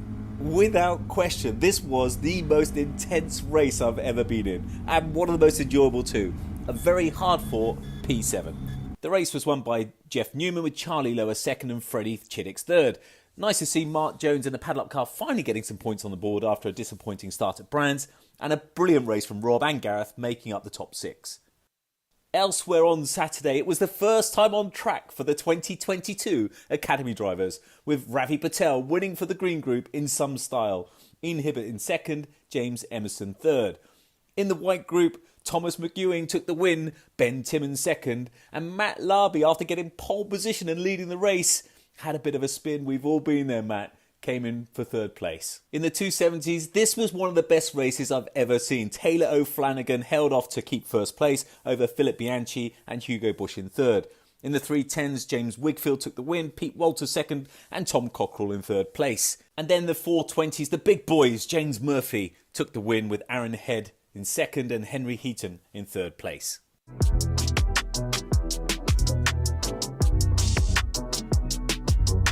So day 2, and time for a quick catch up with some of the drivers. First up, reflection time with Mark Kendall. Well, that was an interesting race. Yeah. The start, you are wicked at starts. We're both pretty good at starts. You were wicked at starts, so I was looking to tuck in behind you, which I did. And the next thing, I was dodging your wing coming past my ear. Yeah, seems like I got closed in by Theo against the wall, which I wasn't expecting, but there you go. These things happen. You've had a bit of a run-in, actually. I let you past on Brooklands because I thought, great, Mark's behind, we'll have a little breakaway, let you pass, and then next thing I know, you were rubbish. What happened? I think the ended up, my dampener got damaged in the crash, so hence I spun out at the corner there. Agostini's, was it? I did catch that as well, Mark. Yeah, I saw that on your video. Yeah. Well, it's frustrating. Thank you for avoiding me. Well, I only narrowly again I avoided your wing, then I avoided your whole car. But it's frustrating as a driver because these things do happen. We know they happen, and it's happened both ways. But it happened to me at Brands Hatch. I got taken out the second corner, and then everybody sees you dropping down. They don't realise my A-frame was broken. You don't realise the car's broken. Yeah. And for you, your home track, you've got all your friends, family here. I'm hoping today is going to be a much better day for you. I hope so. It'll be fun coming from 31st on the grid. 31st? Yeah. I think we'll leave it there, but very frustrating, super quick, and I think 10th place will be an amazing finish. Yeah. So I'm with Team Paddle Up, Joe and Mark. Mark, you look like Right Said Fred. Has anyone ever told you that? One of the other things you can do in between races and when you're not doing anything is watch other racing. And this, the 310s, is pretty epic. More interestingly, I guess, is yesterday, Joe, talk us through. You didn't have the race that you particularly wanted, but you had a lot of excitement as always. Yeah, no, it's good. I lost fifth to fourth, so quali was a bit hard. And then, being back, so mid pack at Snetterton's never that good. There's a lot of wings bouncing down the straight, which needed to be avoided. But other than that, was great fun. And Team Paddle Up number 2. Qualified third, and then managed to get into third a couple of times, and then last lap got towed down the straight, ended up fourth, unfortunately. So it is such a tough field this year, isn't it? Tough race again today, definitely. So ready for race number 2 and starting from P7, I fancied nipping into the lead pack from the start. I got away well, and Rob and Gareth defended well as well and closed the door down the middle, so I went around the outside, and I'm already looking for P4 on turn 1, and then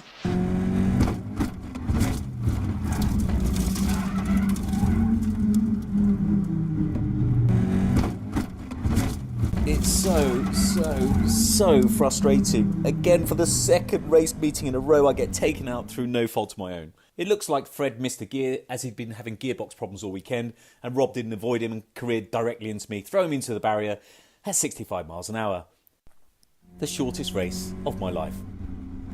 But if you think that was brutal, you've got to watch this, because on the second restart, Ray Radford takes to the air even more spectacularly. But it's important to understand these incidents are super rare, and it's a real testament to the safety and to the car's strength, because we all walked away without really being hurt, which is more than I can say for our cars. So it was nil point for me. Elsewhere, Jeff took another win, making a double header for the weekend. Charlie and Freddie swapped places. In the 270s, another victory for Taylor O'Flanagan, with Hugo Bush in second and Dom Mansperger in third. In the 310s, Pete Walters got a win. Harry George from the Academy Group, brilliant drive for him. He was leading the race for a lot of the time, came in second with Ross McConaughey in third place. And then the 420s, another amazing race. Aaron Head, Lee Bristow, Henry Heaton, and then they've got another race which Aaron Head won again, Jake Swan coming in second place, and Chris Moore with a third place on the podium. The observer ones amongst you may have noticed there's no car. It was probably the shortest race in history. I don't even think I went 100 yards, but that's racing, I guess. Very frustrating, but we'll be back at Silverstone with another smile on our face, doing the best we possibly can. Thanks for joining.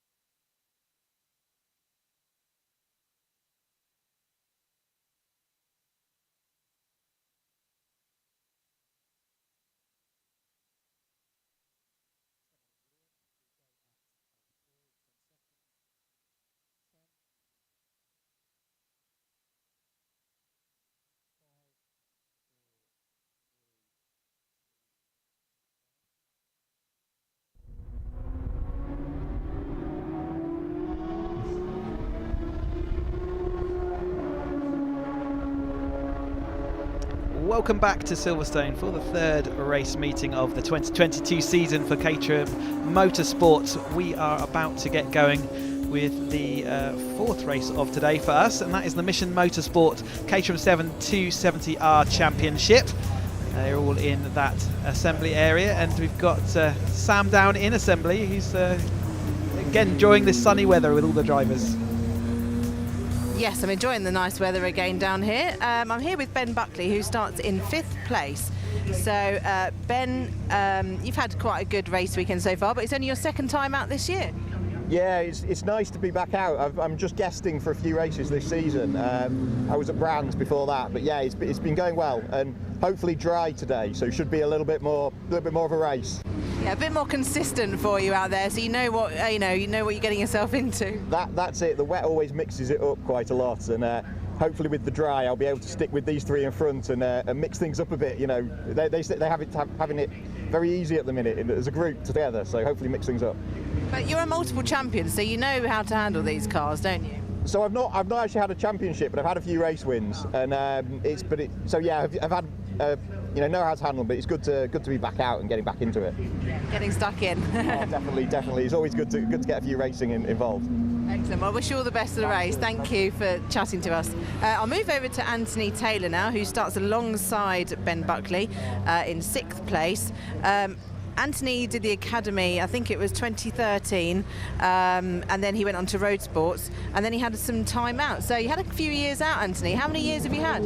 Yeah, it's been about 4 years. My last season was end of 2017. So yeah, been through a few bits of life, pandemic and everything, and back this year. Yeah, see what we can do.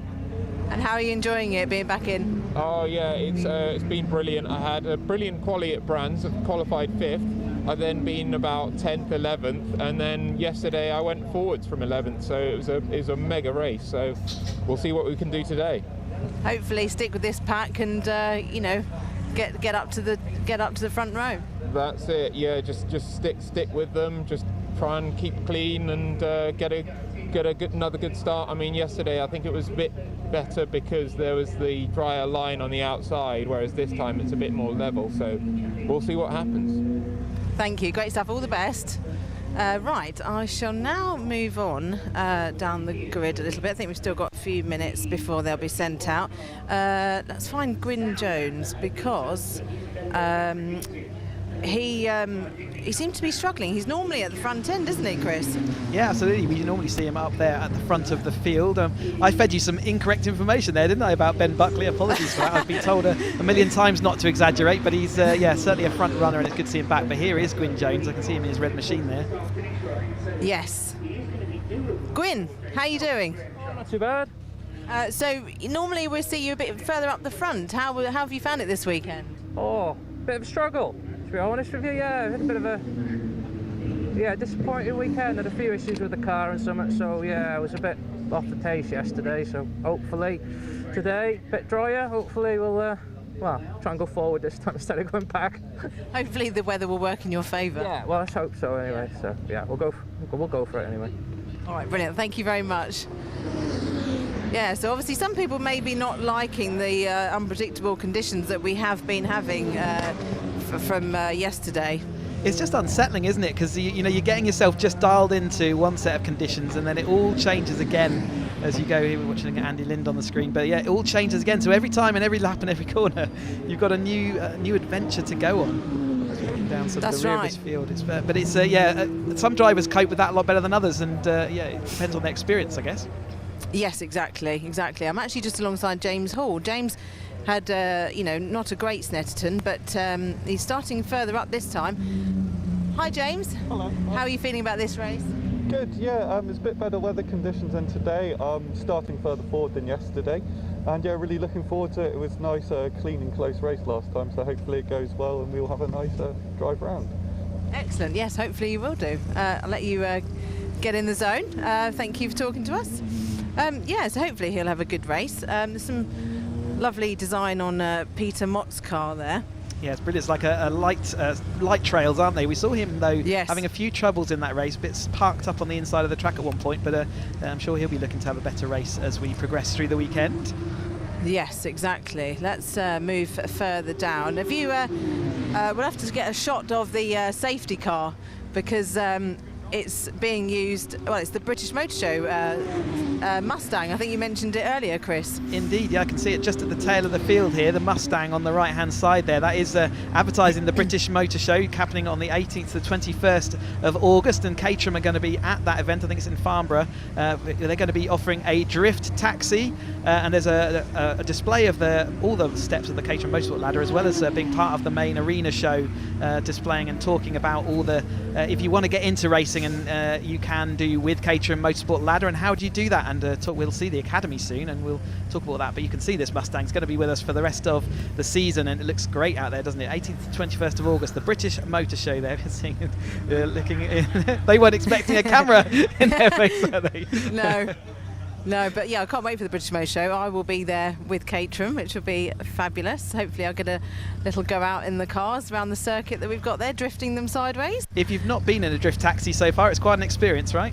Oh, certainly. Like, it's, 3 or 4 laps around our circuit, all changing every single corner at the moment. Tyler Flanagan finds himself out of the lead, and it's not the only person knocking him out of the lead is not Hugo Bush now, who's gone down to 4th. Toby Boy's in 5th as they flow on through and up. Bianchi now looks like he wants a taste of the lead, coming through from his start position up to that lead of this race so far. They're all having a bit of a go, aren't they? They're all having their turn in the spotlight out front. But Bianchi certainly looks like he's got a head of steam, and he came through that field very nicely indeed. Thank you very much. He started in 8th place, so he has made up 8 places to get to that lead of the race, and he's done it sort of car by car as the laps have gone on, hasn't he? He's definitely made that steady progress forward. And that's always a good sign that you've got speed in your car. It's Ben Buckley in his blue machine there, double waved yellows. This is where that car is stranded in the gravel, therefore no overtaking. Hopefully they've seen all that.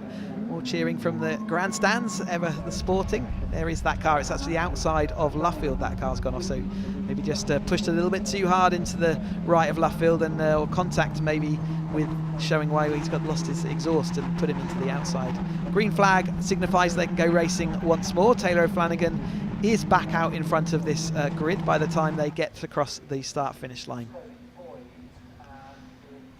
Off we go then, 17 minutes of this race to go. Bianchi and O'Flanagan side by side.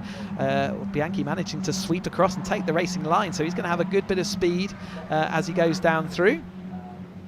And we can see as they come back towards the Beckett's S's through that heat, O'Flanagan has retaken that, sliding sideways, and where we were talking about the tyres getting sort of a bit under temperature yesterday in the wet conditions, well, today we seem to have perfect conditions, but as this race develops, you're going to start seeing those tyres start to cry enough as we get to the end of this 30-minute race. So watch for cars starting to oversteer quite viciously. That's normally a sign that their tyres are tired and hot. Side by side, front two, side by side for the 3rd and 4th as well. Bianchi takes the lead. O'Flanagan has been that persistent force in that top 2 of this race so far, sort of maintained that position pretty reliably. Bianchi, though, is the car that is on the move, making up those 8 spaces. We did see Mansberger drop back and away, and it looked like that O'Flanagan and Hugo Bush might have made a break earlier half of this race, but that's all gone away now. We've got this back to lead group of 7 cars. Ben Buckley currently the rear gunner as they head up the Hamilton Straight. And not too far back then we've got that Toby Boy's car and Anthony Taylor in the Classic, and that's Marcus Eels pulling in the number 6 car, the Classic liveried car that we've got with his logo there. Having a look under the bonnet to figure out what's going on. He's obviously having some issues there. Quick peek as they get the bonnet off. No doubt see if there's anything they can do, but again, every time you pull into the pit lane, it looks like he might have had maybe a loose nose cone causing him a problem, but every time or if you pull into the pits in one of these 270R races, that is race over for you, unfortunately. A little bit of jinking and jiving there, Mansberger trying to get that toe and trying to shake Alex Vincent. Still the double waved yellows, they've got to be mindful of that. Don't make a position up as you go into that zone. It will cost you. You'll get excluded from the race if you overtake another car under those waved yellows. It's up to the drivers. They need to be mindful of that and make sure that they wait till the green flag, which we can see waving at that following marshal post. As soon as you get through that green flag, you can then start battling and overtaking once more. Black and white flag also being shown there for one of the drivers. We'll see whether that comes up on race control messages at some point. But certainly someone's getting a warning for track limits, not given a penalty just yet. As drivers, you need to stick within the grey parts of the track, and you can even use all the blue and white or black and white curbing that we've got here at Silverstone. But anytime anything that's green, essentially, or red is out of limits, and if you touch that too often, Bianchi a little bit wide there through the early part of Beckett, that's going to compromise him in this middle phase. But Taylor Flanagan leading. But anytime that's green or red, if you keep clipping it and a marshal calls you in, you have one warning where you get a black and white flag shown, and then if you persist with track limits, then you will firstly get a 5-second warning, and then it'll be a 10-second, and then you finally get a drive-through penalty, and exclusion can happen if you continue to drop off the edge of the track. It's been part of UK motorsport for a while now. The drivers are very used to what's expected, and hopefully we won't see penalties applied. We did see that in Charlie Lowitt in the Roadsport race. He cost himself a podium for it, so it can be quite dear when it costs you 5 seconds on your race time. You can see how many cars we can pack into just half a second here as they're going round. 3 cars wide. Taylor Flanagan had to get out the throttle there. He was absolutely the sandwich, and Dom Mansberger was taking his line. He had nowhere to go. He had to fully get on the brakes there to get out of it, and I think it was the wise decision, otherwise he was going to come into contact with Alex Vincent, who was on his other side, but that has pushed him all the way back in the order. He's currently in that sort of 5th or 6th now, isn't he? So that was quite expensive, as Hugo Busch and Bianchi are now out front. Mansberger, who sort of swept across the front of those 3 cars there, he did have the momentum and the line around the outside there. He was very assertive in that move, and that has moved Taylor Flanagan back. We saw that yesterday, though. He has remained calm and he came back through the field, so we'll see whether he can do that again. But he's got 4 cars in front of him now, and that's probably the most he's seen for the whole of this race, and he can't relax because we've got Toby Boys behind him, but we've got those double wave yellows. Remember, as soon as they go past those double wave yellows, no more overtaking. You can see why those double wave yellows are there, as we're trying to recover that Bergbaum car as they sweep around Luffield, close as you like, and Toby Boy's a little bit wide as he exits Luffield. It's going to cost him speed down that next straight. Coming across, having completed 7 laps of this the Silverstone Grand Prix loop, 3.6. That's Ryan Lovett, and that is not a good look to have a moving car when you've got cars moving and marshals out on track. So he probably will have to go and explain himself to the race stewards after we finish. But as we come down then, this is a little bit further back. This is the Ephraimidis battle. Oh, he's got contact there into the 3 wide. Mott and Ephraimidis, and they came together. Another car there involved as well. As we cut to them, they were sort of side by side, and that time they kind of misjudged how wide it was. There's an exhaust sort of hanging off there. You can see the exhaust wadding, so there's going to be some potential for metal work out there on track as well. So all that fluff you can see is the silencing and wadding that you have in these exhaust pipes to sort of knock the noise away. And you can see that car is looking a little bit poorly now. That's the Mott car. Very pretty paintwork on it, but unfortunately not looking so good. Ryan Lovett's still got his engine running, and they're trying to see whether they can push him out.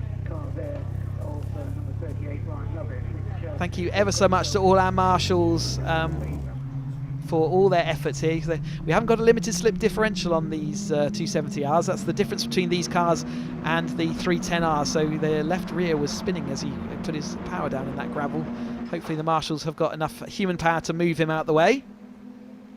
As we see that gap's developed again, hasn't it, off the end of Ben Buckley back to Anthony Taylor. Just haven't quite got the ultimate pace as they go on round Abbey, with 10 minutes of this race still left to go. 30 minutes, 2 30-minute races for the 270Rs. It's another difference between this level of the championship, the 3rd level of Caterham Motorsport. Get an extra 10 minutes for each of their races over the Roadsport, which we saw before, which is a 20-minute race. Hugo Busch wide, a little bit out of the loop there as they go through Aintree and then onto the Wellington Straight, but he's going to get a good tow. They couldn't move that car out of the gravel, so we're likely to have another period where we've got the waved yellows, and you can see the cars out there, but we've still got those double waved yellows. They're going to have to put themselves back in the positions they were, and it is Mansberger that is out front ahead of Bianchi, and then we've got Hugo Busch as they see the Ryan Lovett car there, stuck in the gravel.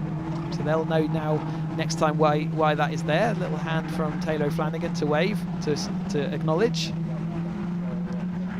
It's Vincent and Boys and Buckley behind him. So is he going to be able to make that movement forwards to get to this front three? There's a little bit of a gap, isn't there, in front of him just to that front three. Not significant at this point, but it's certainly something you'll want to keep his eye on. There's definitely daylight there as these two goes, as Toby Boys and Vincent go side by side following Buckley. Boys had to come out the throttle slightly there. There's nowhere to go with Buckley in his path. 3 wide into Beckett's then. Bianchi out front again after he's moved forward from 8th on the grid. A little bit wide again though. We've seen that a couple of times from him around there. The tyres starting to cry enough as you can see the rear end of his car waggling around. Hugo Bush though seems like he's still got that car well in line and under control, but he's got the attention of Taylor O'Flanagan and back with him again as that gap's evaporated. Bianchi viciously jinking his car to one side to just try and do anything he can to throw the toe, but that hasn't worked as we see Ryan Lovett's car being manoeuvred out the way. That's the end of his race weekend. We'll see him back at Donington. Bianchi squeezing Hugo to the inside of Stowe. Oh, a little bit. That's wadding again at the exit of Stowe by the looks of things. It's all soft and material based, but certainly it'll be something you don't really want to have caught up around your car. And I think I can see a little bit on Bianchi's car. As we come round Club, then Hugo Bush, Taylor O'Flanagan having to go side by side, and Ben Buckley has picked up some of that wadding. You can see him trailing out there like a little tail as he comes down the Hamilton Straight. Mansberger out front ahead of Bianchi, then Hugo Bush, Taylor O'Flanagan in 4th place. So he has made that 1 place up, right back with his the 4 that he's been racing most of this year. And can he do it again? Yesterday we saw him come back through late to take the win away from Mansberger and Hugo Bush, and he's got another car to deal with into that mix, which is Bianchi, who is tucking up the inside of Aintree. Mansberger went wide out of link. They're going to go side by side through Aintree. You can do that in the dry. It's a little bit less comfortable when we're in the wet, although they've both cost each other time, and they can see that Flanagan had to make a decision. Does he want to take to the grass, or is he going to back out of that? And he wisely at this point backed out of it, but that is making him get swallowed up by the chasing pack. A little bit of a locked tyre there as they go into Bricklands. Uncomfortable position to have a locked tyre there. You don't want to have the car drifting off of that apex when we are too wide going around these bends at the moment. Ben Buckley, the outside of Vincent. Toby Boys watching them all there, ready to pick up the pieces if anything happens. A little bit of a push by Hugo Bush there on the back of Mansberger's car. A little bit of bump drafting almost. And don't want to do that in a Caterham. You've got the radiator right at the front of the car there. So that wouldn't be a wise decision to make too many times. But it is Mansberger and then Bush. So it worked. Whatever they did together, it worked. They are both 1 and 2 now as they head out and around turn 1. Brunt is here coming through the heat haze. He had a disappointing race yesterday after starting well up on the grid, and he's there back in 10th place at the moment, but that's certainly an improvement over where he started. Hall, we spoke to him on the grid, and he's racing with Ephraimidis, who's having an off weekend in his yellow machine there. So there's action all the way down. This is that chasing pack of those Ephraimidis within that yellow and black car, and it looks like it's Clayfan and others. There's Hall in that black and white 98 car as well. So we've got 9 laps completed. We're heading on to our 10th lap. 6 minutes of the race left, and this front pack has been pretty consistent for the majority of this 30-minute race. As they head on down through Vale, you can still see bits of that wadding getting taken by the cars. A little bit of a skew with nose cone on that car. Are we going to see another bit of bodywork debris across the track by the end? See it's slightly ajar as he heads on down the straight, side by side, and the following cars are just about to go side by side as well. About 1.5 seconds per lap you can gain on the toe if you get the super toe down both straights. So worth a considerable amount of speed, more speed than you can generate in the corners, that's for sure. So about 7 or 8 miles an hour faster you might be into the braking zones if you've got that full-on toe, as Taylor O'Flanagan comes back up into 2nd place. And then we've got Bianchi, and then Bianchi and got Hugo Bush behind as well. So we have got Sam down in there, and I think she's got some news from Peter Mott, who we saw off earlier on in the race. Yes, Peter Mott I just spoke to, who came in. He's got a flat tyre with the accident with 2 other cars at Copse, so he's quite disappointed. He's missing a wing as well, but he's got a left front puncture, so he's disappointed, but you know, he knows it's a racing incident, so he shall move on to the next one. Back to you, Chris. We will see him at Donington Park there. Yeah, front. As soon as you get a puncture on this, there's no way you can change, and it's nothing like the Formula 1's 2-second stops that we see sometimes. You've got 4 bolts there tying those front wheels on, and so no opportunity to swap tyres. A puncture is the end of your race.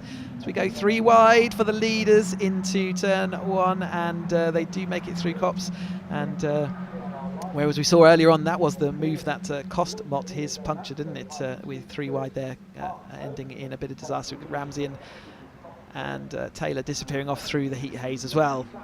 Absolutely pristine conditions here for the second day of this Caterham Motorsport 2022 race meeting. Silverstone Grand Prix track, full 3.6 miles circuit, 4 minutes of the Mission Motorsport 270R race, the final race for them this weekend, but we've still got action to come. We've got the Academy next up and also the 7 UK Championship cars, but before we get to those, we've got to see what happens in the last 4 minutes of this race.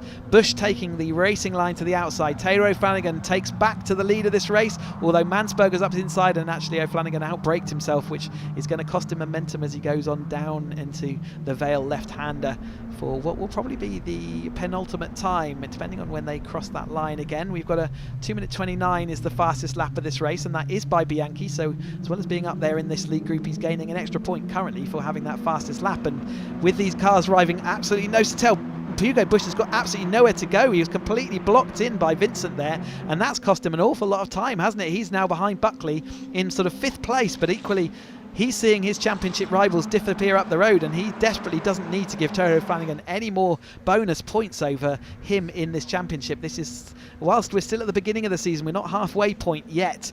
3 race weekends in by the time we've done this one, and you certainly would want to be as close as you can to the drivers in front. So O'Flanagan in that 3rd place on track, and Buckley is making a move late in this race, isn't he? We said he was a wise head on those shoulders, and he's chosen his time, but it's got Hugo Bush behind him now, and Bush will be keen with only 2:40. I think this is going to come on to their last lap, isn't it, by the time they cross the line. There's Hall still going side by side with the number 48 car there. So an action-packed race all the way through. That's Hoare in the number 48 that he's fighting with. Ephraimidis at the front of that pack, but he's still down in 17th. So not a good race weekend for Ephraimidis. In that same pack is Lund. So Lund, Ephraimidis and Arnold's around there, as well as Brown and Griffiths. So the Hall car that we called out, that black and white machine, it's quite easy to see. Oakmere Motorsport run car.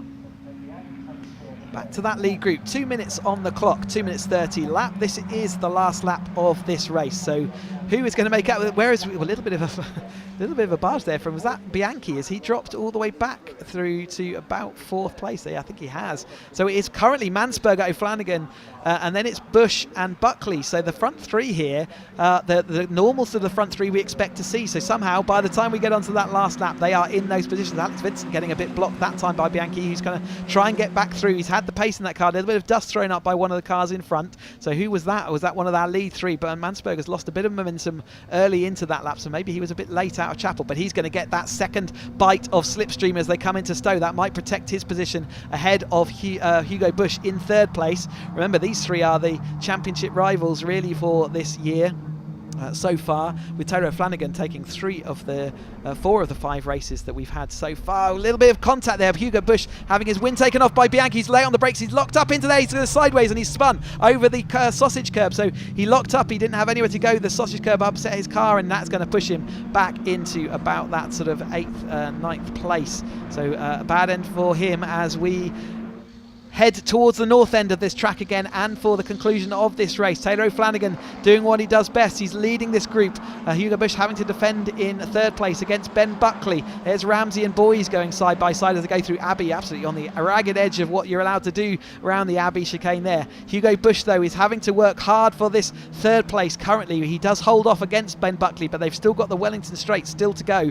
And then down into the tail end, a little bit of a lock-up. We've got another spinner there. That's the number 15 car who's spun around around and is going to rejoin. But 11, Taylor O'Flanagan leads Dominic Mansberger, who's right on his tail after dropping a little bit back in the early stage of this race. He came back through, and he is now on looking like he's got the best chance. He's going to have to go to the outside of Brooklands, though. He's coming down to the outside of Brooklands. He's late on the brakes. Can Taylor O'Flanagan hold him off? They're going to go side by side. They're pinching each other. Are there any pieces to pick up? He has held on around the outside. That gives him the inside of Luffield. We still know it's not done yet, but if O'Flanagan's going to have a look on the inside, there's no gap there. He holds it back to the apex, and he's going to be in the lead as they go off around Woodcote. I can hear gravel in the background. We've got Taylor, and there's a little bit of contact between Taylor O'Flanagan and Hugo Bush as they go up to the line. Who is going to take this race win? It is going to be Dom Mansberger over the line in first place by just 59 thousandths of a second. What a great result for him. He takes a win over O'Flanagan. Is then Bush taking that third place. Buckley came home in fourth. Vincent, Ramsey, Bianchi in that seventh place, and then we did see Taylor coming over the line. So it looks like Toby Boys was in that gravel trap for a bit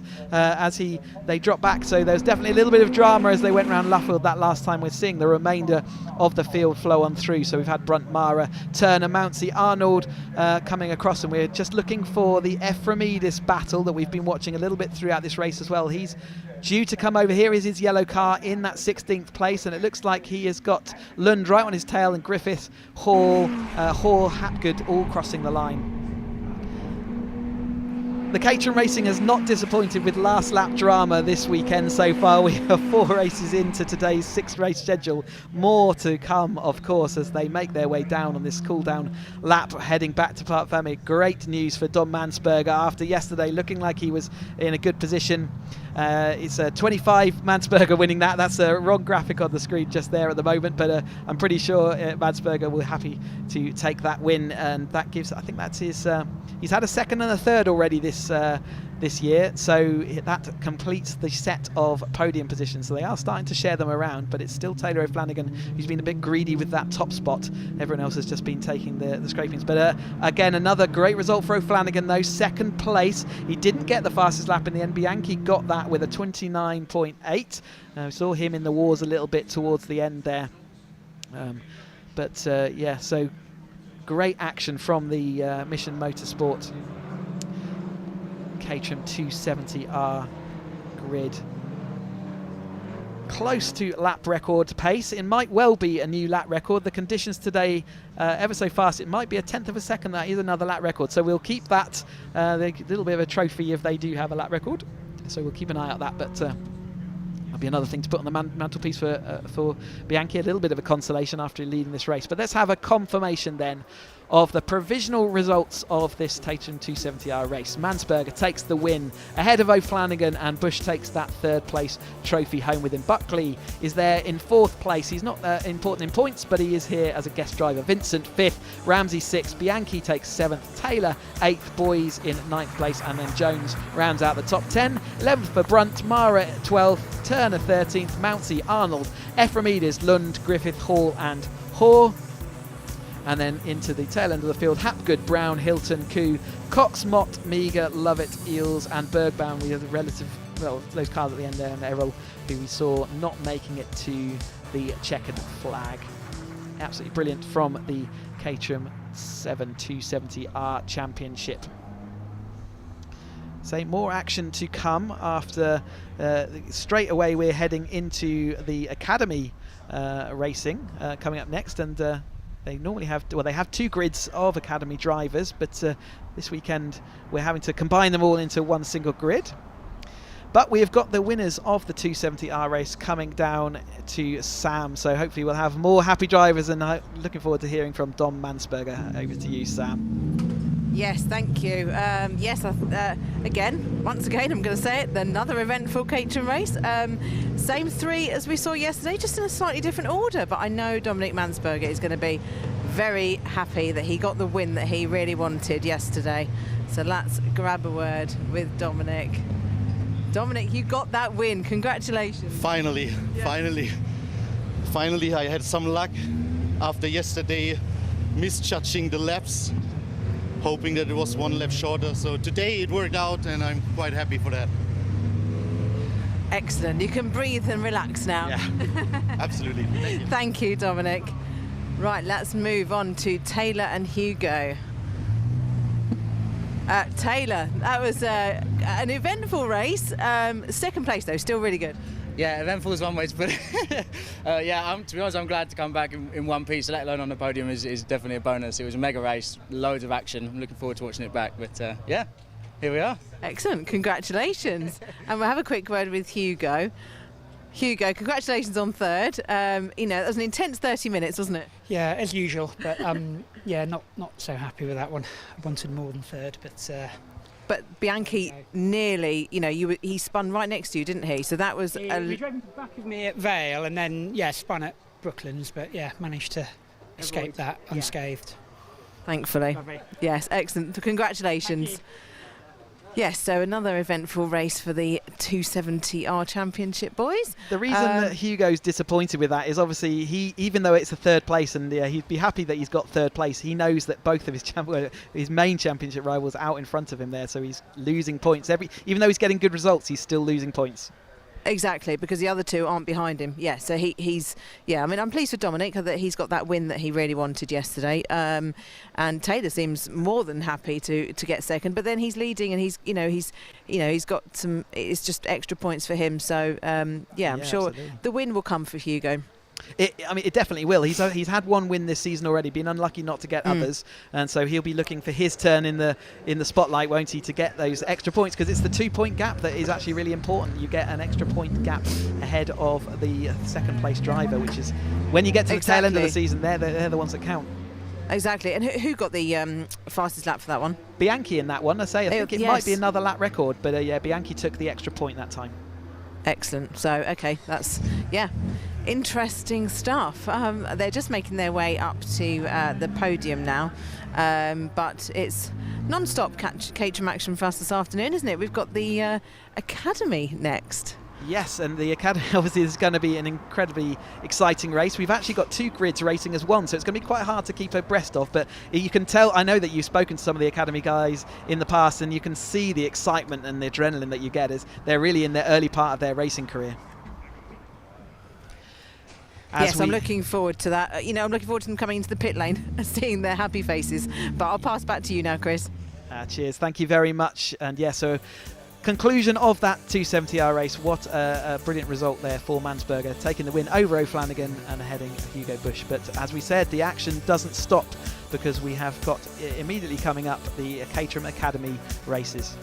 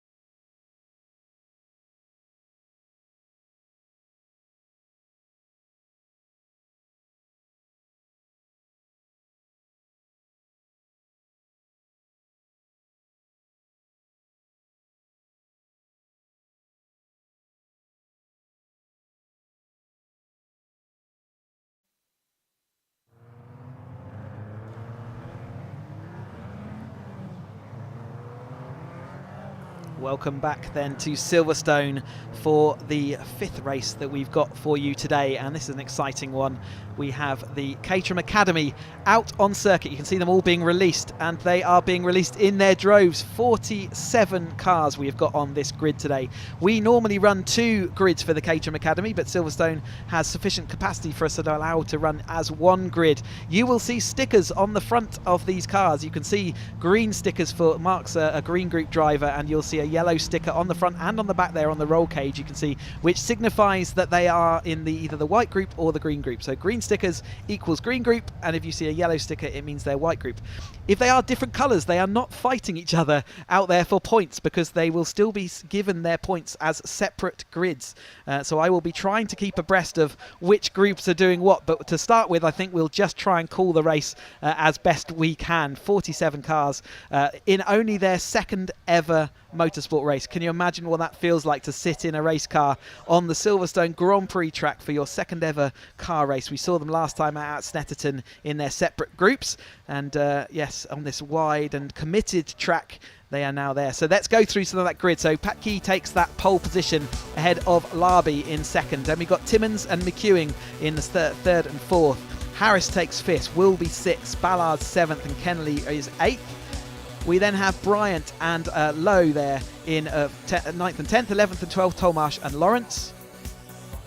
We have Littlejohn and Patel, Mallet and Rogers making up the top 16. Hope and Emson line on the 17th and 18th. 19th, Simon Sabin, and Thompson is 20th. 21st, Hibbert and Butler, Warnock and Jenner make up to 24th. 25th is Boyle, Crossman 26th. 27th, Finlayson, and Denny is 28th. Onwards we go to 29th, Wakeman, Gregor, Kimblewhite and Hazelwood up to 32nd on the grid. 33rd, McCullough, Clark, Poulter and Rawlins lines up 36th. 37th is Proctor, Soden, Jarvis and Cross come into 40th, and onwards we go. Jarvis, Fitzgerald, Smith and Sullivan down in 44th. 45th is Patel, and then we had Trinder and Cozy, who came together in qualifying and knocked each other out. There was a few angry words spoken, both in different groups, and that was led down to that. But let's go down to Sam in the pit lane, and what a grid we've got here. A grid indeed. I'm actually standing on the pit wall looking out of one of the windows on the pit wall thinking, wow, that is a sight. It just looks amazing. They'll be about to go on their green flag lap. Are they actually going round the bend, round Woodcote? Are they sort of off and round the corners? It goes... Yes, because I can literally just see Caterham's going out of sight. So I'm not sure what the collective noun for a Caterham is. A broken wing of Caterhams? I'm not sure. Something like that. I'm not sure either, but yes, it's incredible to see. But yes, it's interesting how they've, because obviously qualifying in their groups, you know, you'll see the stronger drivers, you know, at the front end, but combined, you know, if you qualify on pole or in the top 5 even, you know, you're going to be really happy with that. Yeah, absolutely. Definitely think about all those drivers out there, and if you're in top 5, you're going to feel pretty special about yourself, aren't you? Definitely. Well, Matt Larby qualified 2nd, so he's 1st for his white group, and obviously he came 3rd, didn't he, at Snetterton? So he's obviously a strong contender. Absolutely, one of the fastest out there, but he had a little bit of an optimistic move up the inside, which you kind of expect. These are all drivers that, you know, last time out was their 1st ever car race. So he made a bit of a mistake, and if a day when you have a mistake and you still end up 3rd, that's probably a good day. Definitely, because he said I think when we interviewed him, he said how, you know, he knows not to go, he can't go that quick into turn 1, I think it was at Snetterton. So yeah, he learned from that. Certainly not on the line he was choosing to take. Yeah, exactly. I think it was it, am I right in thinking Ravi Patel, did he win the green group at Snetterton? Yes, he did. So he's down in 14th today. Yeah, so that's again, it was such a complicated qualifying with 15 minutes. It's not easy to do that, and yes, he is down in that 14th. So looking for him to come through the field for sure. Definitely, yes, because he, I think he was leading for a majority of the race at Snetterton, dropped back, but then claimed it again on the, I think it was on the last lap. Yeah, there were so many spins and issues for that Yes. group that actually he managed to make it back up. It was Tom McEwing took the win. In fact, he took it at the sprint as well. So Tom McEwing, definitely a fast driver, but he's in 4th place today. Ben Yes. Timmins and Matt Larby were the front of the white group. And yes, in that green group it was. Yeah, it was. Let me just get my little screen to load up. It's Patel, Harvey Lawrence as well. Where's he ended up on the grid? Harvey Lawrence. He's quite a lot further down. I don't remember. Yeah. Oh, there he is in 12th place. So he's also got to come through. So he won't be particularly happy with that position. He's currently 2nd in that championship. He will want to see. He won the sprint event, so he'll want to do a better result today. But as we see this mega grid coming down, it's quite a sight to see. It is. Well, I'm actually going to cheekily walk up to the gantry. So this is going to be a great place to watch from. But it's still not too windy out here, which is good. But Chris, these guys are going to be quite nervous at the moment, don't you think? Yeah, definitely. We spoke earlier about how it's important to be calm coming into your racing, and whether they will manage that. It's the adrenaline's going to be flowing, right? They've got all of the Grand Prix track to go around, 3.6 miles around, as we say. So, and all their friends and family as well. And you can hear them in the grandstands on our mics, and you can hear them all getting excited. And there's crowds out there you can see on the outside of Luffield there as well. So yeah, all the excitement building towards this start. That's right, exactly. It's a long lap for them. Yeah, we've probably been on a warm-up lap for 4 minutes or so now, haven't we? So, yeah, it takes a while to come around. It's going to take even longer for them to get lined up. So, even with the experienced drivers, it's been taking a little while to get those 30-odd cars that we've got. But we've got 47 to try and line up. Now, how packed that BRDC grandstand is as well. Great to see so many people there. Yes, it's going to, a few minutes to line them up, I think, make sure they're all in their correct spots. But it's a great opportunity for these guys. Only first ever race, and they're racing around Silverstone Grand Prix circuit. I mean, that's amazing.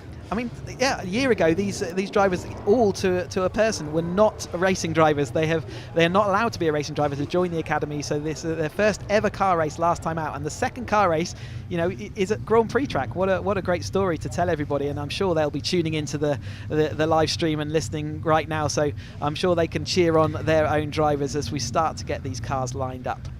Yes, exactly. And like you said, I think earlier on today, that, racing on this circuit just a couple of weeks before the Grand Prix here, it's, they're already doing the build-up for the Grand Prix, or the grandstands, extra grandstands are being built. And they'll be able to tell the story then of how they went into Brooklands as fast as they could, and the Formula One cars just took a couple of down changes and swept on through. But they'll be able to tell everyone how important this is, as we've got the clock on the time. It looks like we're nearly lined up and ready to go with this race. Excellent, great stuff. I can't wait to get this race underway. Hopefully it'll be a nice, clean race for them. Yeah, let's hope for that. It's a confusing race, and you can see that they are having to line up around the corner. So some of those drivers at the back, it's going to be tough to see those start lights. They're normally a repeater light, so we'll see whether that. But I can see Ed Cozy just lining up there. So it looks like we are getting ready for that green flag, which I can see at the back of the field then. And we're getting for the 5-second low order, and we will get this Caterham Academy race underway on the Silverstone Grand Prix loop. We've got the white and green group all underway, and off they go. 47 cars heading down into Stowe. A little bit of wheel spinning there for some of the cars in the midfield, and already going about 6 or 7 wide as they come across the line, sweeping through that opening corners. And we will do our best to keep up with the runners and riders. It's a complicated old beast with all the groups there. You can see the stickers that we're going to have to try and call up. Ed Cozy in number 3 there. He's already making some progress off the back of the grid. He's a front runner car, at least in the top sort of 5 or 6. But it looks like it is Pat Key leading the group of them as they head on down through Beckett's, and it's Ben Timmins in second in the purple, Matt Larby in the blue, and then it's McEwing in the green, and they are across 2 groups. Pat Key is in a green group, whereas Matt Larby, Ben Timmins and Tom McEwen are all white group. Definitely a little bit of white group domination. Apart from that, we've got a car though off and into the barrier. That's the number 71 white group driver. So who is that? I'll scroll down my internally long list.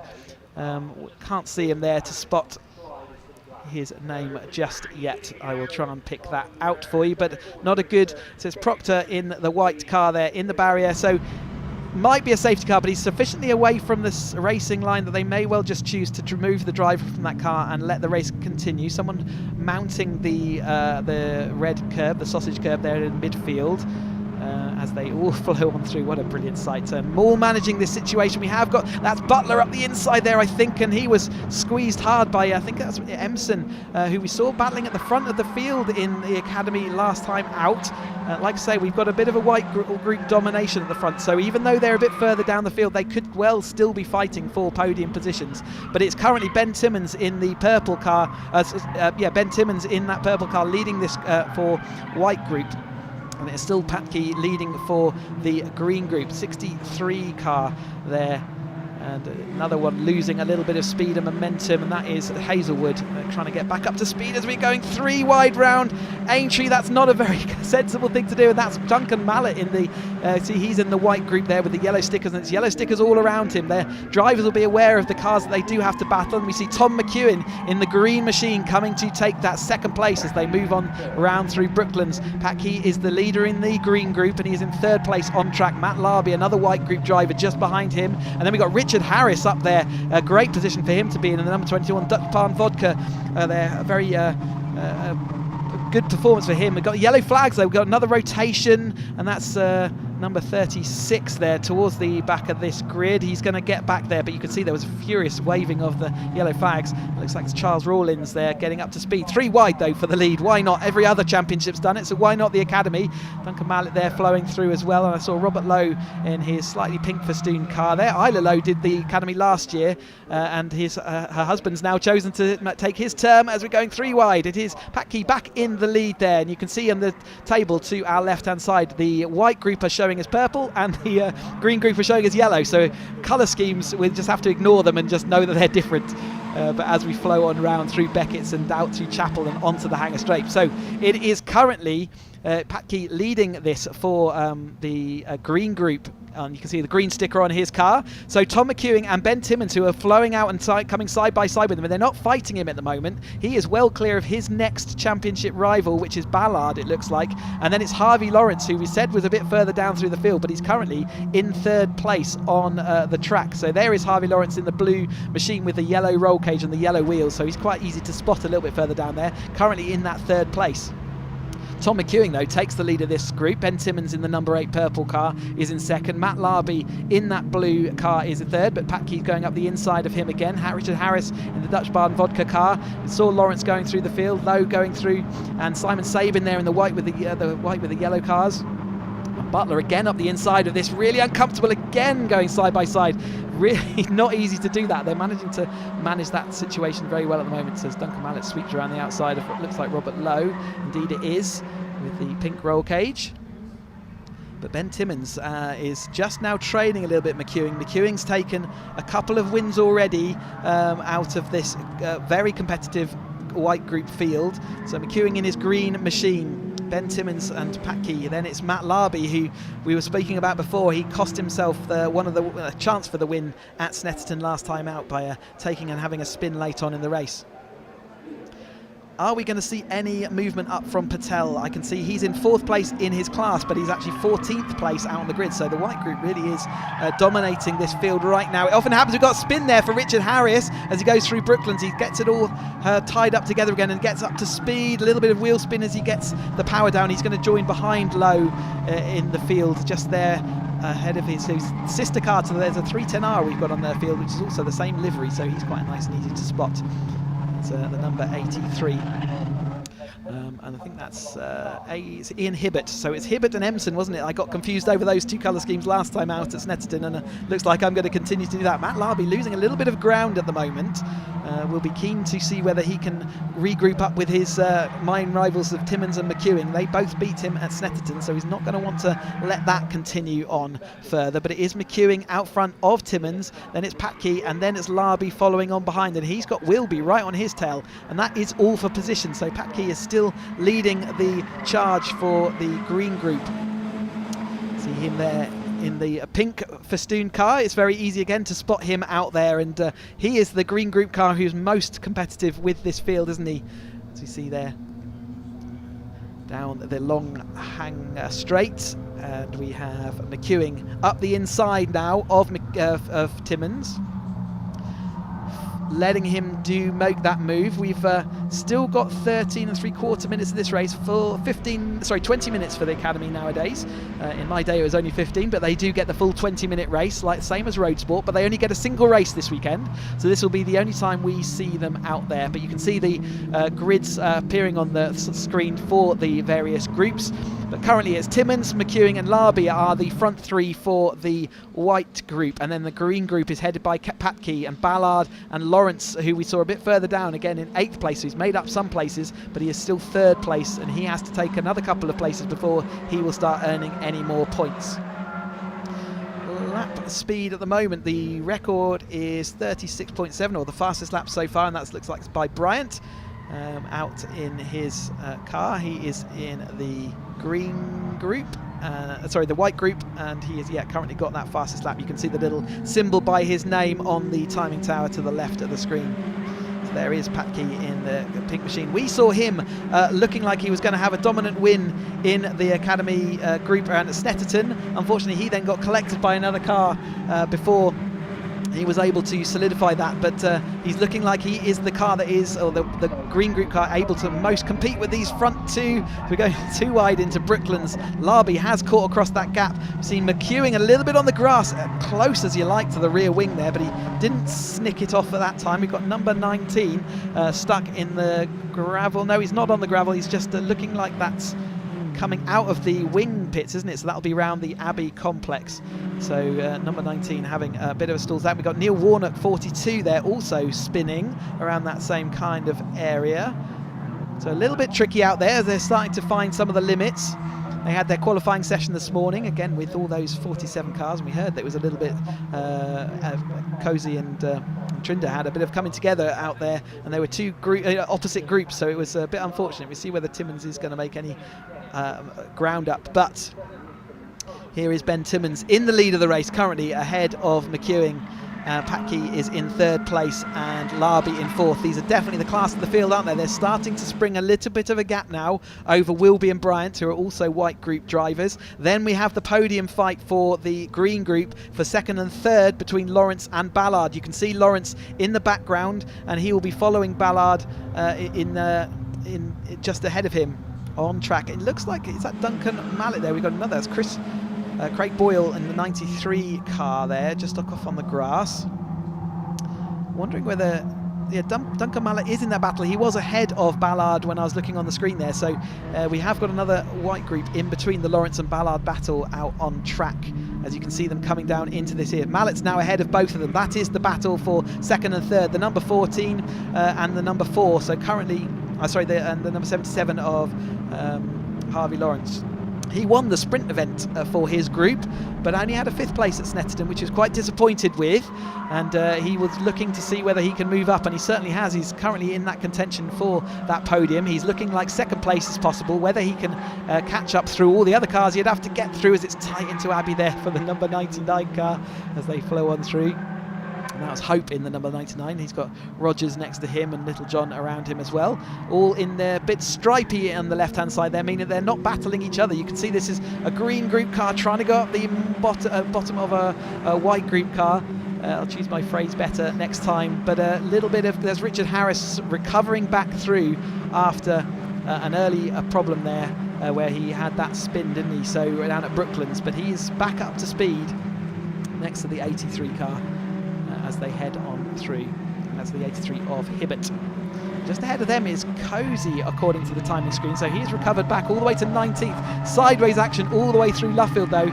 Matt Larby, running up a bit wide there. McEwing got a little bit of a gap, sprung a gap over Ben Timmins in the purple machine. So that is currently, last time through, it was Timmins in the lead, but McEwing certainly solidified his lead as they go on to their 5th lap, 4 laps complete. And it does look like that gap's already disappeared, doesn't it? So the tow in these Caterham Academy cars is significant, to say the least. There's Duncan Mallet with his red helmet. Harvey Lawrence just behind him. A little bit of an accident there, and that is the number 6 car that's going to be one of the James can't read the name as it goes by, but he's back up and in the race. All the novice crosses you can see on the back of these drivers' cars. By the end of this season, we're hoping that most of them will see that those novice crosses have been removed. You get a signature every time you finish a race, every time you finish a sprint, and they also have a chance to get a signature for finishing a day's marshalling, so they can understand what the marshals have to go through when they go racing. And a little bit of a flapping wing mirror there for McEwing. He is not going to be able to see very well up the left-hand side of his car, and that can be really off-putting if you don't know whether you're clear to move out on the track. So something to watch out for there. Something as a driver, it becomes a bit of a distraction there, and you feel a bit exposed not being able to see. But I can see he's got a big convex mirror in his behind his windscreen there, so he will still have some visibility on the left side of his car. Ben Timmins losing some time and space. Packy takes that opportunity to squeeze up the inside as they go up onto the Hamilton straight again, and he's gone back down now to 4th place. So he's seen McEwing and Matt Larby both overtake him, and now he's got the green group leader in front of him and getting in the way of his battle that he wants to be a part of. There's Duncan Mallet, and he's getting chased down by Lawrence there. Sorry, it's Kenley I think he's fighting with at the moment.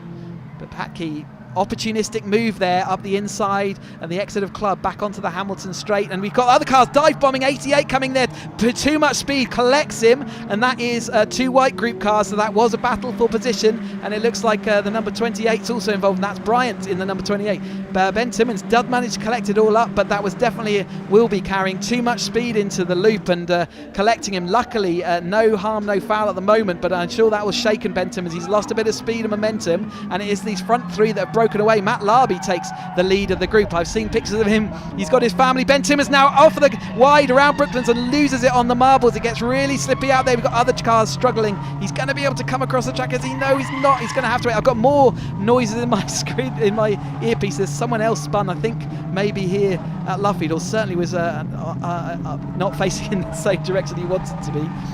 So it's all kicked off a bit here with 6 minutes to go, but out front it's calm a little bit. Tom McEwing up the inside of Matt Larby. That's the same 2 that we've seen at the lead of this field regularly. And here comes the second place there in the green group. That's Ballard in the number 72 car. He's followed by a white group car of Mallet.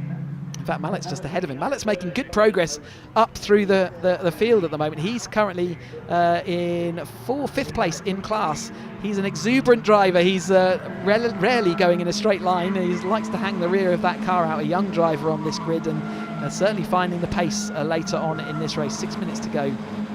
Looking at Toby Ballard there in 2nd place in that green group.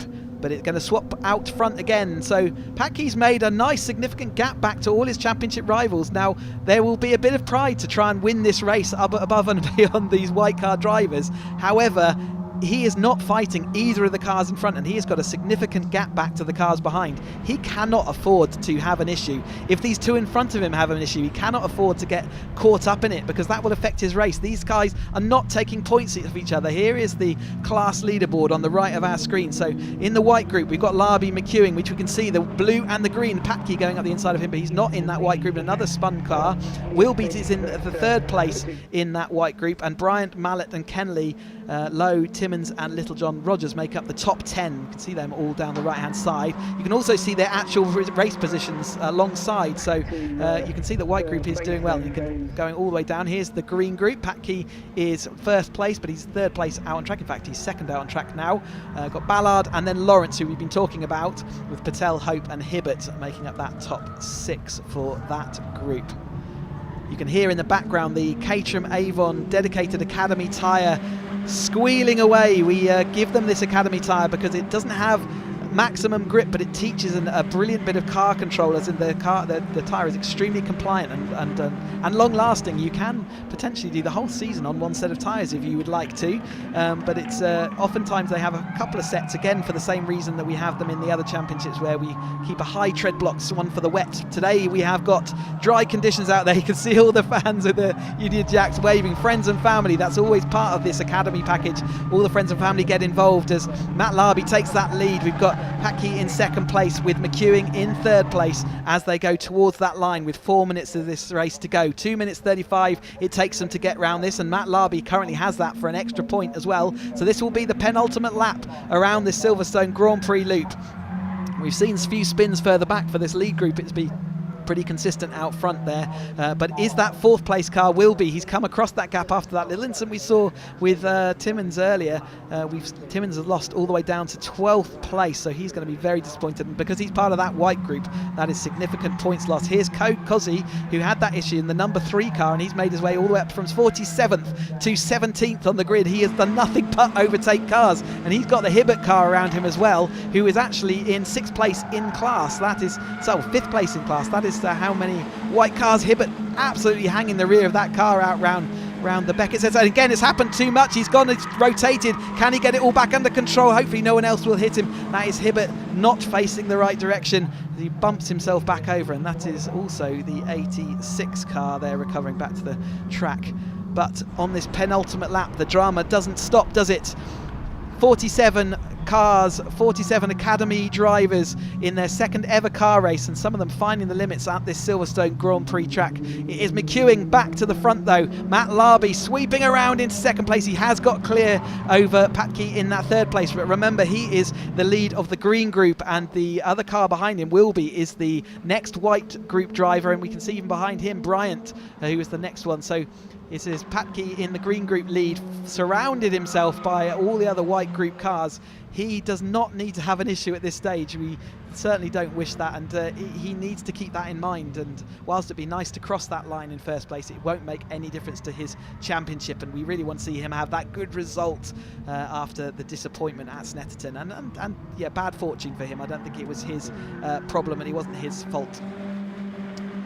As they head on down the Wellington Straight for the penultimate time then, with the Matt Larby in the blue car leading Tom McEwing. Oh, a little contact as they went into Brooklands. He misjudged that timing. That was quite significant rear end contact. Hopefully both their cars are unaffected. They're still side by side. It was just a little, the toe is so powerful in these Academy cars that he just mistimed jinking out, and we rarely see that in the higher classes as they get a handle on the exact length of their bonnet, but these drivers are all trying to work it out, and you figured out the extent of it then. We are still progressing onwards though. It is still Matt Larby out front, and it looks like both those cars are unaffected at this point. We haven't seen the puncture, but they're side by side as they went across the line, starting their last lap then, the last lap of their 20-minute race this weekend.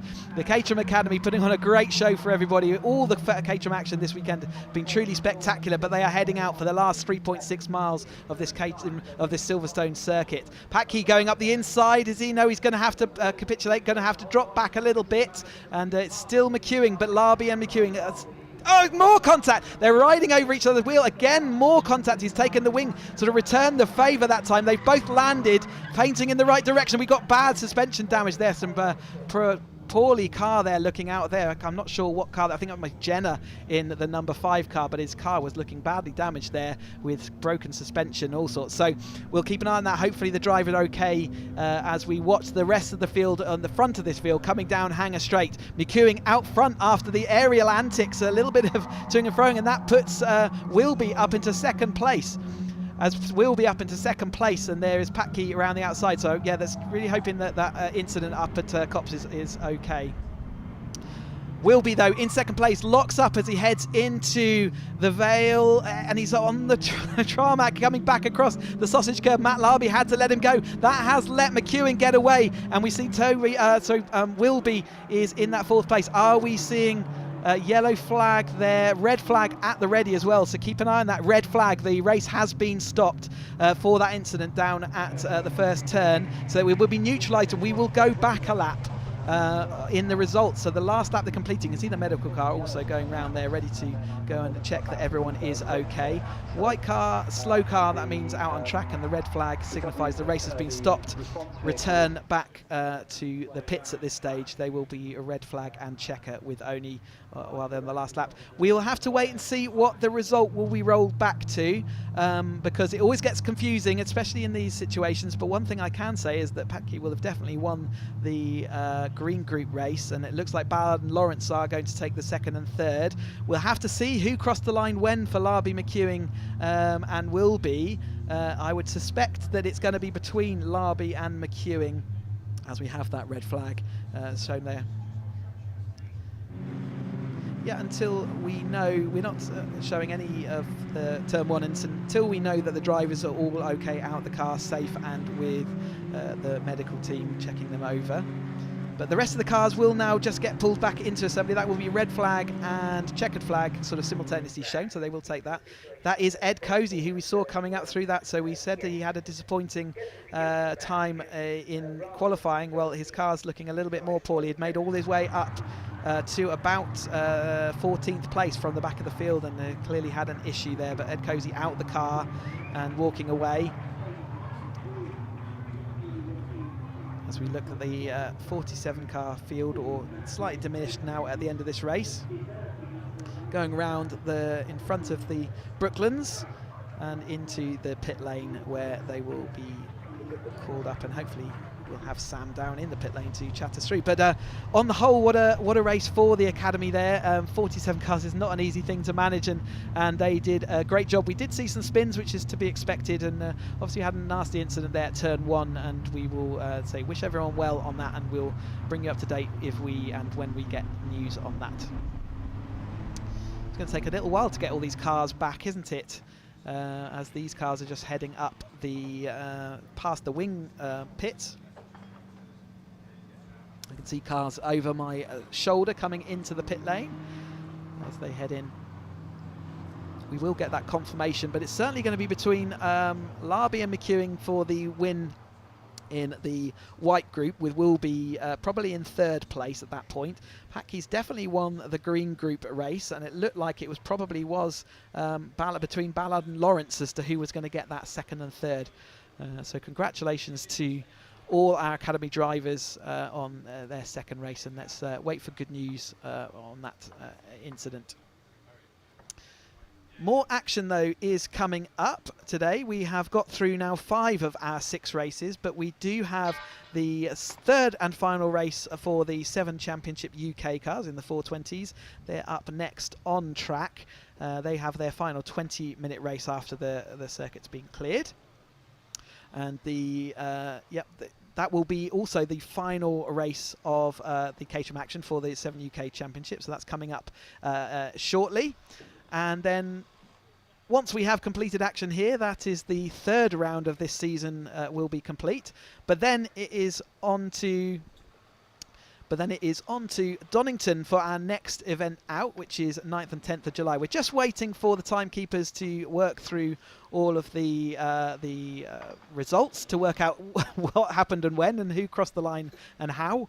And so there's always a bit of a complicated time, but they will print all those out and get the results as soon as we can get them. But yes, Donington is our next trip, and we are there on the 9th and 10th of July, which really isn't very far away from now. So only, it's so under that month away, isn't it? So 3 weeks away, we'll be back at the track, and we would really enjoy seeing you out there on the banks. You are more than welcome to join us. We operate a very open paddock, and you will have all 5 of the championships out at Donington Park, and they'll be all willing to chat to you. And if you're sitting at home wondering how do you get involved in motorsport, well, you join the Caterham Academy. It's the best route in to this whole exciting world of motorsport. They will sell you a car, and as part of selling you that car, they will give you a full-on race year's worth of racing, including getting your racing license, including test days, including all of the 7 rounds of a championship, including a sprint race, and then further in the year you get a trophy race as well, which you can choose to take part in with your compatriots, and it's a brilliant package, and one that I've been through and many others over the years. I think it's well over 1,200 everyday people sitting on their sofas watching motor racing have been turned into racing drivers, as we see Parc Fermé, that absolutely busy down in Parc Fermé. But I think Sam is down in that Parc Fermé area, surrounded by all the adrenaline fun. So what's the adrenaline like down there? Yes, I am down here. I think they're still trying to work out the top 3 of each group, but the atmosphere is amazing. Everyone is laughing, joking. I don't know if you can hear it. You might be able to. There's a lot of congratulating of each other. So I think, they thoroughly enjoyed that race.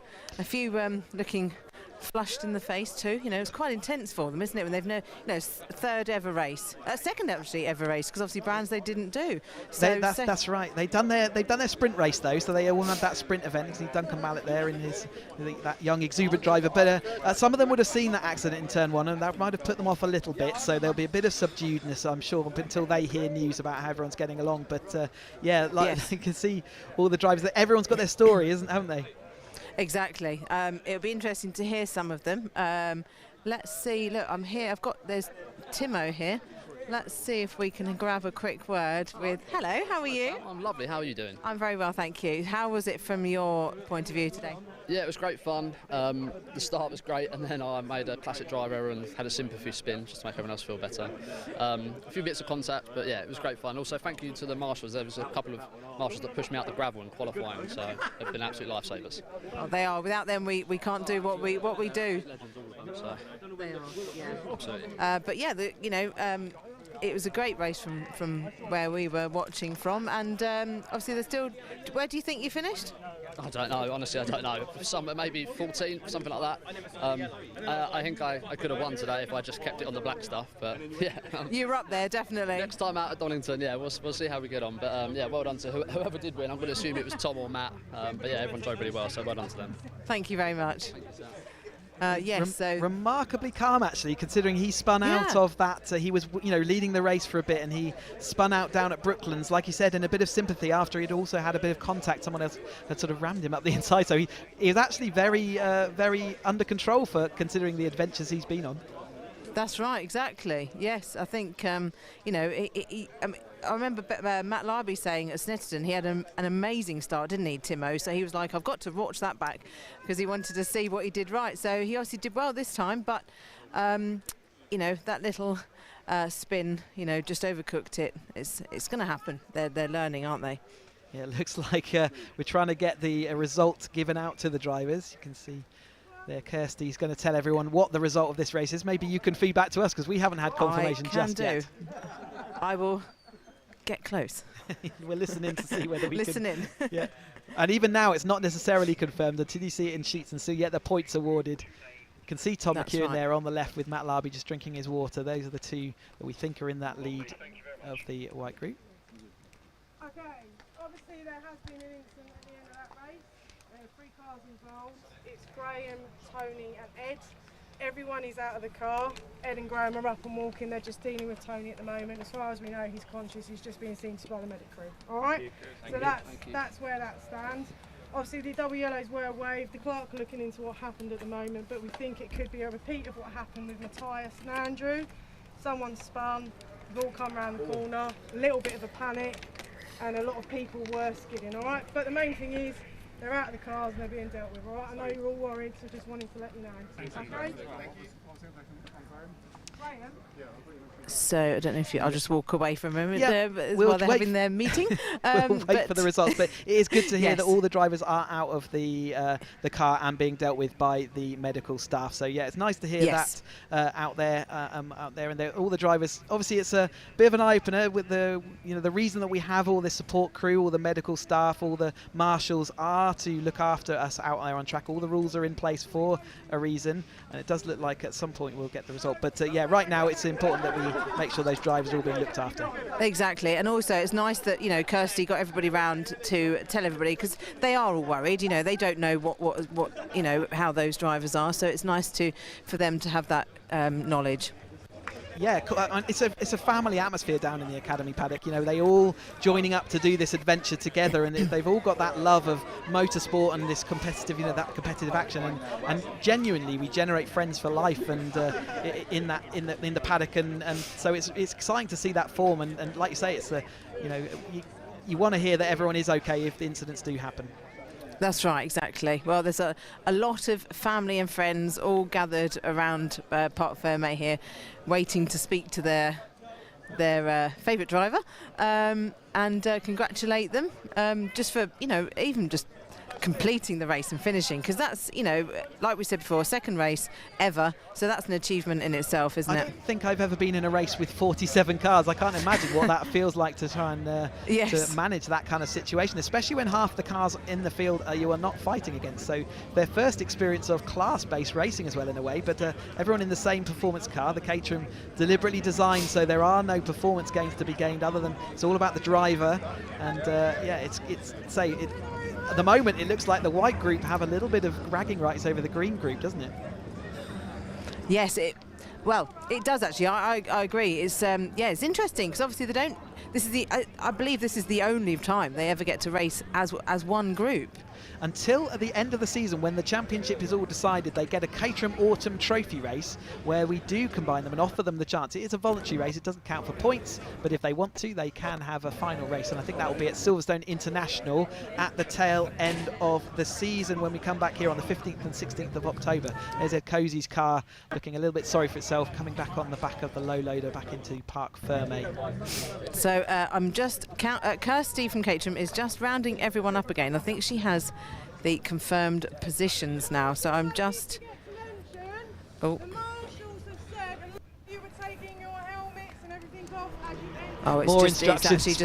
it's just about some other things to do with again with the academy. We take them through all of the rules and regulations, what's expected of them and why we need to do it. So the marshals there here we spotting go. something they didn't like. That's right, Chris.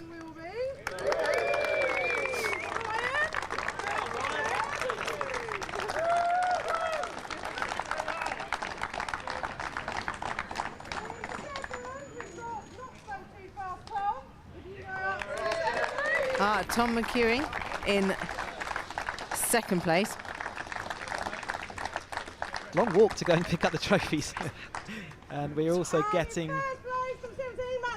Matt Larby wins. He does take the win, so it was taking a little while, but he gets it. So look at him, resplendent in his Team Larby Racing top there, all zipped up, ready for his photographs as well. He's getting used to this. After the disappointment of Snetterton, he's going to be well made up that he's taken that win. A little bit disappointing, I'm sure, for Tom McEwen to lose that, but nevertheless, that he will there, and we've got the Ryan Wilby in third place. Don't spray the champagne. We saw the marshals in the meantime clearing up, and obviously we're waiting for the next race to get going, but they will have to. That's right. Oh, in his lovely white.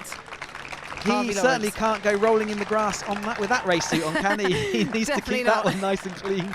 But yeah, he's back into that podium position, so good for him. After his win in the sprint race, he was 5th place at Snetterton. He's a little bit disappointed.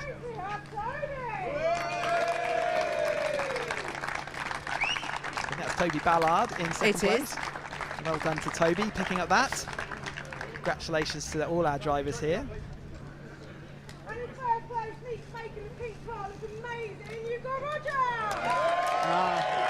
He did win. He did win. Great, and the only green group driver to put it to all those white group drivers up front, and showing that in that autumn trophy and Roadsport next year is going to be a healthy competition, isn't it? So really good. Well done out there on track, showing a clean pair of heels. And after disappointing Snetterton, what a medicine that will be for him. Indeed. I think they are going to all spray champagne at the same time. Well, they don't have to wear their race stuff tomorrow, so they can... No, if you see sometimes in the upper championships, they all agree not to spray each other because they've got to sit in them all day, and spraying cheap champagne over them is not a very nice smell or feel. Oh, goodness me. No, definitely not. Were you... I bet you were sprayed with champagne. Plenty of times in my career. Looks like we're going to have confirmation, though, of the white group positions there. So Larby takes that win. McEwing takes second. Wilby is in third place. Bryant takes fourth. Ballot 5th. Kennelly 6th. Lowe 7th. Timmins 8th. Littlejohn is 9th. Rogers 10th. 11th is Harris. Cozy 12th.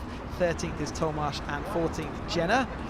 We have the green group lead is Patke in first, Ballard second, third was Lawrence, Patel fourth, Hibbert was 5th, and 6th was Hope. There are obviously longer groups, but they are the 2 groups split into the top 6 at least, which is good to see. The full results will be there coming up.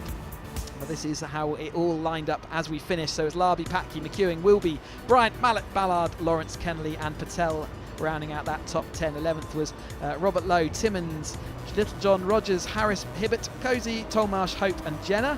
We are nearly halfway through the field. 21, Sabin, Simon Sabin, Emson, Thompson, Warnock. We are now halfway. Wakeman, Cross, Denny, Butler, Boyle, Kimblewhite. Butler's going to be a bit disappointed with that finish, I think. Clark, Finlayson, Poulter, Hazelwood, Gregor, McCullough, Soden, Rawlins, Cross, Fitzgerald comes home 40th, but we have still got another page to go. Smith, Jarvis, Patel, Sullivan, another Jarvis, the W Jarvis, and Proctor.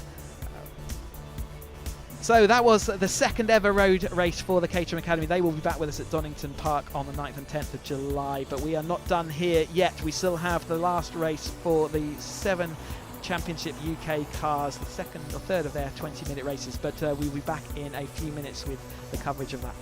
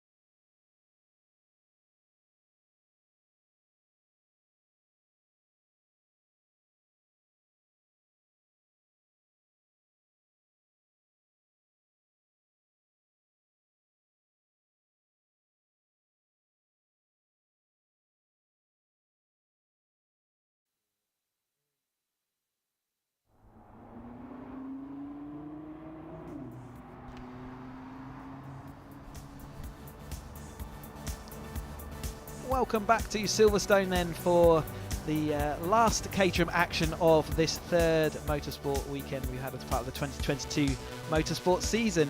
I am delighted to be joined back in the commentary box by a Caterham champion extraordinaire. Stephen Nuttall is alongside me for this 427 Championship UK race. Won every single step of the Caterham Motorsport ladder. I think the only person to have done that. I believe so, and I've checked back since, and that is the case. So yeah, thank you for that, Chris. And we were just discussing beforehand, if you see anyone starting to make a move for winning all these, we might have to get you back in a race car in a Caterham to act as a blocker. I've got my eye on one or two. I might call myself out of retirement at some point.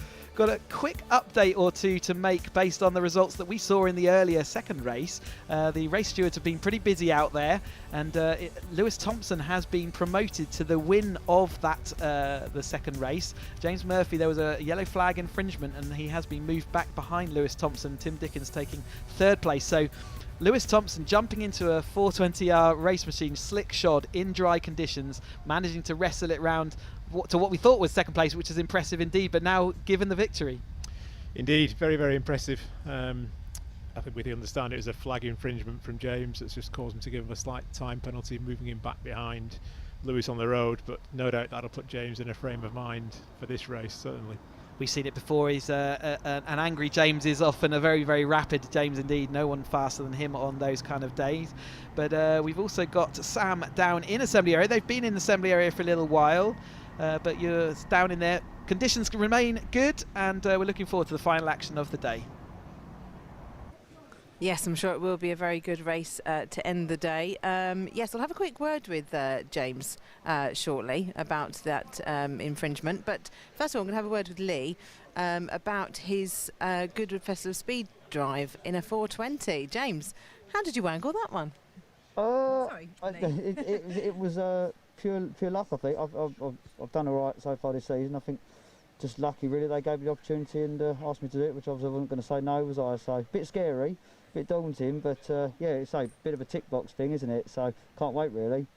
Definitely. So you've got 2 days of that, and I believe we've got Graham McDonald driving it up the hill on the Friday, our CEO of Caterham Cars, and then the head of Motorsport, Simon Lambert, is driving it on the Thursday. That's right. Yeah. So my only problem is Graham's driving it on the Friday, so it's probably come back in 4 or 5 pieces, but no, it'd be great. It'd be great to see them do it as well, and yeah, so just really grateful to the company for letting me do it. It's a bit of a dream, really. So it's awesome, really good. Yeah, Goodwood Festival Speed is a great event. Yeah, lovely. Well, I wish you all the best for that. Enjoy it. So how are you finding the weekend so far? Now we've come to race 3. Yeah, not too bad. I mean, qualifying was my worst of the season. I just couldn't get the tyres working, and then stormed through from I think it was 10th in the wet to 4th, which I was really pleased with. Made some good points, and then struggled in the back half of the second race. I had a bit of a hit on the left rear, and it hit the wing into the tyre, and it just boosted the rear tyre pressure, and I was just really struggling for traction.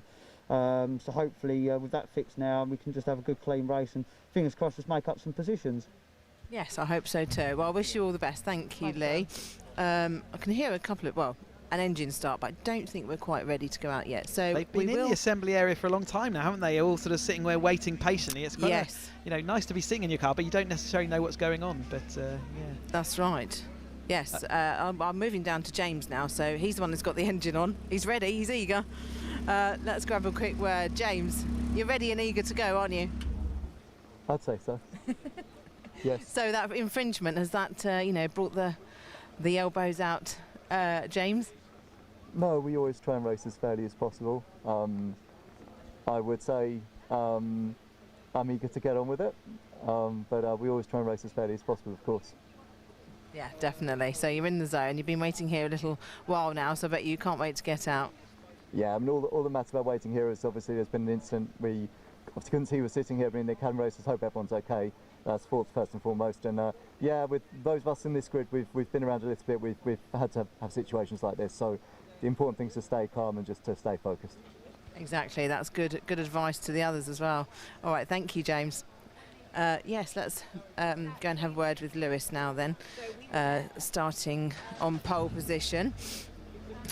Lewis, so starting from pole, are you looking forward to this? Yeah, made up this way, yeah.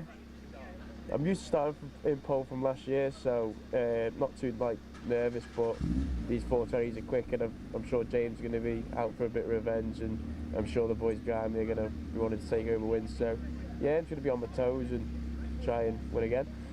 Yeah, definitely. Great stuff. Thank you. Wish you all the best. So I think they're just getting their engines on to get them warmed up, I believe. Oh no, some of them are turning them off. Some are on, some are off. Yeah, you definitely want the engine running so you can get a bit of heat in there, so it's not a shock to the engine when you do get underway. And as well as getting off the line, you've got to get your tyres warmed up and prepped as you go around that green flag lap. So lots for Lewis Thompson to get to grips with. I think it was interesting to hear Lee Bristow say that going up the hill climb was a bit of a tick list thing for drivers. Well, very few drivers get to tick that box, so he should be really happy that he's got that opportunity, like he says, alongside Simon Lambert and Graham McDonald. Looking at that Tom Eden car on our screen right now, bright yellow. He came back through the field, didn't he, after a little bit of an issue early on. Notice on the back panel here, he's got some tank tape with "ouch" on it. Where he got collected, yeah. Very good. With a sad little face going on as well. Yeah, nice little I like that. Let's have a word with Tom Eden, if he doesn't mind. You okay for a quick chat? I like your little tank tape on the back. Yeah, forgot somebody's funny idea in the paddock. How's your weekend been so far? A bit up and down, yes. Yeah. Started well, a great qualifying, ended up on pole. Had an awful day yesterday, didn't finish the first race.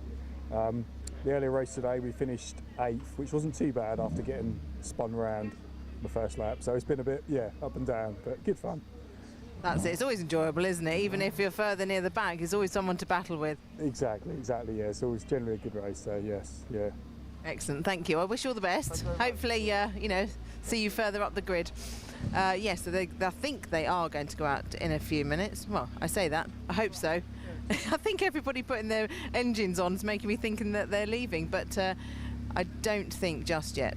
Hopefully soon. Yeah, we just got to make sure all the track and all the officials are all ready and everyone is happy with the situation. Everyone knows the situation. A lot of the battle is trying to communicate all the things around the circuit. Silverstone's massive, you've got to make sure that everyone knows what they're up to. We're looking at Johnny Jarrett on screen now as we go through, and Andy Lee's here in his golf-coloured car, new into the championship this year and doing well in that second race. And in fact, in the wet, he was moving forward probably the most of everybody. As we see those marshals, they do look like they're already on the grid, Sam, to receive cars, so I don't think it'd be too long. No, that's right. Well, I'm standing next to Aaron Head, so I thought I'd grab a quick word. Hello, Aaron. I haven't spoken to you this weekend. It's been not the greatest for you. No, it hasn't been great. I mean, we had problems in the wet yesterday with problems with setup.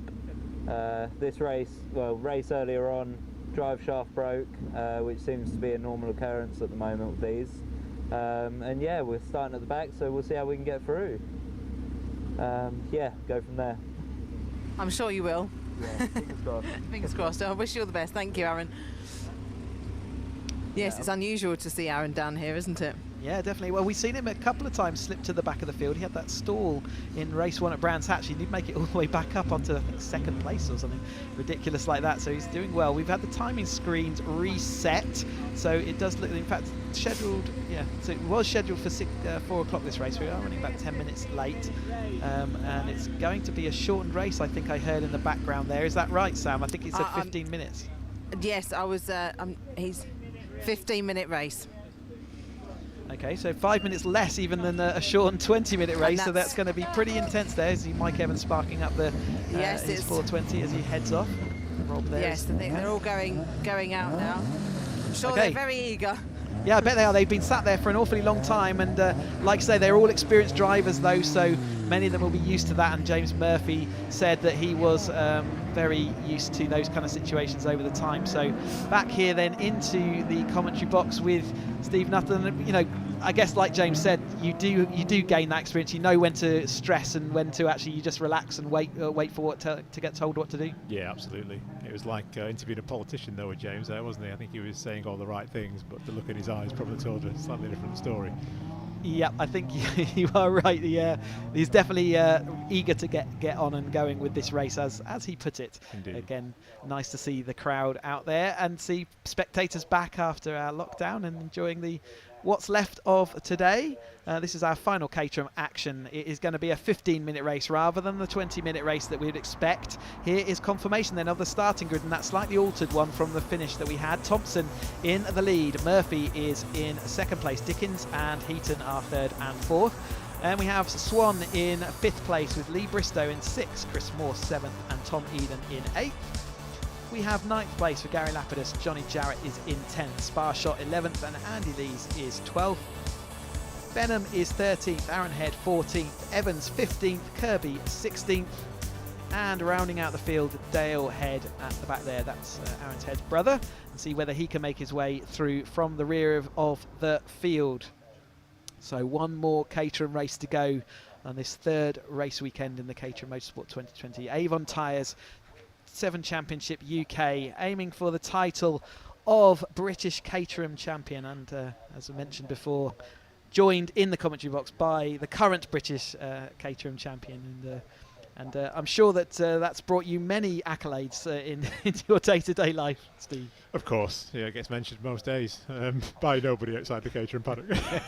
But nevertheless, fantastic. It is a national level championship, and it sort of does signify the level of these cars. The cars are absolute thoroughbred race machines, rapidly put. They're probably the only Caterham that really truly makes use of the full width and scope of this Silverstone Grand Prix track.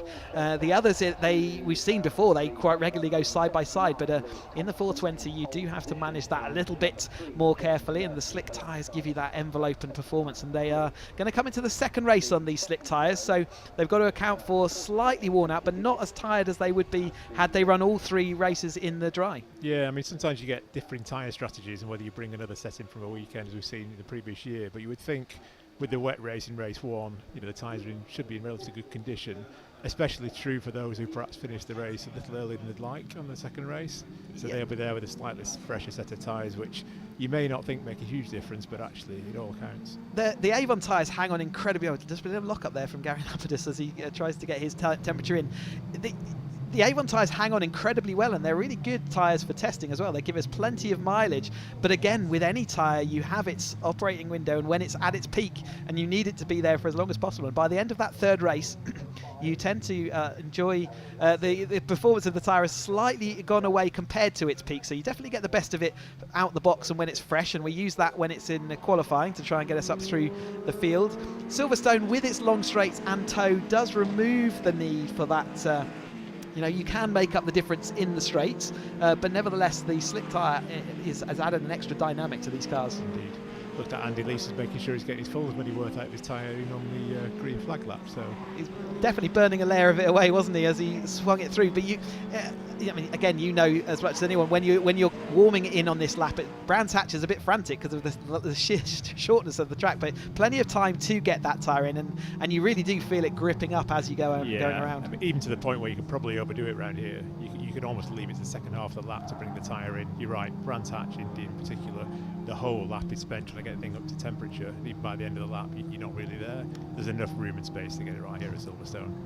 Donington next up. It's quite a smooth surface, so quite hard to get the temperature in, and not that particularly long. Anglesey will be fine, but not Kill again. We've got that in September to look forward to, and that's another incredibly short lap to try and get those temperatures into the tyres. And it's all new learning for the drivers, or some of the new drivers new this year. We've got a few returning drivers, including James Murphy, who was starting on that front row alongside Lewis Thompson, who's new in. But we've got Tim Dickens, who's new to the slick tyre. Henry Heaton's got plenty of experience from last year, as has Jake Swan. And Tom Eden as well was with us last year, so a good mix of drivers who are a bit more used to this car and others who are still learning it. But by the third race weekend, they're starting to get the hang of it, as we're still going along the back straight into the Village and Loop complex. The 79 car of Lewis Thompson, green machine with the sort of lime green lettering, followed by James Murphy in the black car with the orange roll cage there, and Jake Swan in the white machine. Lee Bristow's eaten spot in his orange machine as well. Johnny Jarrett just going through there, head of Oakmere Motorsport. He also run Henry Heaton in that third place turquoise blue machine. Tim Dickens in the black fronted, blue reared machine there, and so he'll be looking to see whether he can get another podium. Great result for him to see him back on the podium where we want to see all these drivers. They obviously can't all occupy that. I asked you earlier if you had any predictions, and I think you just said Carnage. So is that sticking, or have you got any other opinions now? Well, they just said 5 minutes shorter race. I'm not sure I'm going to change my opinion. If anything else, it's just got more obvious that's going to be the case. But I mean, keep an eye on Aaron. Aaron's not had the weekend that he would have wanted. We've seen how fast he's been all through this season, and I've seen it firsthand in the past as well. So I fully expect Aaron to be close to the front in the first 3 or 4 laps, really.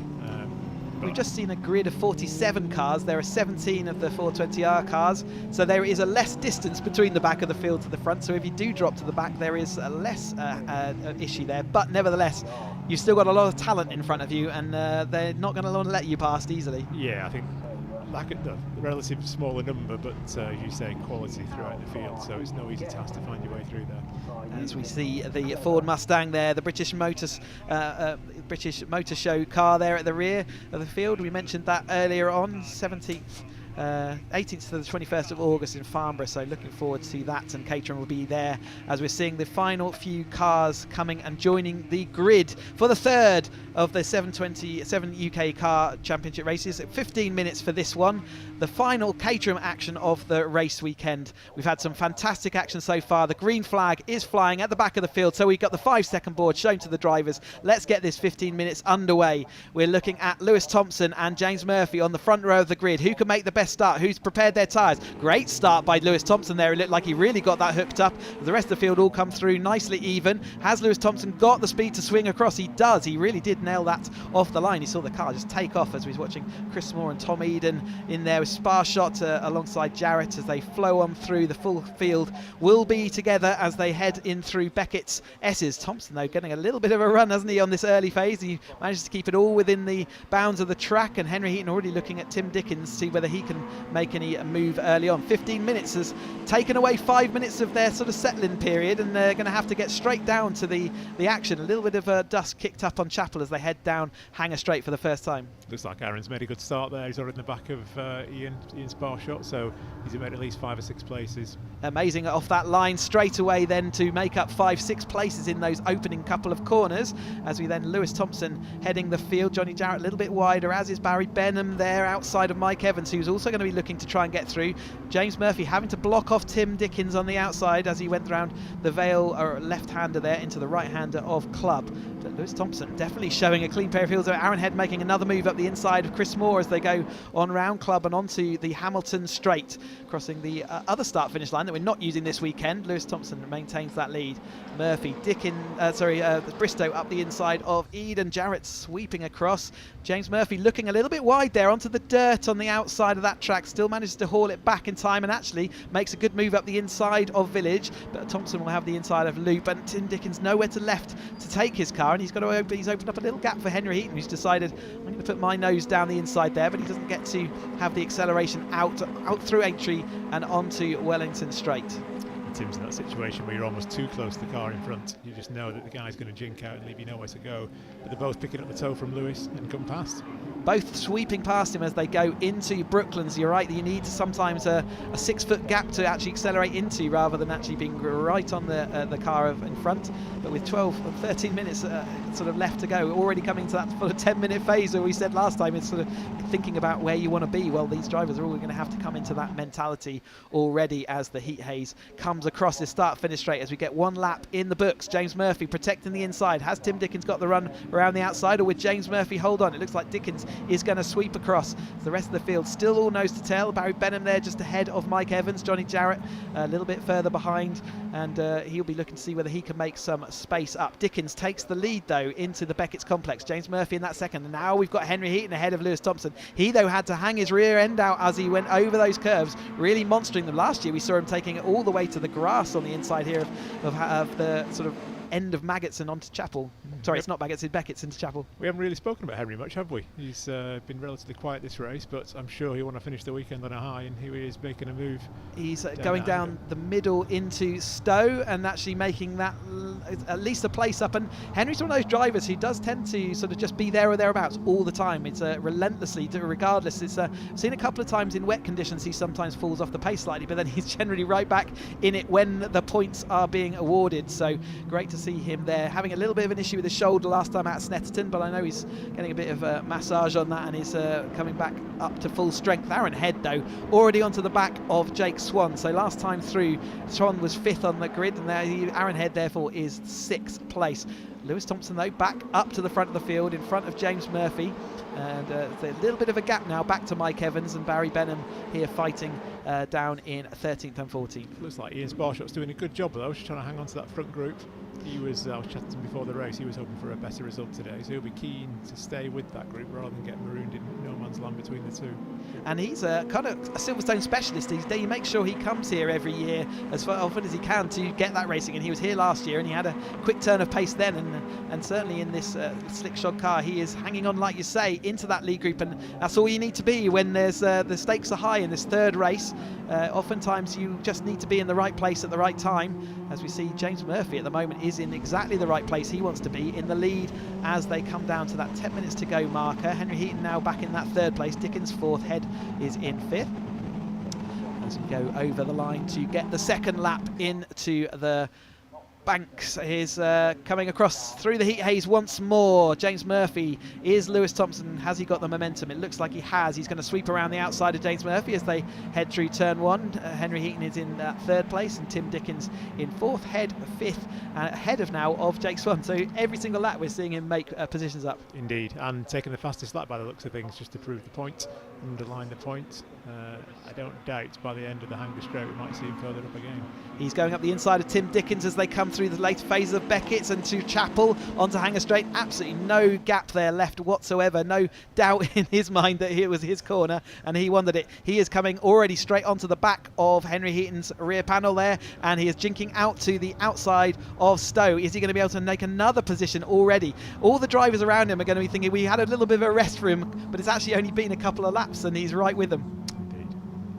So as they make their way down then into Vale, James Murphy heavily on the brakes there. Lewis Thompson on his outside. As soon as he had him on his outside, he knew he could protect that position. It was a job done for him in that corner, so he can then concentrate on getting a good exit out of club. Jake Swan, though, outside of Tim Dickens. He's getting manoeuvred around a little bit at the moment, isn't he? He won't like the fact that he's moving back down the order, but he's going to try and manoeuvre Tim Dickens back down the order. 3rd place from that last race, Tim Dickens, and now currently running in 5th place, so losing a little bit of space. And again, it's that all the positions are within.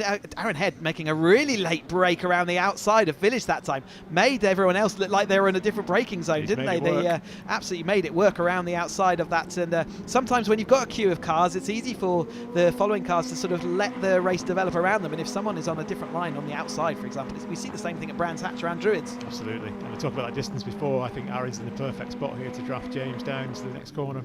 So that will be within the 3 laps, and even Lewis Thompson looking down the inside. Aaron Head takes the head of the field very tight. James Murphy and Lewis Thompson. Thompson had to take to the curbing on the inside, which gets a little bit uncomfortable, unsettles the car and moves them out wide. Bristow being hung out to dry by the whole field, and will Chris Moore even be able to try and make a move on him? Tim Dickens now is lost out on the toe and therefore may well lose momentum as he heads over the line. 3 laps completed by this 7 Championship UK, the last Caterham action for today, but we've still got 8 minutes of action and they will pile it in there. Aaron Head jinking late to the inside of James Murphy. Didn't actually work out for him, but that pushes Henry Heaton off the track and onto the outside of turn 1. Managed to contain all that. There's plenty of grip out there as long as you're not trying to turn the car too much, so if you go wide a little bit, you've still got plenty of grip as they fling these cars. Very capable slick shod Avon tyres on these 420R machinery. Sadev sequential gear, 6 gears on this gearbox. You pull for a gear, you no need to use the clutch on the way up through the gears. You just use it on the way down through the gears. Still all mostly together. They haven't really spread out at all this race, and I guess that is by want of the fact that this is a 15-minute race rather than that 20-minute race that they are used to.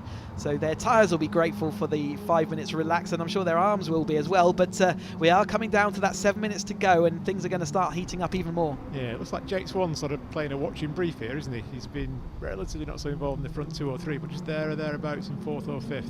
I sometimes wonder, do you save your tyres a little bit, either deliberately or otherwise, but often just being a bit less involved can give you a bit more left at the end of the race, so maybe one to watch towards the end.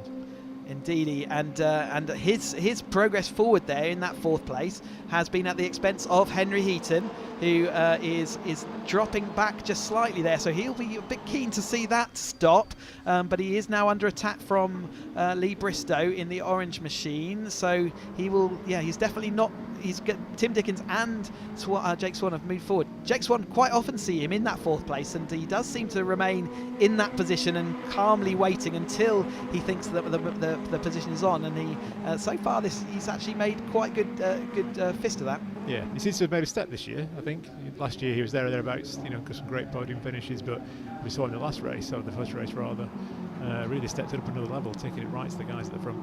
Yeah, indeed, and Jake Swan in 3rd place now, so also having made it past Lewis Thompson as they go on around onto the start-finish straight to start their 4th lap, or get the 4th lap and start their 5th lap. 5 minutes 55 to go. And like you say, Jake Swan, we do see drivers taking that step up. He was always there or thereabouts, but normally an issue or two, or retirement, and had a reliability issue every now and again, caused him to that. Lewis Thompson throwing up the inside though of Copse.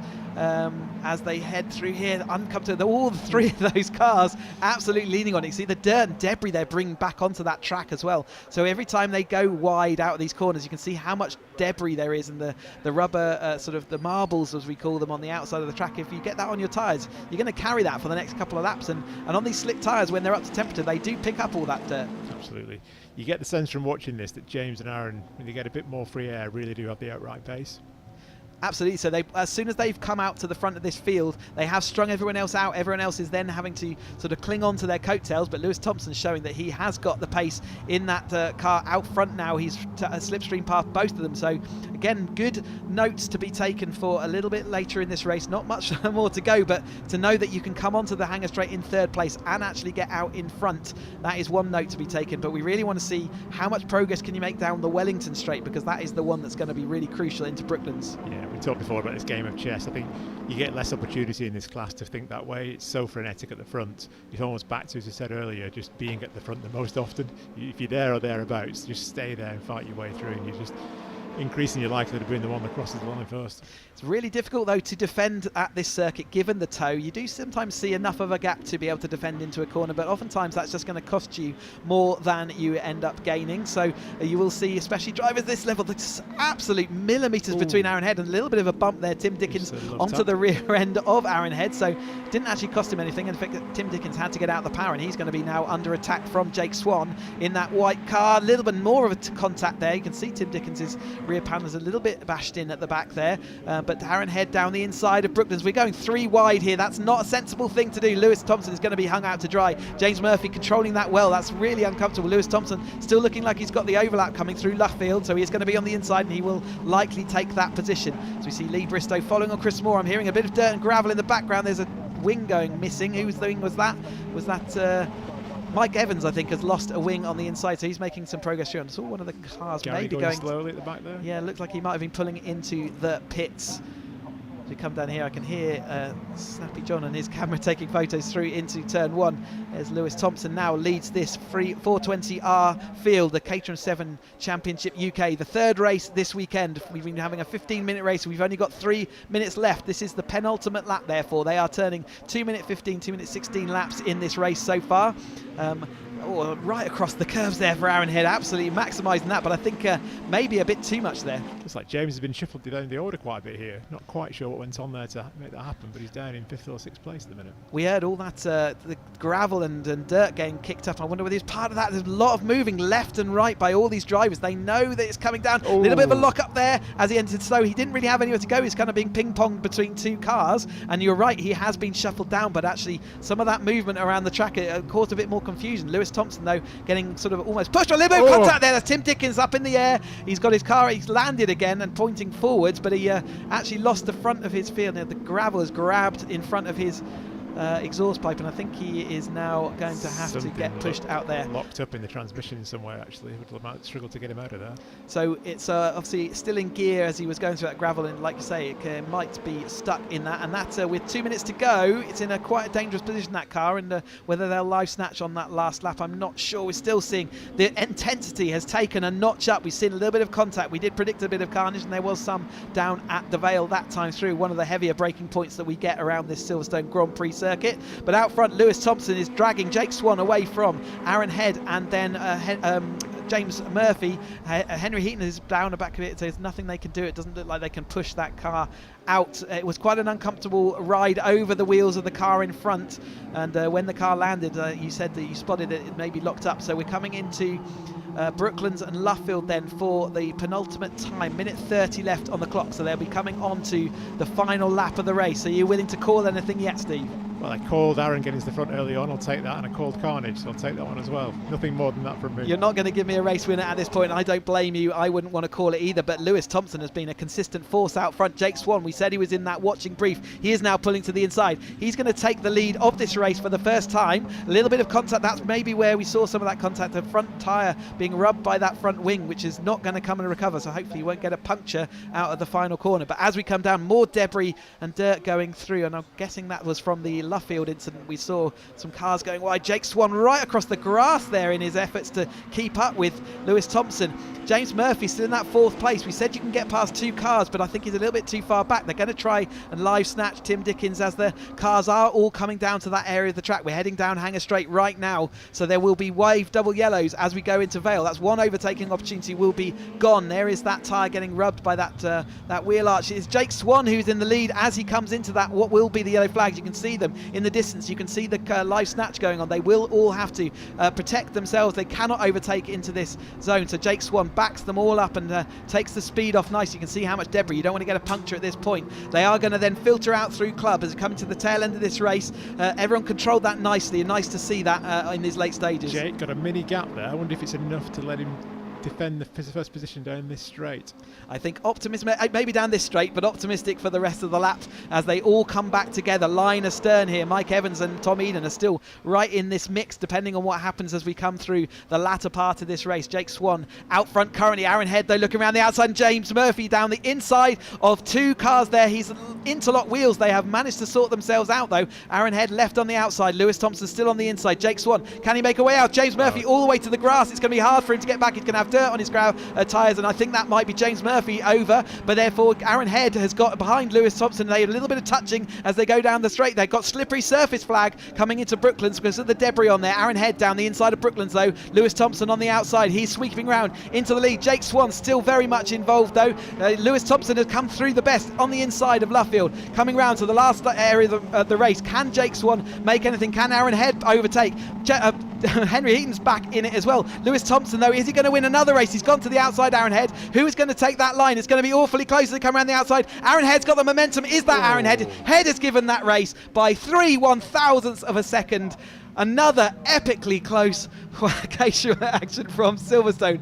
Aaron Head given the win by 3/1000ths. Now we've got to wait for that camera again because that was too close to call last time. The outside line does seem to be working though. Thompson given second place. Henry Heaton takes third place over Jake Swan on that last corner as well.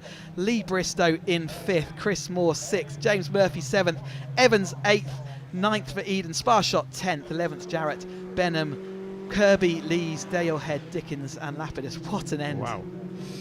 Aaron looks suitably and understandably happy with that result. As you say, Chris, it doesn't feel like it would work around the outside, but we've seen that a number of times, haven't we, over the years, that you can make it work. It's almost like when you get on the curb on the inside, it just removes your traction very slightly and the acceleration that you're needing. See how much debris is Aaron's jinking away to avoid it. But some work to do there, hasn't he? Yeah. What a response as we look to BRDC Clubhouse, and let's have confirmation then of the provisional results. Aaron Head taking that win by 3/1000th of a second over Lewis Thompson. What an entry into the 420R category for him. A win and a second place there. Henry Heaton in 10th and third place. In fact, it's a full sweep of the podiums. Henry Heaton takes that podium over Jake Swan, who'll be disappointed, I'm sure, in that fourth. Again, several thousandths of a second between those two. Bristow, Moore, Murphy, Evans, Eden and Sparshot round out the top 10, and then coming to 11th for Jarrett. Benham was 12th, Kirby 13th, Lees 14th, Dalehead 15th, Dickens, and then we saw Lapidus, in fact Dickens and Lapidus both not making it to that flag 2 laps from the finish. But what action from the Caterham cars this weekend. We've seen fantastically close racing all throughout the field, all throughout yesterday and today. They've had to put up with awful mixed conditions, and they've done a great job to do that, Aaron Head. And thank you so much to all the marshals out there who have helped us through today, all the track staff, Caterham Motorsport, the BRSCC, event staff as well, everyone who makes these events possible and happen, and the live stream team here and all the circuit commentary as well. It's brilliant to see everyone pulling together and to put on a great show, and we hope that you've really enjoyed it as we watch these cars just coming in. There is the safety car just going round. Again, just a reminder that we've got the British Motor Show, 18th to 21st of August, where Caterham will be in full display with drift taxis on offer. And if you fancy having a go in one of these Caterhams, then go to the British Motor Show and we will we'll talk you through all of the options you have to go racing with us. We got Sam available as well for a quick chat down there. Did you get to catch any of that, Sam? Yeah, you say. Oh, sorry. Simon Lambert was talking to me then. Apologies about that. Yes, I just can't wait for these guys to come in because I want to see their reactions. I mean, Aaron's going to be over the moon. Lewis and Henry obviously going to be happy as well. But you just didn't know who was going to cross the line first. No, it was really unknown until that last second, and literally 3/1000th of a second the winning margin there. We've seen that a couple of times this weekend, haven't we? But Aaron Head from the back of the field, what a move. Yes, I'm not sure. When I spoke to him in Parc Fermé, that he thought he'd be in this position right now. Yeah, it was like Mike Evans picked the fastest lap as well at some point in that race. There you go. So Mike Evans taking that extra point away from the championship leaders, but Mike Evans having a good result. But Aaron Head there, I can see, it says here how he got on during that race from his point of view. That's right, yes. Let's hear from Aaron. Aaron, congratulations on the win. Cheers. It obviously worked out how we hoped, so yeah, it was a great race, to be honest with you. A bit tight, obviously, a few times. Got the damage to show that, but yeah, just got it on the line at the final part. So yeah, but it was a good race. It was a good race, enjoyable. It was, and more points for you. Yeah, saves after the second race. Exactly. Thank you very much. Congratulations. Right, let's move on to Lewis and Henry having a little chat. Hello, guys. Well done. I'll talk to you both. Congratulations, second place, Lewis. Happy with that? Not really, no. I lost it on the line, so. But yeah, honestly, cracking race, absolute smash-on job from I'm forgetting his name now. Aaron. Now that's not tidy. Honestly, that race. Team as well, don't forget. Yeah. No, honestly, that was a cracking race. That was harder than the one before. So, yeah, it just seemed even more chaos as well, which seemed a bit mad. It just at one point I think it was like 5 wide going into a corner, which probably shouldn't be 5 wide. So, yeah, honestly, spot job. Well done to everyone, and yeah, cheers to the team. Thank you, Lewis. Yes, Henry, how was it from your point of view? Survival. Survival, in a word. Yeah, it's well, with the nature of the circuit, it's such a quick circuit, and these cars are so, heavy on the toe that the whole field just bunched up together, and I was kind of just waiting for my moment, picking my time, and like all good things, all good plans, all sort of went to pot in the last 2 laps, and I sort of lost touch with the lead pack. Just about managed to get back to them for the last lap, and then was in contention for the podium, and like the first race on Saturday, it was literally Jake and I neck and neck.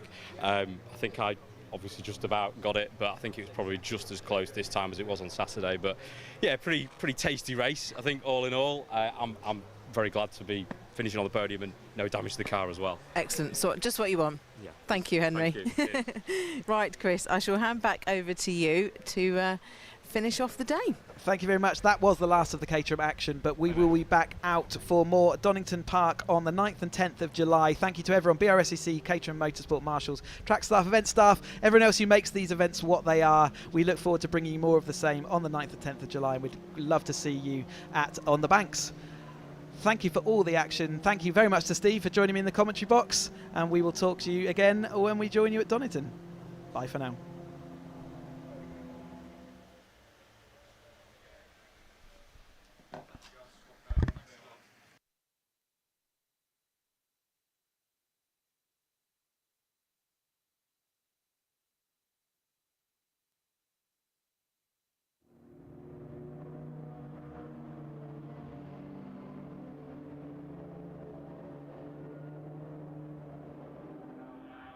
Got back in touch with the lead pack for the last lap and just about managed to nick third, but yeah, all in all, pretty happy with that. This weekend. You know, a couple of podiums, some good points, and you know, no damage to the car.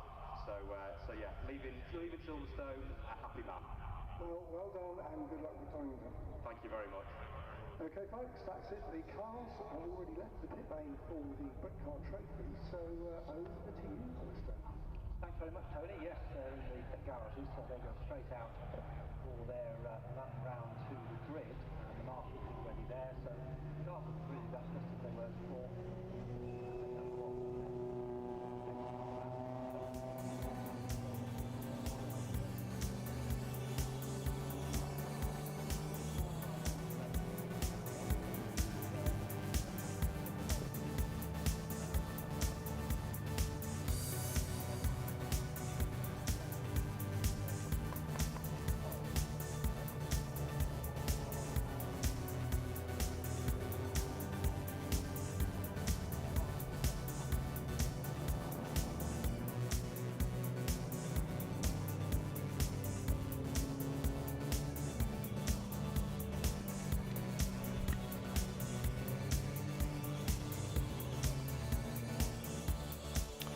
Good afternoon and welcome to Silverstone. Indeed, welcome back to Silverstone for the second and final Britcar Trophy race, British Endurance Championship Trophy race of the day.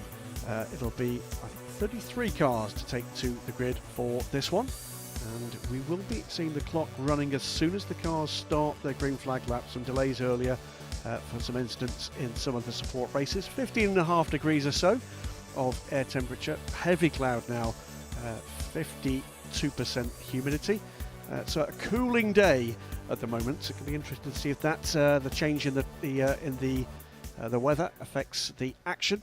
So a couple of the cars running a little low on fuel towards the end of the last race. This is the grid.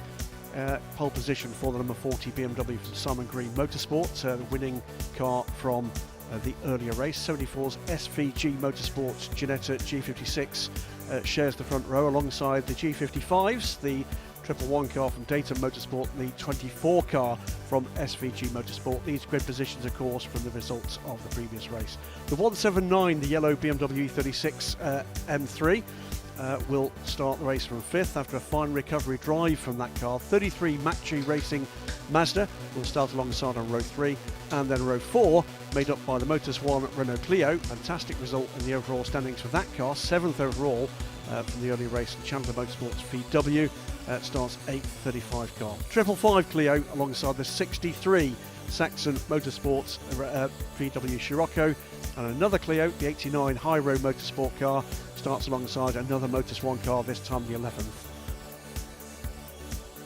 13th position, start the 7th row. It is the BMW M240i from Team Brit, the number 70 car, alongside the 77 Golf from TSR. And then on the 8th row, Dragon Sport number 96 Clio, alongside the Toad Motorsports BMW. Saxon's VW Golf, the number 55 car, alongside another Motus 1 Clio, the 28 car this time. And then JW Bird VW Scirocco, the orange car, alongside the number 69 Westbourne Motors Clio.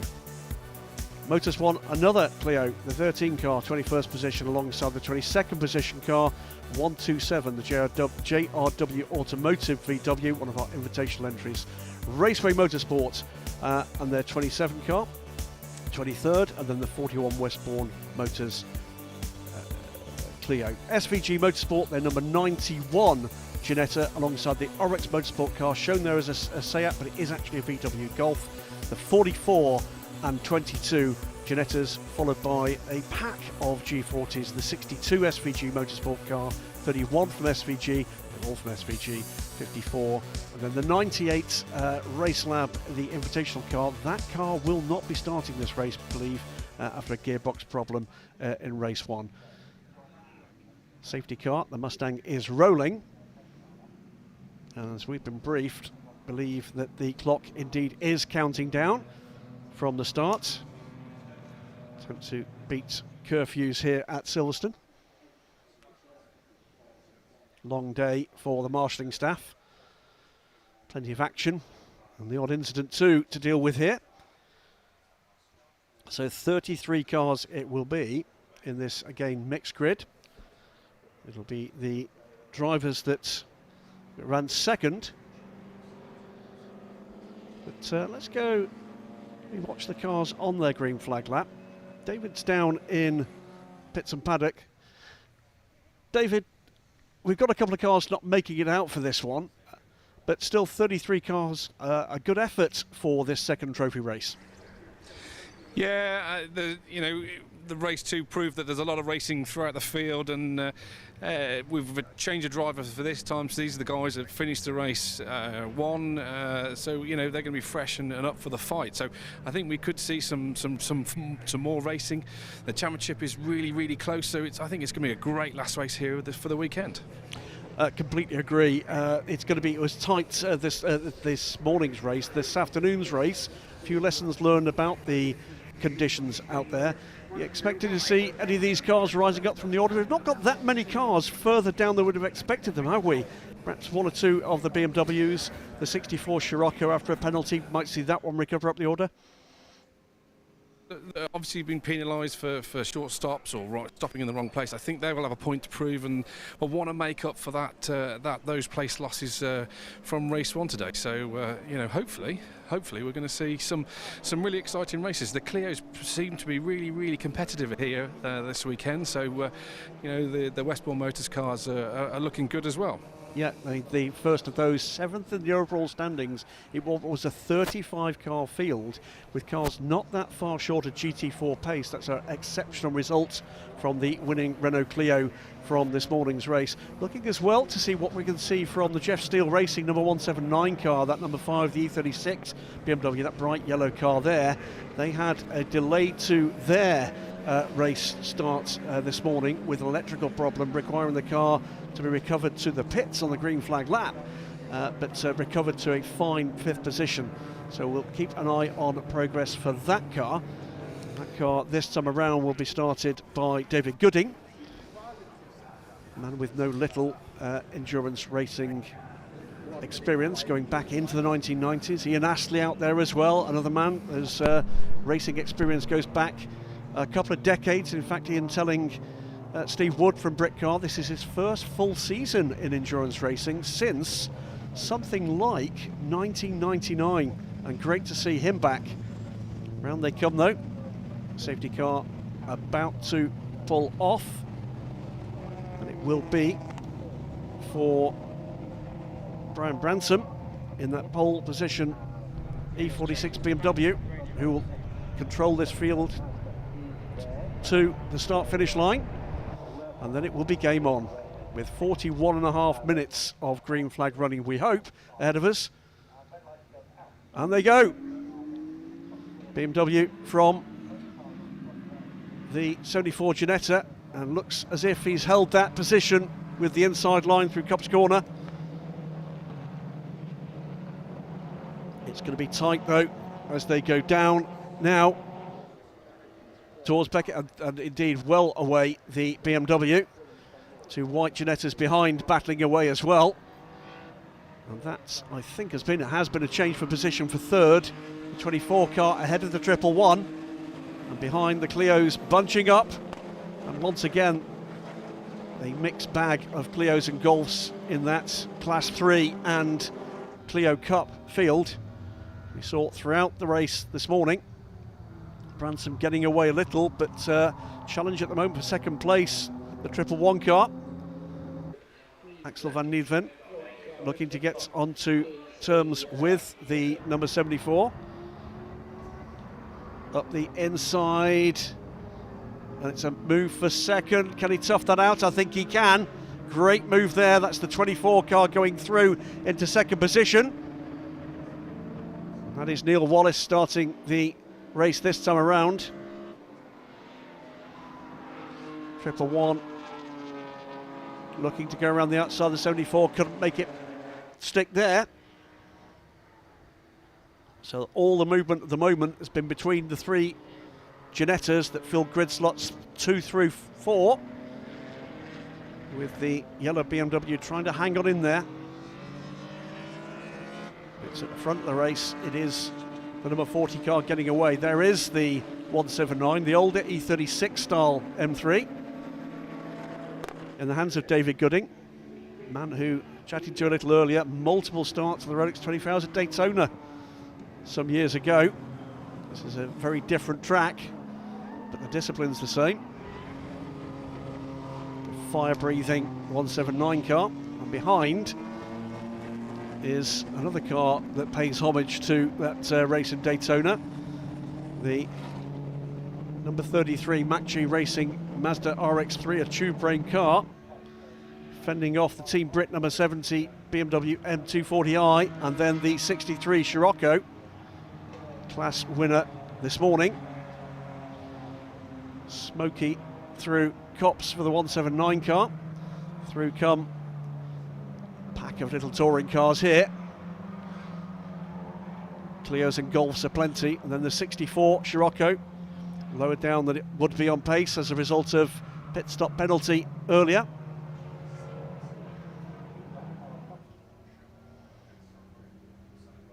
Down onto the hanger straight, and that gap is beginning to open up. 3 seconds across the line it was. The BMW screams away. SVG Motorsport's 24 car now gapping the 74 with Axel van Dieven hanging on in there. It is very smoky indeed, that 179. Keep an eye on the Jeff Steele car. It is the one that seems to have the built-in flamethrower. This is the number 70 car from Team Brit, the number 70. Mentioned, by the way, that car was longer in the pit stop in the first race. Pit stop does take a little longer with the wheelchair-bound driver, but it was a technical issue for the team that delayed them in the first race, not the other factor we mentioned in race one. And they're well in the fight here. Number 70, 7th place overall, and closing in now on the 179. The 70 car started this time in the hands of Chris Overend.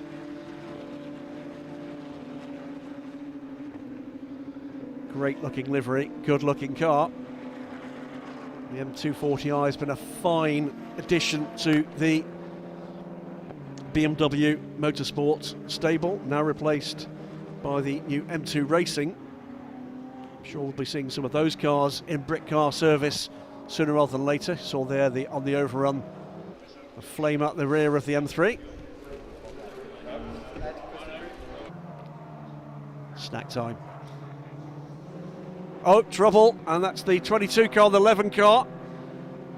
That's the Motors 1 Clio and the 22 car. 22 car of Mark Warren, the 11 car Richard Ashmole, and both those cars look to be taking no further part. Yellow flags flying. And tumbling down the order for both those cars. It's going to be a safety car as a result of that, with 36 minutes to go. Intervention required to recover those two cars, and they are indeed on the racing surface. Marshals on site immediately, safety car scrambled straight away.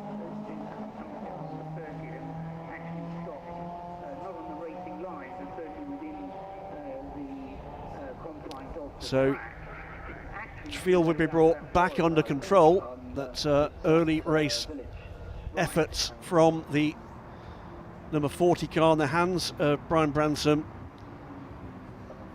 neutralised. This will allow as well the Jeff Steele Racing car, the 179 car, to close in, with Nigel Grinsell of course to come for that team later on. Yeah, he's out. But 20 minutes into this race we will see pit window open. We're halfway towards that already as the safety car driver ready to take the signal from race control to intervene to bring this field under control. They're about to go through the accident sites. You can well see there no real option for race control other than safety car or red flag. They're keeping the action rolling whilst the recovery goes on. Quite correct that the marshals, the intervention teams are given the protection of the safety car at this point. All very neat and tidy as they come around for the Mustang to pick up the field. So as we get to that, let's go through the running order at the moment. Race is led under this safety car by the number 40 Simon Green Motorsport BMW M3 the E46 car in the hands of Brian Branson, followed by the SVG Motorsport 24. That's the Ginetta G55 Academy car in the hands of Neil Wallace. SVG also have the 74 car there, Owen Hizzy aboard for the first stint this time. And then the 111 car, another Ginetta G56 Academy, solo driver Axel van Diedeven aboard that car. The 179 makes it an all Class 1 top 5, and that is David Gooding aboard the car this time around. And then in the 6th place, so we'll look at that. In Class 3, in 9th position, it is the 35 car, the VW Golf from Chandler Motorsport. Second in Class 3 is down in 12th position, it's the TSR car, that's the 77 Golf. And then third in Class 3, it's another Golf, it's the 55 car from Saxon Motorsport. Clio Cup, 10th overall for the Westbourne Motorsport car. Right on the back end of that was the number 11 car, but that's one of the cars that was involved in that incident. It's third is the number 96 car, fourth the 89.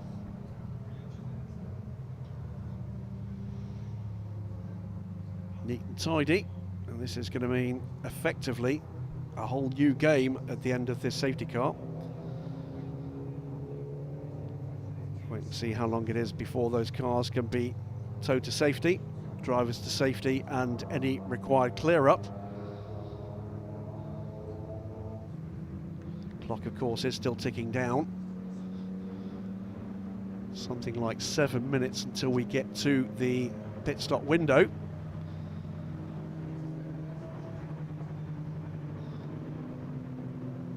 Gateway Motorsports number 27 car is the G40 class leader, 22nd overall for the number 27 car. That is Brendan Hafner, another of our solo drivers.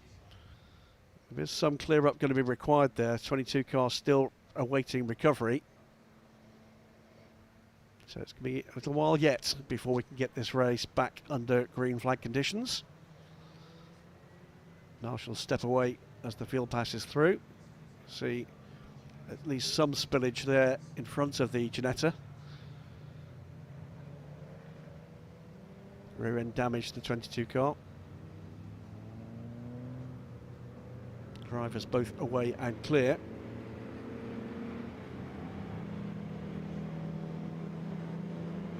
So it would have been Andrew Waterfall to start the 22 car this time. To correct myself, by the way, with a couple of the cars at the start. It is indeed Brian Branson. The 74 is in the hands of Mark Lee in this race. And it's David Gooding, we'd already said, in the 179. There are your 1, 2, 3, 4. BMW, a trio of Ginettas, a second BMW.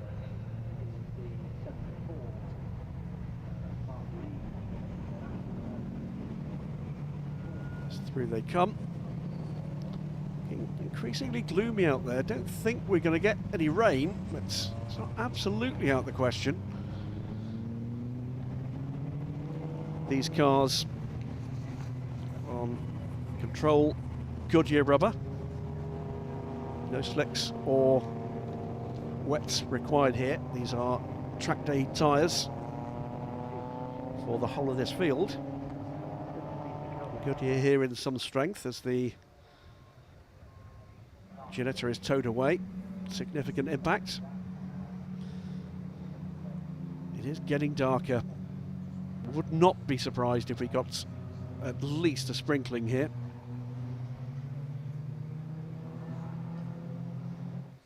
All of a sudden the headlamps on the cars, they've got them lit, are not the pinpricks of light you would see on a bright summer's day. You can see that's a significant hit to the right rear of that little Ginetta G40.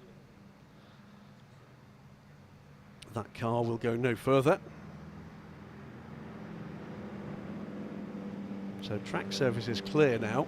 It's now a matter of whether or not clear up is required, and we'll keep an eye, see just exactly when race control is going to allow us to get this race back to full green flag running.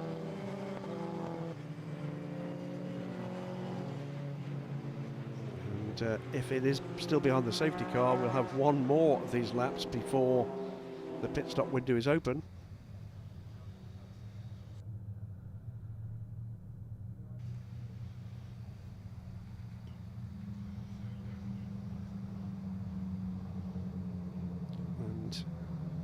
Looking for who could take advantage here. In the middle of that group of Clios and Golfs, the bright orange Scirocco looking to make its way up the order.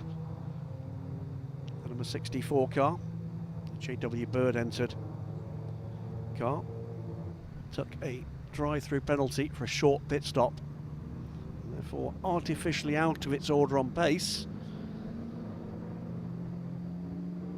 It is a control pit stop time, 2 minutes from pit in to pit out. Keeps things neat and tidy with the teams. Mandatory driver change for those crews that have got 2 drivers. No driver can do more than 27 minutes in this 45-minute race this weekend. And that looks to me as if they have cleared the track surface. Slippery surface flag, was that being shown or being taken in?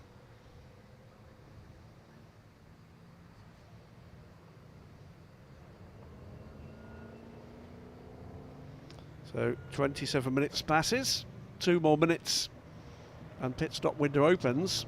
If this Mustang carries on for one more, lights are off, so we are going to be going back racing before the pit stop window opens. And that will not have been missed by the cars at the front of this race. Something about just the body language of the cars behind. Angry little Clios, ready to do battle again. As through they come, for the Mustang to pull away, pull off the circuit and allow once again the race to get underway. Brian Branson to control the field to the green flag, and already the 24 car shaping up to see whether or not there's any opportunity into Copse. And we go back green flag racing, 26 minutes to go. Gets the power in, no opportunity there. That was the Team Brit car, now ahead of the 179. So that is a position changed for 5th position, but where did that pass happen? 40 car trying to get the power down and through. There is the 70 car now ahead of the 179. Still no comfort zone whatsoever for the 40 car on the lead here. So watch the cars in the other classes streaming through. Still hanging on in there, the 24 car. So still 40, 24, 74, 111, then the 70. Now ahead of the Jeff Steele Racing 179 BMW M3. So the newer BMW made the pass as they went back to green flag running. Closing in as well on the 179 is the Mazda RX-8, and then the 63 Scirocco holding off a chasing array of Renault and VW machinery behind. Pit stop window is now open.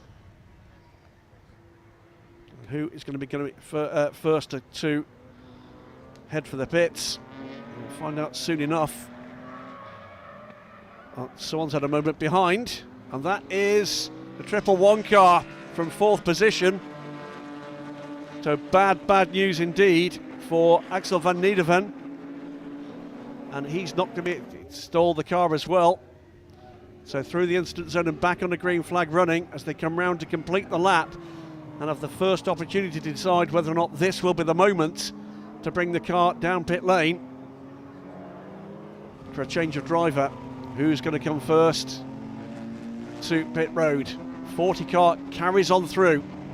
So too the 24. 111 back underway.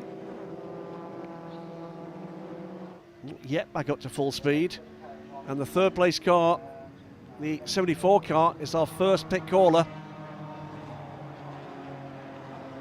Team Brit therefore up into 4th place, 179. Still looking a little smoky. Apologies, 74 has stayed out. It's 40, 24, 74. We have got pit callers though. The 96 Dragon Sports Clio 35 car as well on pit lane. The VW Golf Cup car from Chandler Motorsport from 10th overall. Another pit caller. The Oryx Golf as well with a replacement gearbox fitted between races for Dave Beecroft's team. That car also on pit lane. Team's going to work. Remember, it is a 2-minute stop. Pit in, 2 pit out.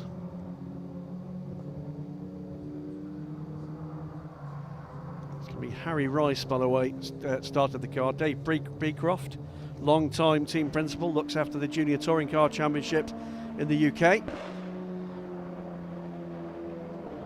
And Dave Beecroft it will be. We'll call him the veteran because he can't hear us. We'll take the wheel of the VW. That car replacing the planned Cupra for this race.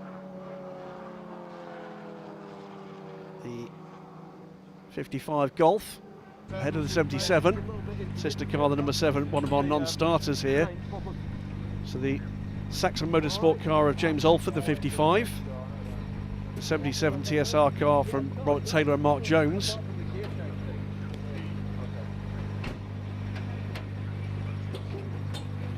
The 28 Clio, another of our pit stoppers.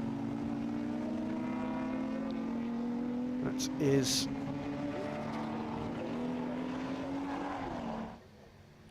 the number 40, getting away again now with a clear track, able to just get the power back in.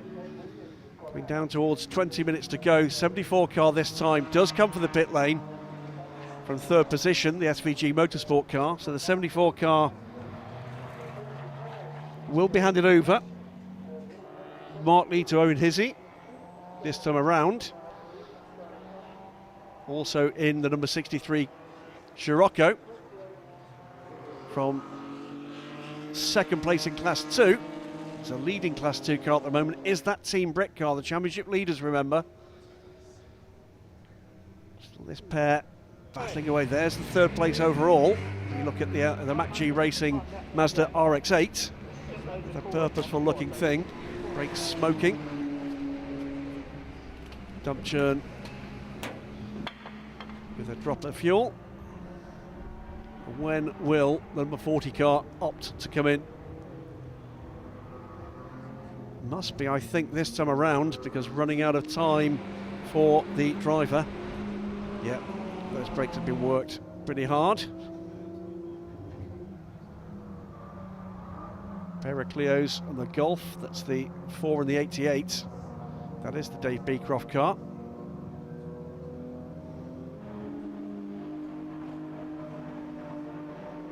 The number 4 Clio.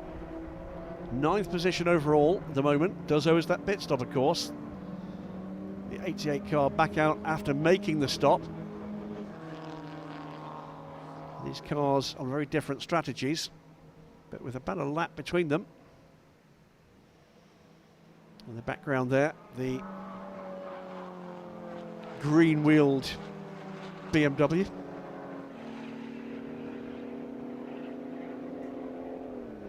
Lost the 98 car that ran so well this morning under Lee Frost until gearbox woes intervened.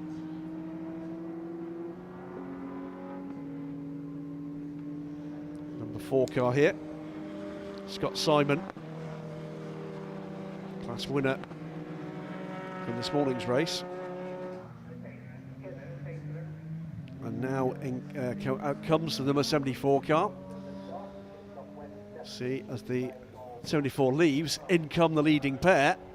74 with the Mazda filling his mirrors. He's dropped a little bit of time to the Mazda through the pit stops, maybe. So the 40 and the 24 in for their required pit stop and driver change. Here comes number 40. This will be Jas Sapra taking over from Brian Branson, who's led this race from the very start. 24 car, meanwhile, will hand over from Ian Astley, who started the race, to Neil Wallace. Sound of tortured rubber somewhere. Pushing hard, under 20 minutes to go, in what is a very tight championship position. Team Brit here looking to win their class and defend their overall championship leading position. It's super, super tight. Just a single point coming into this weekend. Second in class in this morning's race, and their nearest contender in the Clio class, second as well. A handful of points in it, and a win would effectively guarantee them leaving here this weekend with the championship lead. Their nearest competitors for the overall championship, Charlie Hand in the 555 car. He currently leads the Clio class. It just could not be tighter. The trophy requires at least 3 cars to be entered from each class. Every class has got at least that, and in some cases significantly more. 64 car up the inside there of Dave Beecroft and the number 88 car.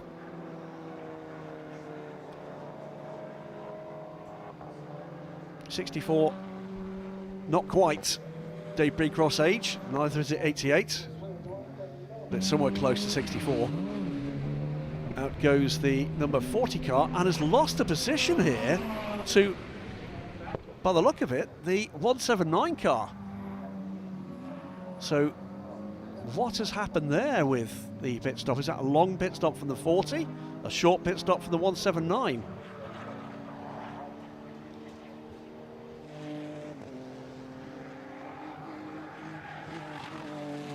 Well, we'll wait till this all sorts itself out, but it looks as if the 179 has leapfrogged the 40 in the pits, and everybody else for that matter.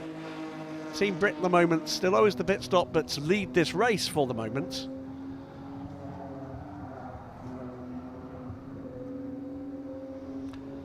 Reminded, of course, that's why, because there's a 15-second pit stop penalty for winning the race this morning.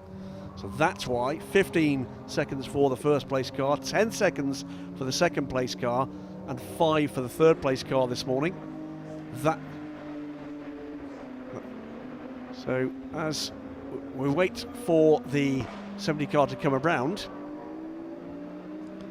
let's go down to David, who's got Brian Branson out of the car that led the race to the pit stop, with David now. Thanks, Graham. Brian, another brilliant session there for you. Must be pleased. Brought the car back in P1. Yeah, it's going well. A little bit of a shame about the safety car, but then, you know, it can't be helped. There's a real greasy patch where the 2 cars collided, what caused the safety car, so I'm hoping Jazz has kind of figured that out by now. But yeah, no, it was going really well, thanks. Car seemed to feel great. Made some changes from the first race, and that's definitely improved it.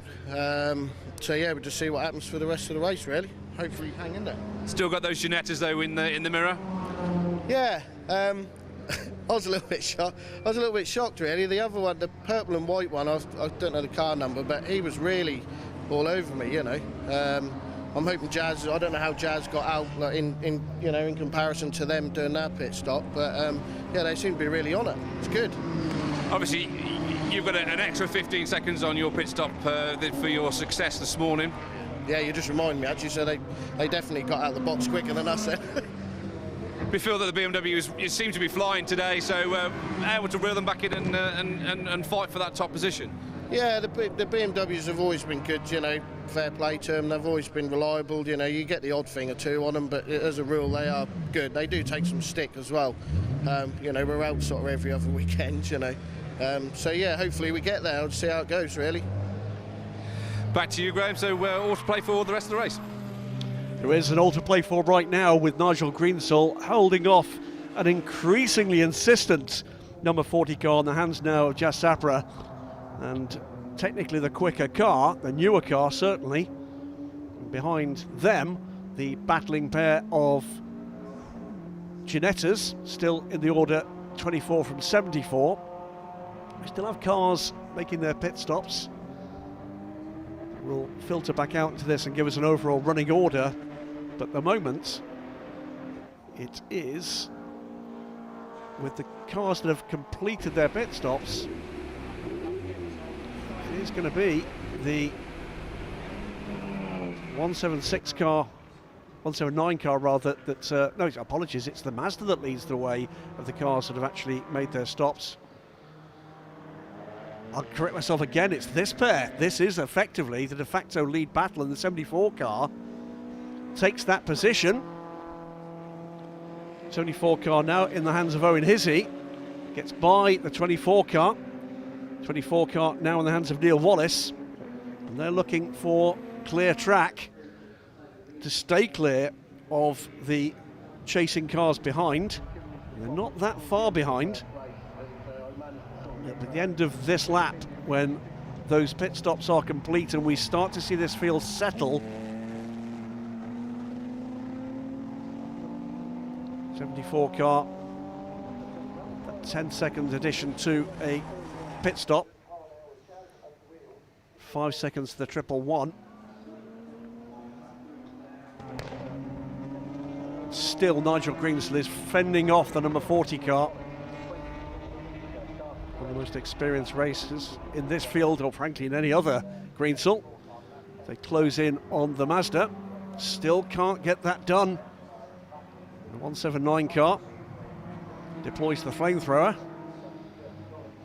That's not going to put off the attack from the 40 car though. 11.5 minutes to go. Do you want to do the two together yet? So everybody looks at the numbers. Was everything tickety-boo in pit stop times? Let's hope so. We're going to fight to the flag for this pair and the cars ahead of them. So 74 from 24. It's the 28 goes through on the G40s. Let's go down to the pits where David has got two of the protagonists from the 74 and the 24 locked in a lead battle. Yes, both guys are fresh out of the car, but I think they had a good battle there. The car, the 24, you're pushing today. You're a lot better in this race than earlier today. Made a lot of changes for this one? None at all, actually. So no changes to the car at all. Don't know, I think we're just driving the same thing. Obviously a bit further up the grid, so that helped. And on the first lap, yeah, it was a bit close. I was actually just trying to sort of like a bit of gamesmanship.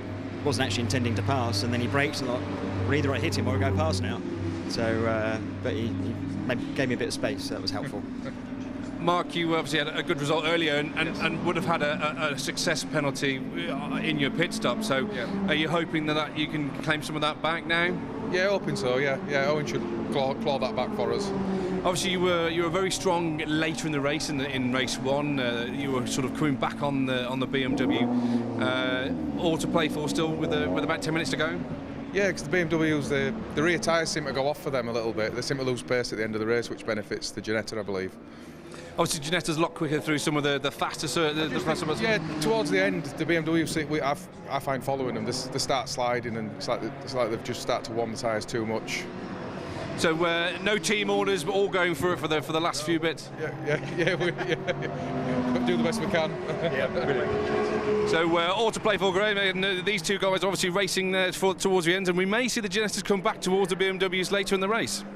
Well, the Genettas at the moment leading nicely, and Ian Ashley looks no older than when I was writing about him over 20 years ago, damn him. But the 24 car still trying to close the gap, but falling back away now from the 74. 74 looking increasingly in control here, and that's dropping the 24 car back towards the now closing Mazda and the two BMWs, with the 179 car still ahead of the 40, and now up to 6th for a 1, 2, 3, 4, 5, 6 in Class 1 is the Data Motorsport car that we saw that spin a little earlier. And there's a further spin, and that was contact from the rear on the 35 car into the gravel, and that might require a further intervention. That 35 car, the Chandler Motorsport car, was in 15th place, second in Class 2, and dropping back after contact. No way that car is getting out of there, I'm afraid. Is that going to be under yellows, or are we going to see another intervention here? Yeah, frustration you could see from the driver aboard the car. 74, 8.5 seconds clear now. Difficult to see what anybody behind can do about this. This is Owen Hizzy now aboard this SVG Motorsport car. MacG Racing Mazda a further 5 seconds back from the second place 24 car. 2 seconds back now, the 179 car closing on the Mazda, with in his wheel tracks the 40 Summer Green racing car. It's a big gap then to the delayed 111. 555 is the next class leader, and it's the Clio, and it's our championship challenger in the 555. Charlie Hand just 1 point behind the Team Brit car in the overall championship standings coming into this weekend, and both of them scored second place finishes in the first race. Team Brit behind them on track and leading in Class 2, and with the 96 Clio Cup car from Dragon Sports 9th, and the number 4 Clio in 3rd in 10th, rounding out the top 10. That car is going nowhere. See what it is that race control determine they're going to do there as the 40 car runs wide. 179 has passed the Mazda and now is up into 3rd position. What's the gap? 2.5 seconds to the second place 24 car. These 3 cars are catching the second place Genetta. Just 6.5 minutes to go though. We've got the 89 Clio alongside the 55 Golf. This is for 12th position. Into the yellow flag zone. They choose to leave this as yellow flag zone for the remainder of this race. The car is in line of sight, can be seen. As we've got now the number 40 car trying to make a move on the Mazda, not to the outside. What about the inside? Not quite there, but has got the grip, has he? Not there. Now looks to the inside again. Mazda doing a fine job of fending off the close attentions of the BMW. It's Johnny McGregor aboard the MacG car, moves to defend, but the BMW quick on a straight line as we look at the 179 car. Not enough though there. The 33 car retains 4th position, but here's the battle for 2nd, and it's going to go the way of Nigel Greensall. Goes through in the 179 car. The gap though, 15 seconds to the leader. Final warhorse. The car and the driver, Nigel Greensall, and the 179 car. Still the battle between the Mazda and the BMW continues. This now for 4th position. See the 24 car up ahead. These two could still catch this Genetta for an overall podium. With 5 minutes to go, that's certainly very much still on the cards as Greensall pulls away from the Genetta that just seems to be lacking more than an ounce of pace at the moment. SVG Motorsport 74 car well away here, and with traffic for Greensall to deal with, it's going to make it tricky for that gap to come down. In fact, it's going out 17 seconds now. The gap, 74 car well away here. remain trouble-free. Looked as if that should be a reasonably straightforward win, but behind the positions for the podium positions is still very much in doubt. Greensell picking his way through the little G40 Ginettas will give the cars behind an opportunity to just close in a little, but they've then got to deal with the same challenges. Here's the Team Brit car, 8th overall, leading Class 2. Let's go down to David. He's got Team Brit with him at the moment as they watch this car come home. They hope to a class win. David. James, you're leading the class still and doing really well this weekend and cementing that championship potentially. You're doing really well so far? Well, fingers crossed. Like, this weekend's gone really well. 2nd place in the first race, 1st in this one. Yeah, it was a really nice start, quite busy, a lot of traffic to get through, but we got in a really nice flow of things and got in a bit of a rhythm. It's a real special team, Team Brit. It's doing a marvellous thing. You must be really grateful for the opportunity and working on a big stage like this. Yeah, I mean, it's such a good team to be with. It's like a really exciting, such a nice group of people, like an incredible crew. And obviously, like me and Chris, we want to go far in racing.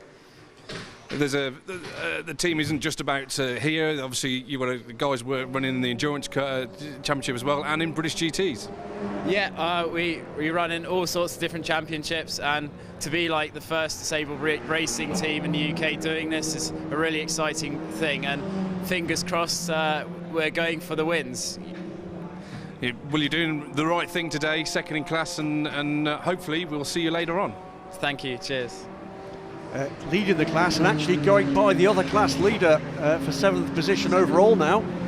The Class 2 leading car goes by the 555 Clio. That's both class leaders and the championship contenders battling for 7th position. Here, though, is the number 74 car, just over 2 minutes to go. Gap up to 18 seconds, and not a lot on pace that can be done by Nigel Greensell at the moment aboard this car. He, though, has got 5 seconds on the 3rd place 24 car, with the 33 and the 40 still battling away, and those 3 all together in a battle for 3rd place in the final overall podium slot. So 74 and 179 look to be away and clear, under 2 minutes to go now. There, though, is the battle for the final podium position. 24 car gathering up the skirts of this Ginetta, trying to keep it clear of the rotary engine Mazda behind, and all of a sudden the 40 car has got a bit of a tow here down the Hanger Straight. Has he got the ponies to drive the inside? He's going to take a look. Not there. The Mazda takes a look.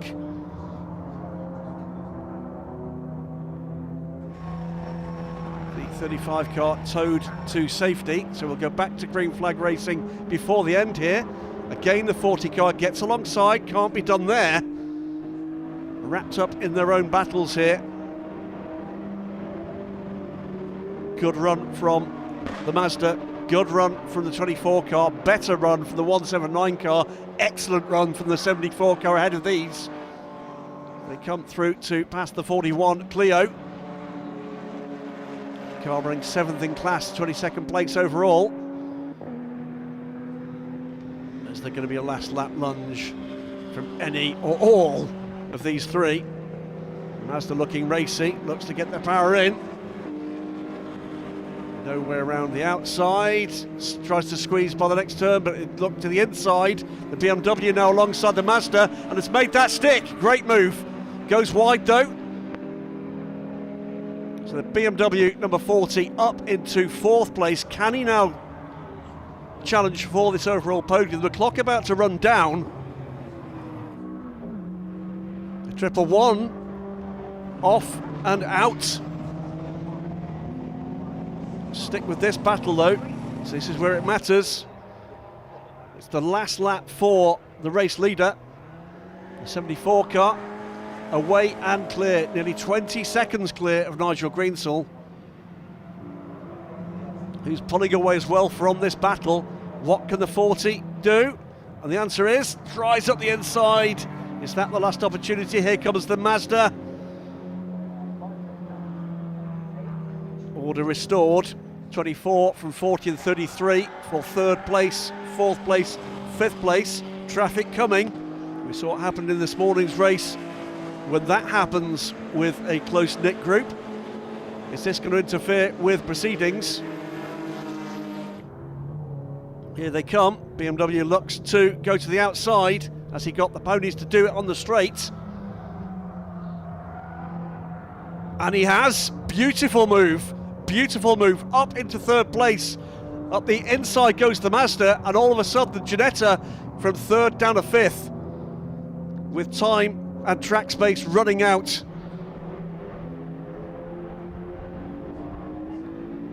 Golf gets out of the way as this group comes through. SVG Motorsport 74 car looks set for the win. They come down past the new pit lane, past the wing, dealing well with the traffic. 40 car manages to get past all of them. 33 car marginally delayed. That's going to help the podium run from SVG Motorsport. Just go to the inside. Here though, the 74 car, Owen Hizzy, about to claim an excellent win for SVG Motorsport. 74 Ginetta, fault free, 20 seconds clear, and it's going to be a win for the 74 Ginetta G56 Academy car. Owen Hizzy brings it home. The car he shares with Mark Lee, and that's going to be a 20-second gap before we see the number 179 BMW M3 E36 brought home here by Nigel Greensall, started by David Gooding. What a great result for that car. And not too much longer before we see the third place car, and that is going to be the number 40 BMW Simon Green Motorsport, then the McG Racing Mazda and the SVG Racing 24. After that, it will be the Class 2 leading car, Team Brit, and the Clio Cup leading car, Westbourne Motors, Charlie Hand. So identical racing results for the championship leaders coming in here. Have to wait and see what happens with the points for qualifying and fastest lap.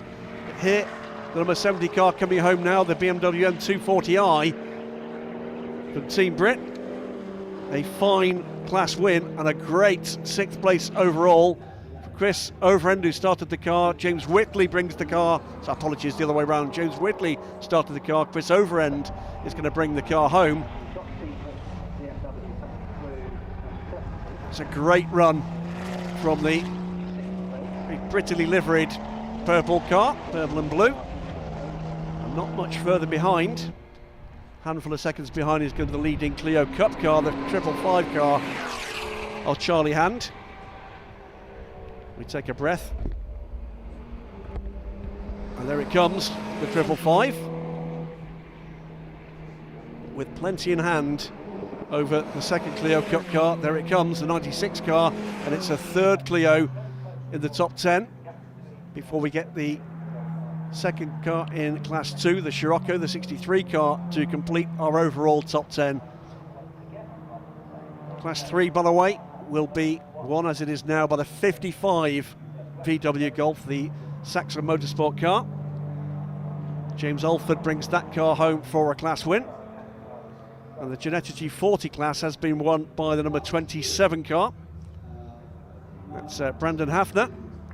That, though, is our race winner, the number 74 SVG Motorsport. Just lap time 2:19.572. Overall winner, Class 1 winner, Mark Lee and Owen Hizzy take maximum points this afternoon after a fault-free drive. Here comes the 179 car, the E36 BMW. And the Team Brit car, our Class 2 winner, Chris Overend and James Whitley in the M240i BMW. 3-car class here, but maximum points will be awarded. And that will play a massive part in their championship run, as it will for the 555. David, that was a great end to the afternoon's racing in the British Endurance Championship trophy class. Close stuff all the way through, and that safety car did help to bunch it back up. Yeah, I think that played a major part, but also I think the guys from SVG did a superb job there. Pit stop was bang on today, and I think Owen drove a stupendous race. You know, the BMW was really quick today, so for the guys to come back, having had a podium this morning, to move up, I think that's a really, really good performance by the whole team. Completely agree. Pulled away from the field and pulled away dramatically. We're not used to seeing a gap like 20 seconds in a field that's been this well matched. This car's amazing. Yeah, I mean they really made up some time today and made a difference. Maybe the slightly cooler conditions helped, you know, but really capitalised on the performance of the Ginetta through some of the faster corners. Had a quick chat with Nigel Greensall in the 179 before this race started, and with David Gooding. They didn't feel as if they could be in contention for the overall win. Well, they've not won, but a second place for Nigel Greensall in the 179. What a great result for them. Yeah, some brilliant result in a car which, you know, it was smoking a little in the race, and when we all started to worry about it when we watched it. But you know, Nigel came back and drove a tremendous race. You know, he's a very talented driver and drives a huge amount of different cars throughout the year. He does indeed, and completing the podium after a fighting finish, coming up from 5th up to 3rd in the final laps. The Simon Green Motorsport number 40 car are winners this morning, but they come back with a 3rd place this afternoon. Yeah, and I'm now with the winning pair with massive smiles on their faces, so they're very pleased with their performance today. Owen, a brilliant second stint there from you. Yeah, thank you, but Mark did a great job of putting us in a great position after the safety car, and he just kept with the leaders, and he did his job perfectly, faultless, and then we did a great pit stop again that we always practice now, and yeah, we nailed it and got out there and just tried to do my best job. But Mark did brilliantly in the first stint.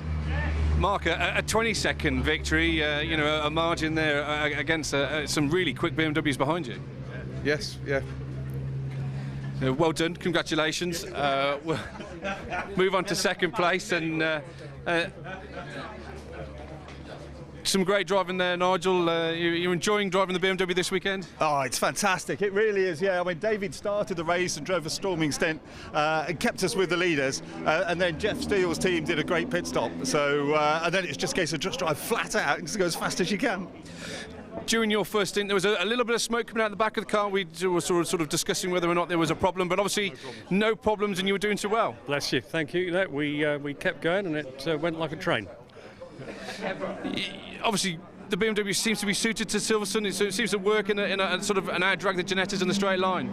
Well, I mean, I think the car works everywhere. And what's amazing today is that at the beginning of the first race, we had a little electrical problem, and I stopped on the warm-up lap, managed to get towed back. The boys pushed it into the pit lane, fixed it, got us back on track without losing a lap, and it's that turned the whole day's racing around. So it's thanks to the team for doing such a great effort. A great way to pay the team's hard work back. Absolutely. Well done. Thank you. Just come round and see what I can grab Jazz and Brian. Jazz has still got a big smiley face, 3rd place, so a first and a third, so it was a good weekend for you. Yeah, podium to podium. Points for the championship, so we should be all right for next round. Just that little bit out of reach for you. Obviously, Brian did a great job in the first stint, but that success of the ballast of 15 seconds probably slowed you down a little bit. Yeah, I got a few back markers as well, so I thought you just, you know, don't want any accidents. You already had a safety car out already, so. So onwards to the next round for you as well, Brian? Yeah, definitely, yeah. It's a long way off there. It's about 8 weeks away, I think. But yeah, definitely looking forward to that. Definitely. Well done. Thank you. Thank you, mate. So, Graham, if I come back to you for the final results. Excellent stuff from all 3 of our overall podium finishers there. And the one point to mention here is the Class 1 being such a mix-up here, it is throwing the overall championship the way of the supporting classes. It is a win for the SVG Motorsport Ginetta. 21 seconds to the good from that Jeff Steele 179 BMW E36 M3. Then the Simon Green Motorsports E46, the newer car, couldn't do it here. Nigel Greensall fending off the 40 car, taking full advantage of that pit stop penalty for the win this morning from the 40 car. And a fine 4th place too for the MacG Racing Mazda RX-8, a couple of seconds short at the end there, with the 24 SVG Motorsport Ginetta G55 just dropping out of a podium position on the final lap. Great Class 2 results, a win for the Team Brit number 70 car, the BMW M240i, a minute back from the overall winners, but they won't mind about that. It's maximum points in the championship, as it will be for the 555 Westbourne Renault Clio Gen 4 car. That car coming through 7th overall, but winning the Clio Cup class. 2 more Clios to talk about in the top 10, with the 96 Dragon Sport car just 6 seconds back from the 555. Motors One's number 4 car in the mix there as well, and completing the top 10 overall, the 2nd place car in Class 2, the Saxon Motorsport VW Scirocco. Great stuff there. Going further down the order, Toad Motorsport's BMW M3 E46 claims 11th place ahead of the 55 Saxon Motorsport Golf. The High Road Motorsport Clio 4th in that class, the 89 car, 13th overall. JW Bird's VW Scirocco recovering all the way up the field, and down we go till we get to the SVG Motorsport cars. 27 car it was that brought home the Ginetta G40 win, but a stream of Ginettas until we get down to the cars that hit trouble earlier in the race, including that 111 car, the 59 SVG Ginetta G40 that we saw in trouble, the Chandler VW Golf Cup that we saw in the gravel, the 11 Motors One Renault Clio, another car in woe. That brings to an end to stellar 45-minute trophy wins, races this weekend. Let's go over with Claire. Claire, you've got the governor here, Claire Headley from Britcar, after what's been a hugely entertaining weekend here at the Silverstone Grand Prix circuit for the whole Britcar package. Claire, it's been a fabulous weekend. 2 contrasting days, the wet of yesterday and the dry today, but overall a massive success. You must be really pleased. Really, really pleased. I mean, like you say, contrasting weather, heat wave on Friday, torrential storms yesterday, and just so cold today. But no, it's been a brilliant weekend. The 2 series seems to be going from stride to stride, and the future looks bright for you. Oh, absolutely. We've worked very hard to be a British Endurance Championship yesterday, and the Trophy Championship has really taken off this year, so we couldn't be happier. There's a great mix of racing and some real fair racing. There's some brilliant examples of different classes and how that can all come together. Yeah, really pleased. Our technical programme is working, our BEPI, which is basically an online programme that actually works out what the cars can achieve in each class. So we're really pleased the way it's actually working very well for us at the moment. Silverstone's been a strong weekend, but the championship moves on. Where next for the championship? We've got 2 more rounds to go. Donington National and Donington Grand Prix coming up August, September time this year. So it can all change. Points all makes prizes at the end of the day. Well, we wish you success, and we look forward to seeing you at Donington. Excellent. Thank you very much. Back to you, Graham. It seems to be a brilliant weekend. I agree completely, and as we've seen, as the world emerges from a darker place into the light again, we've seen that the motorsport organisations that invest in a bit of a ladder are coming out of this stronger, and certainly this Britcar Trophy class with 30 plus cars this weekend, strength in depth there, and that will, I'm sure, feed through into the British Endurance Championship proper in years to come. We see that all around the world. Great racing throughout the classes, great racing in particular for the win this morning and for the podium places here this afternoon. Absolutely fantastic stuff. Donington Park next, as you heard from Claire Headley, and as the Union flag flies above the BRDC clubhouse, it's goodbye from me and from David and for the whole team here at Silverstone. On behalf of Britcar and the British Endurance Championship, we will speak to you next time.